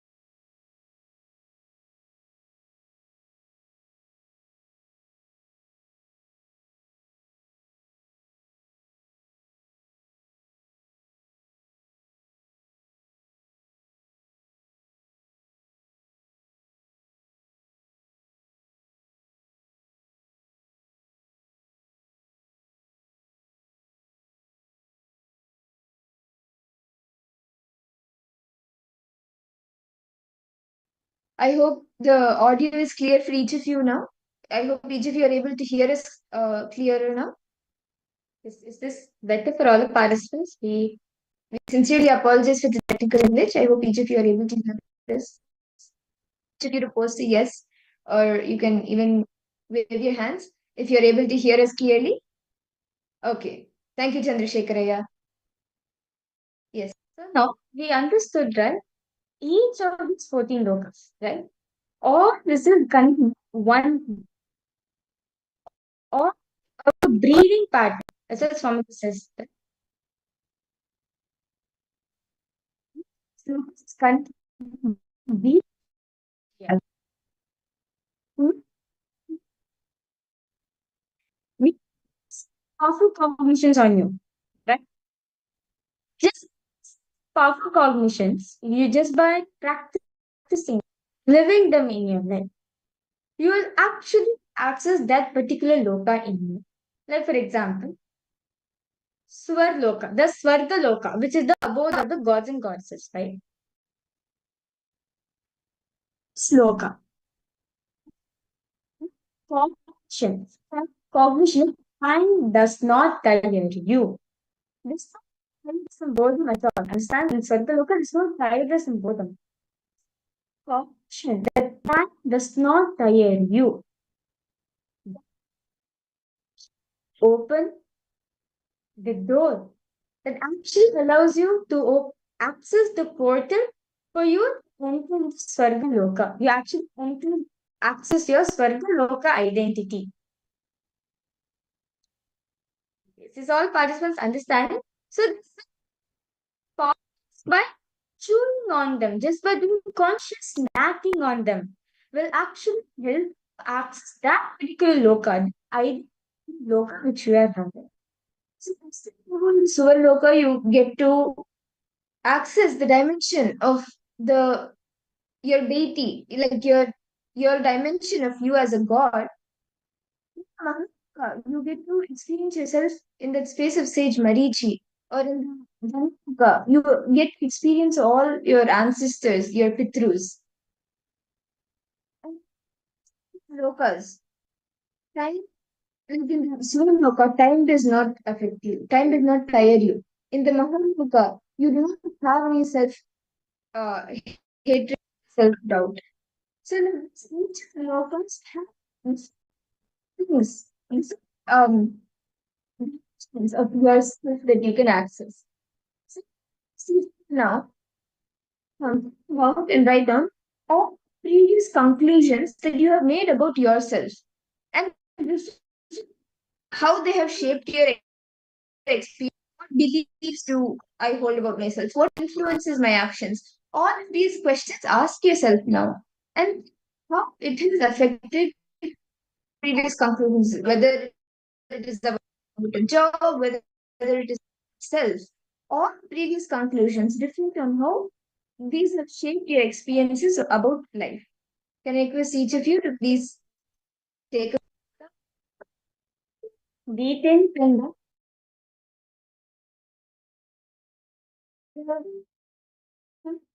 which you have made upon yourself, have upon yourself. These conclusions have shaped your own life. Have shaped life. What beliefs do I hold about myself? My action. Use them as detailed as possible.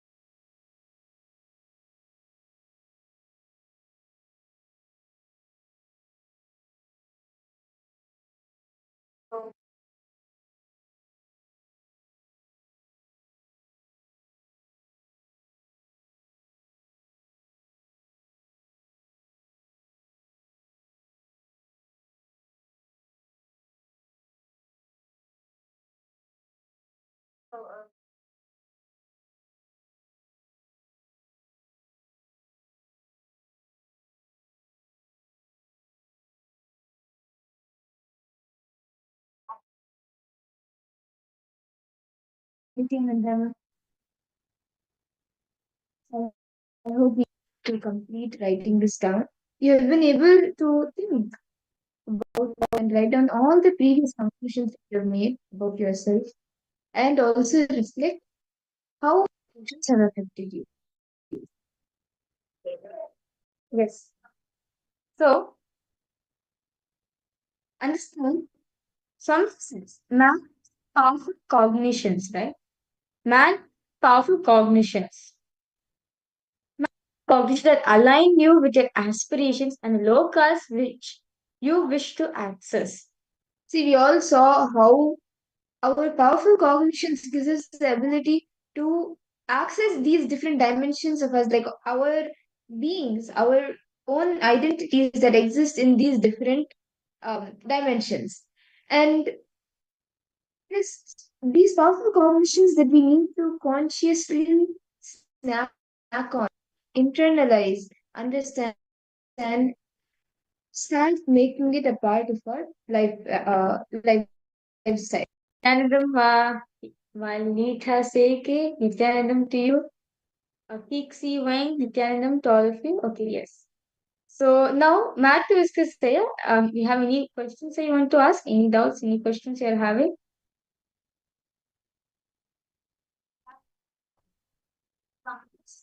In the first step that we did till now, you have any questions? You can post it in the chat, ma. Ma Shukrendra, Nanda, Nityanandam, Ananda Lakshmi, ma Quixin Wang, ma Lita.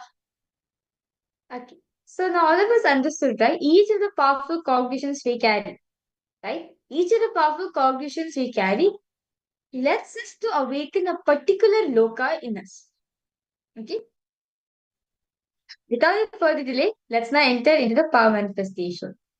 So, for all the participants today, we are going to be entering into a very interesting. Today, we are going to be entering the power of remote vision, where having the ability to see far distances, having the ability to see far distances, which is one physical place. As for example, if you know about Sanjaya, right, the Mahabharata, Sanjaya's palace, right? He was sitting in the palace and describing the whereabouts. He was describing about the detail about the war. British were black skin. How is this possible? Because six very kyasa in Sanjaya in power dur drishti, meaning theory and distance seen. So, he is think to the deep feeling. But see what is happening in the Mahabharata war. That's why today we are having the Bhagavad Gita. This is because Sanjay saw it. It is because Sanjay saw it only. That is why all of us are having the gift of Bhagavad Gita in our life. So when we see that power, so I should hold an object along with us. And in this round, me, myself, for Ma Birja, we will be holding an object along with us. We will not show it in the camera. It will be just with us. You and scanning what is that object. Now we are sitting miles away from all of you. We don't know where all of us are sitting in different parts of the country. We have people from US, we have people from Malaysia, from Singapore, from Europe, all of us in different parts of the world. Now, from wherever you are going to be scanning the object that myself or Mahavir is going to be keeping. Okay. Okay. So, can we all start?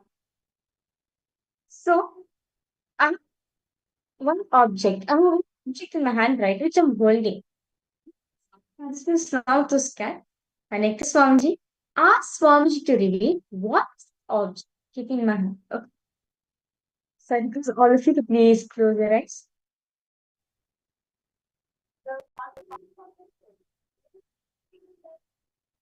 Yes. I request all of you please close your eyes. Chant the Mahavakya intensely.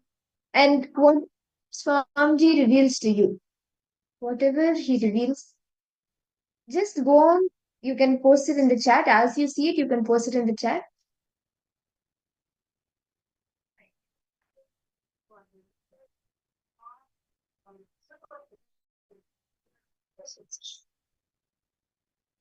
Real straight. Chant the Mahavakya.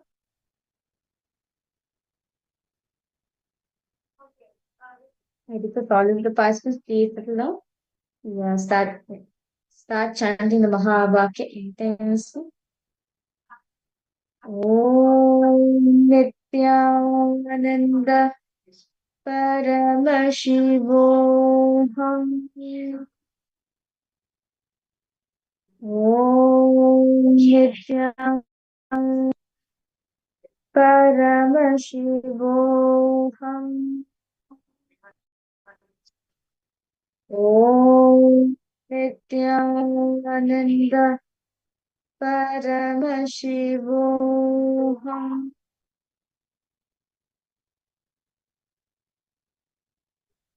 Om Nithyananda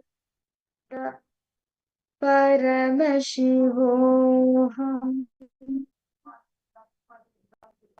Continue to chant the Mahavakya and scan what is the object Nagarika is holding. Do not guess, okay, maybe related to this. In the past, they have shown this. No, don't guess. Don't just whatever. Start. You can post that in the chat as you see it as well.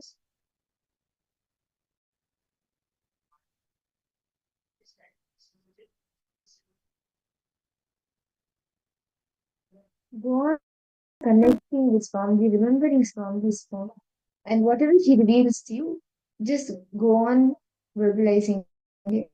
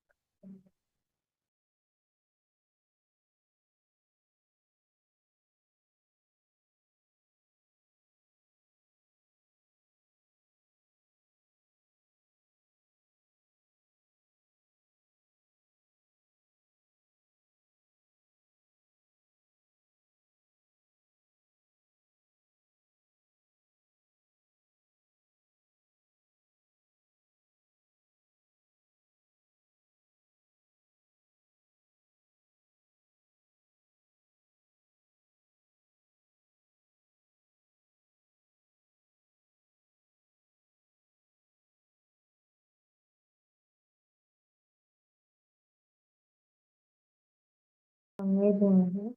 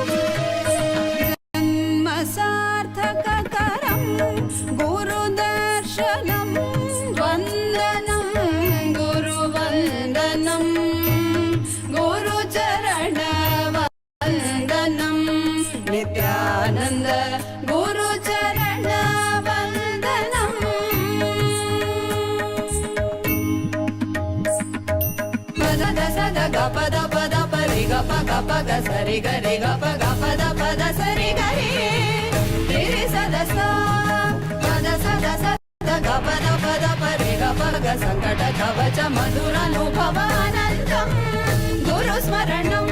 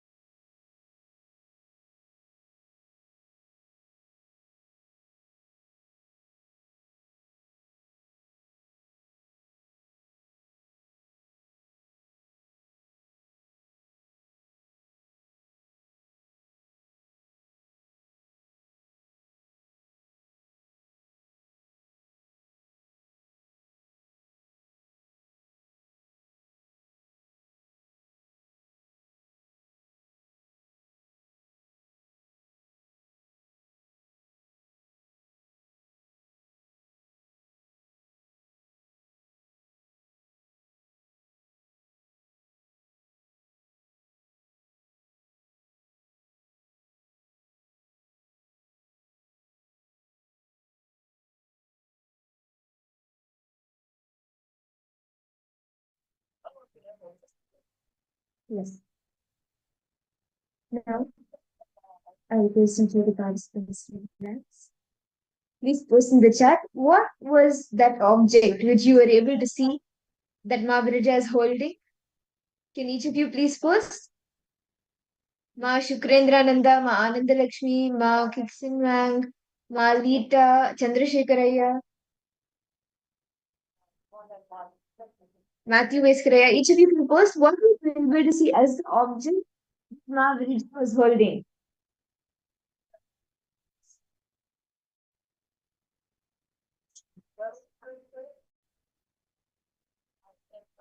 Yes.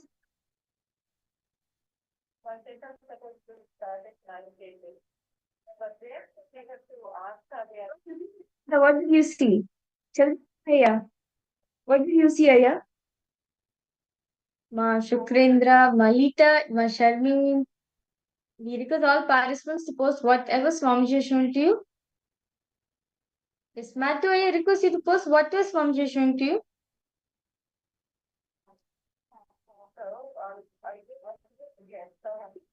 Yes. If you saw any size, the shape, the color, whatever you saw. Okay, Matthew, this first time I will have computer, the audio and video. Okay, no issues there. You can work on fixing it. And if you're able to, you can post what you're able to see in this round. If you're able to.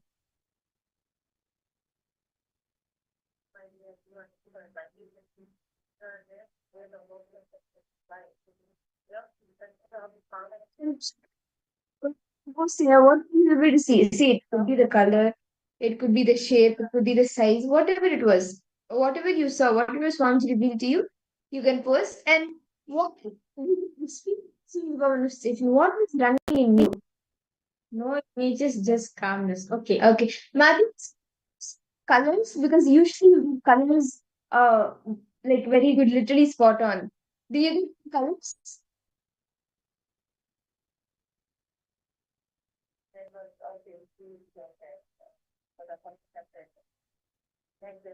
Maybe.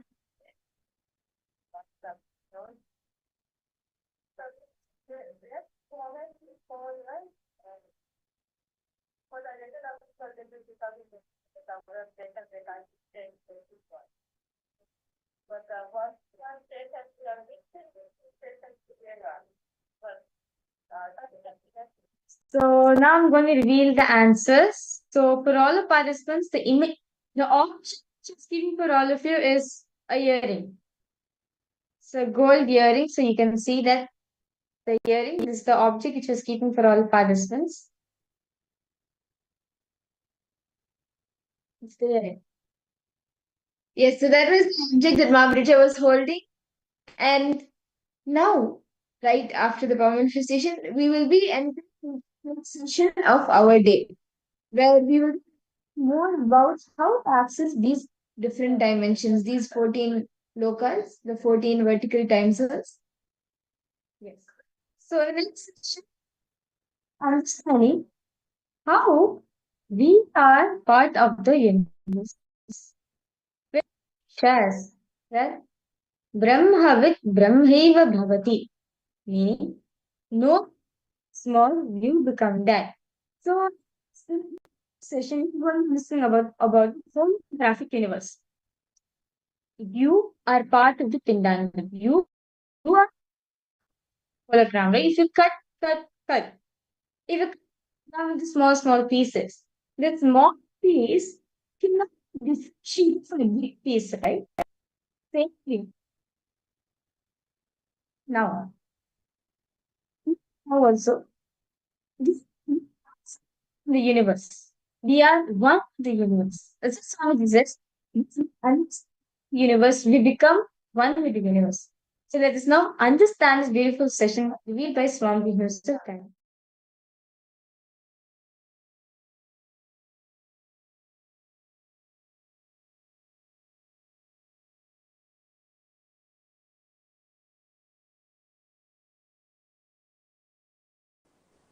I'll give you some of the most beautiful powerful conclusions Paramashiva himself gave me. Paramashiva himself gave me some of the most beautiful, powerful conclusions, cognitions. I will spell out everything. 1. Life has no complication. Second, sometimes you believe people saying Paramashiva is far away in KAILASA. Sometimes you believe, no. Paramashiva is really inside you, not somewhere far away in KAILASA. But listen to the truth. Paramashiva himself gave. He is in far away KAILASA and inside you as your very core existence, both. Understand? Is far away in KAILASA as the center, core of Brahmanda, macrocosm. Same Paramashiva is inside you, depth, core of your existence, microcosm, Pindanda, center of Pindanda. It's like a time warp. Paramashiva is the superconscious happening in you. Because that superconscious happening in you, you feel you are alive. So the source of your first person, source of the existence of your first person is the superconscious happening called Paramashiva. Let me tell you the exact science. Please understand. See, the other day I was seeing a hologram. Maybe it's a some 2-inch by 2-inch size. On the pyramid, one dolphin is jumping. That's a hologram. So if you cut smaller, whatever size of piece you make it out of it, the full hologram is there as it is. Can you understand what I am saying? See, 2-inch by 2-inch, if you cut as a 4-piece, the full hologram is there. If you cut as 8-piece, the full hologram is there. If you cut as 100-piece, the full hologram is there. Just like that, Master's body is cosmos. Macrocosm in microcosm in its full form is Master's body. That is why the initiation is possible.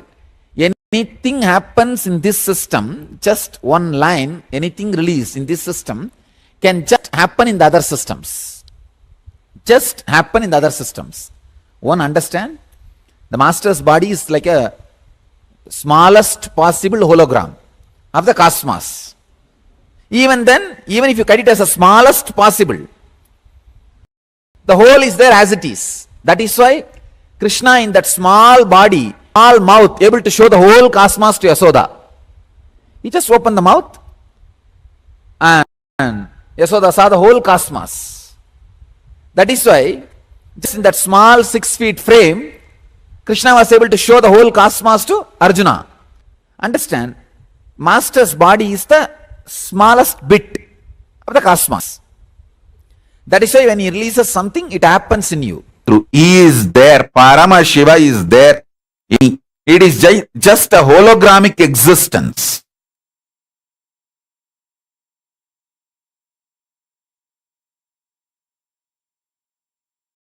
If you cut the hologram, there will be another hologram. If you cut that hologram, there will be another one. If you cut that, there will be another one.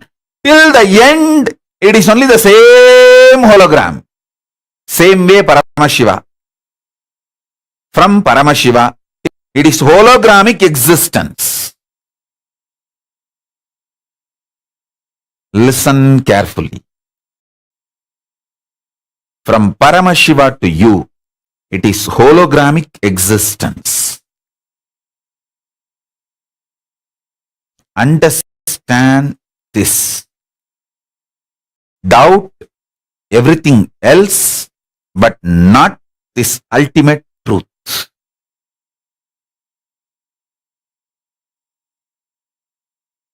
Paramashiva and you are in the relationship of hologramic existence. How much ever small you feel about you, you are a smaller, maybe smaller hologram of Paramashiva, but not anything else.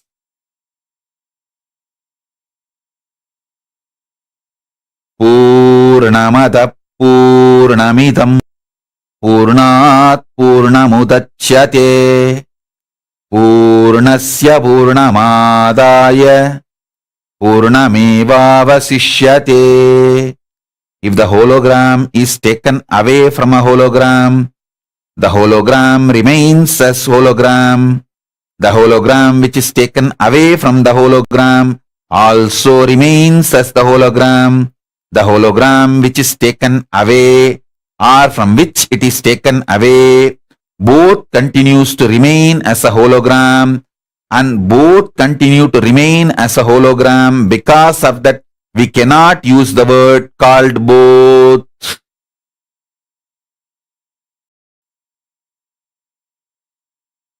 This is the left translation.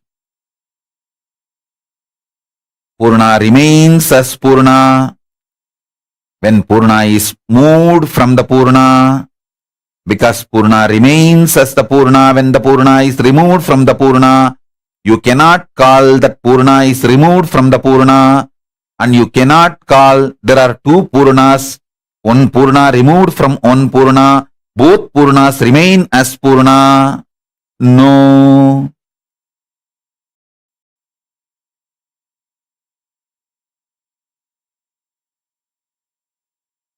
When Purna is removed from the Purna, Purna remains as the Purna. Because Purna remains as the Purna, you can't call Purna is removed from the Purna. You can't say there are two Purnas which continues to remain as Purna, and you can't say Purna is removed from the Purna. Purna can be added back to Purna. Purna remains as Purna. When you go through any idea of removing, adding 1, 2, 3 or no number, Purna remains as Purna.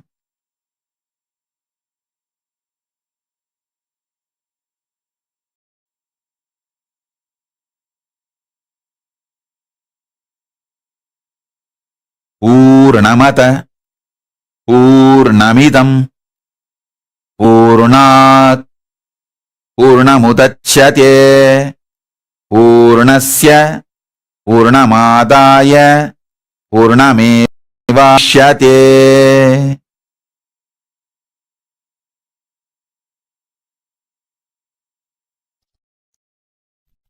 The Brahmanda has various dimensions.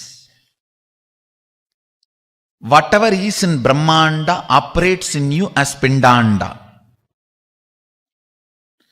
the microcosm. Whatever is in the macrocosm reflects in the microcosm. Whatever is in the Brahmanda is in the Pindanda. So, through the Pindanda, you can manifest what you want in Brahmanda.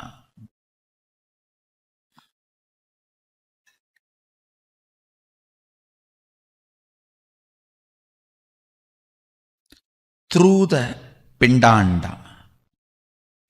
What is the one end of the macrocosm in you? By operating that, the other end of the rope, which is in the macrocosm, can be manipulated, manifested as you want. One long rope, one end of the rope in the microcosm, Pindanda, is verbalization. The same rope is vibrating quantumly in the macrocosm, Brahmanda, as the dimension of length. One end of the rope in the microcosm, Pindanda, is the verbalization dimension. Quantumly the same functions, the other end of the rope. In the Brahmanda, macrocosm, as length dimension. Same way, what functions in the microcosm as visualization, in the Brahmanda, in the macrocosm, that is only is breath. Listen, now third statement is very important. What functions in you as cognition, how you cognize yourself, individual inner image in Pindanda, microcosm. How you feel about you, that same only, that cognition, inner image, vibrates as the dimension of depth in macrocosm. That is why your inner image matters for your life. What you attract, what you manifest, how you live matters, I tell you. Never allow lower inner image in you. There is nobody has a right to judge you. Even your guru has only right to help you, not judge you. Listen. Your guru only has a right to help you, not to judge you. Even guru does not have a right to judge, then who else?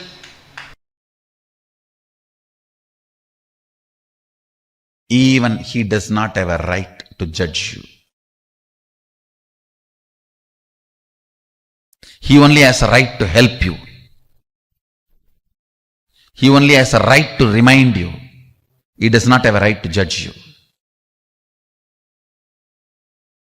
Never accept low inner image. That is your arrogance.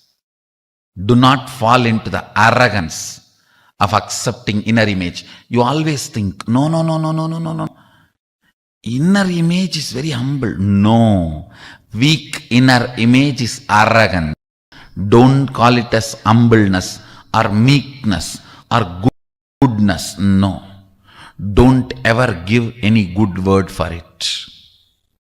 These are all some of the ultimate laws which can never be changed at any time.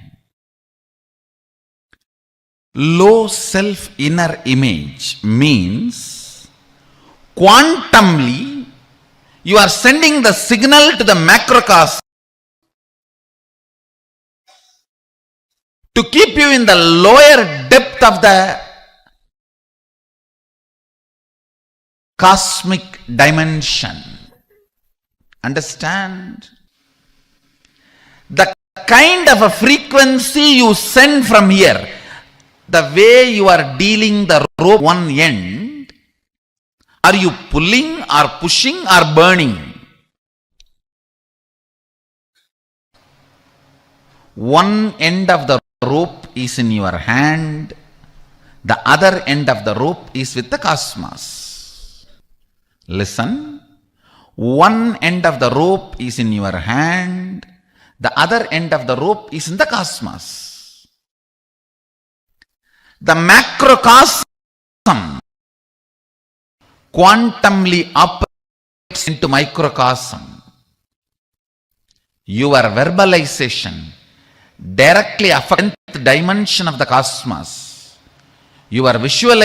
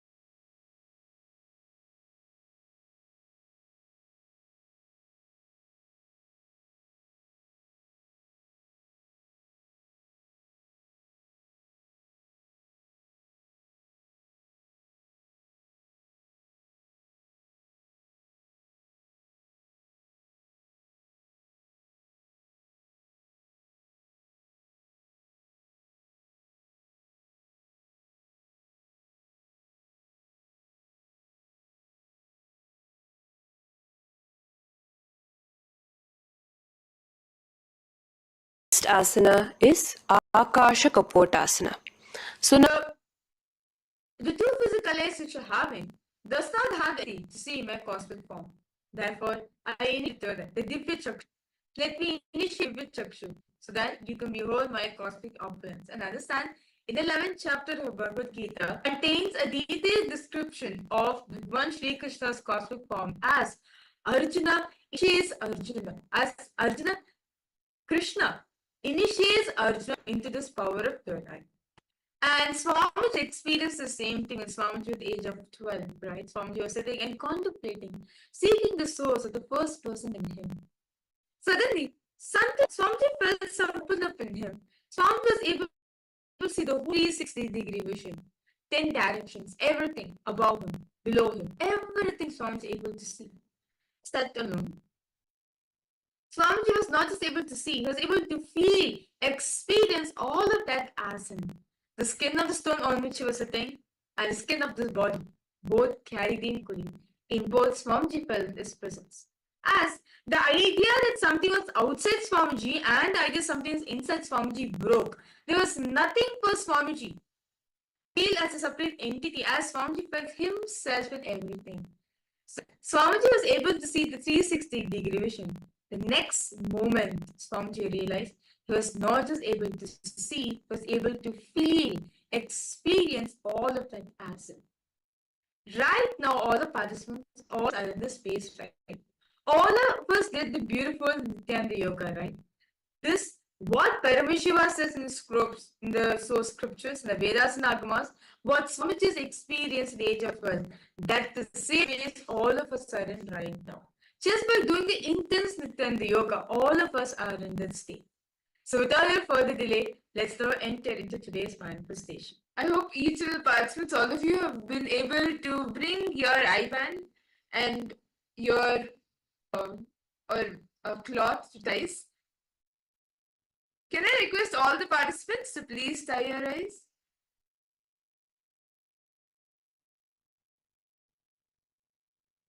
Ma Guru Rupini, Ma Sharma Muse. Okay, Ma Siya, you have tied your eyes, that's nice. Ma Ananda Guru Rupini Ma Nityam. Yes. Can I request you to please come on camera? Ma Wang Hanyu, Nithyanandam. Okay. Let's start with the pronunciation.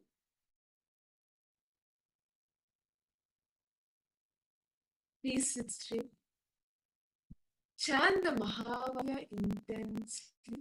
Bring the awareness to your neck. Do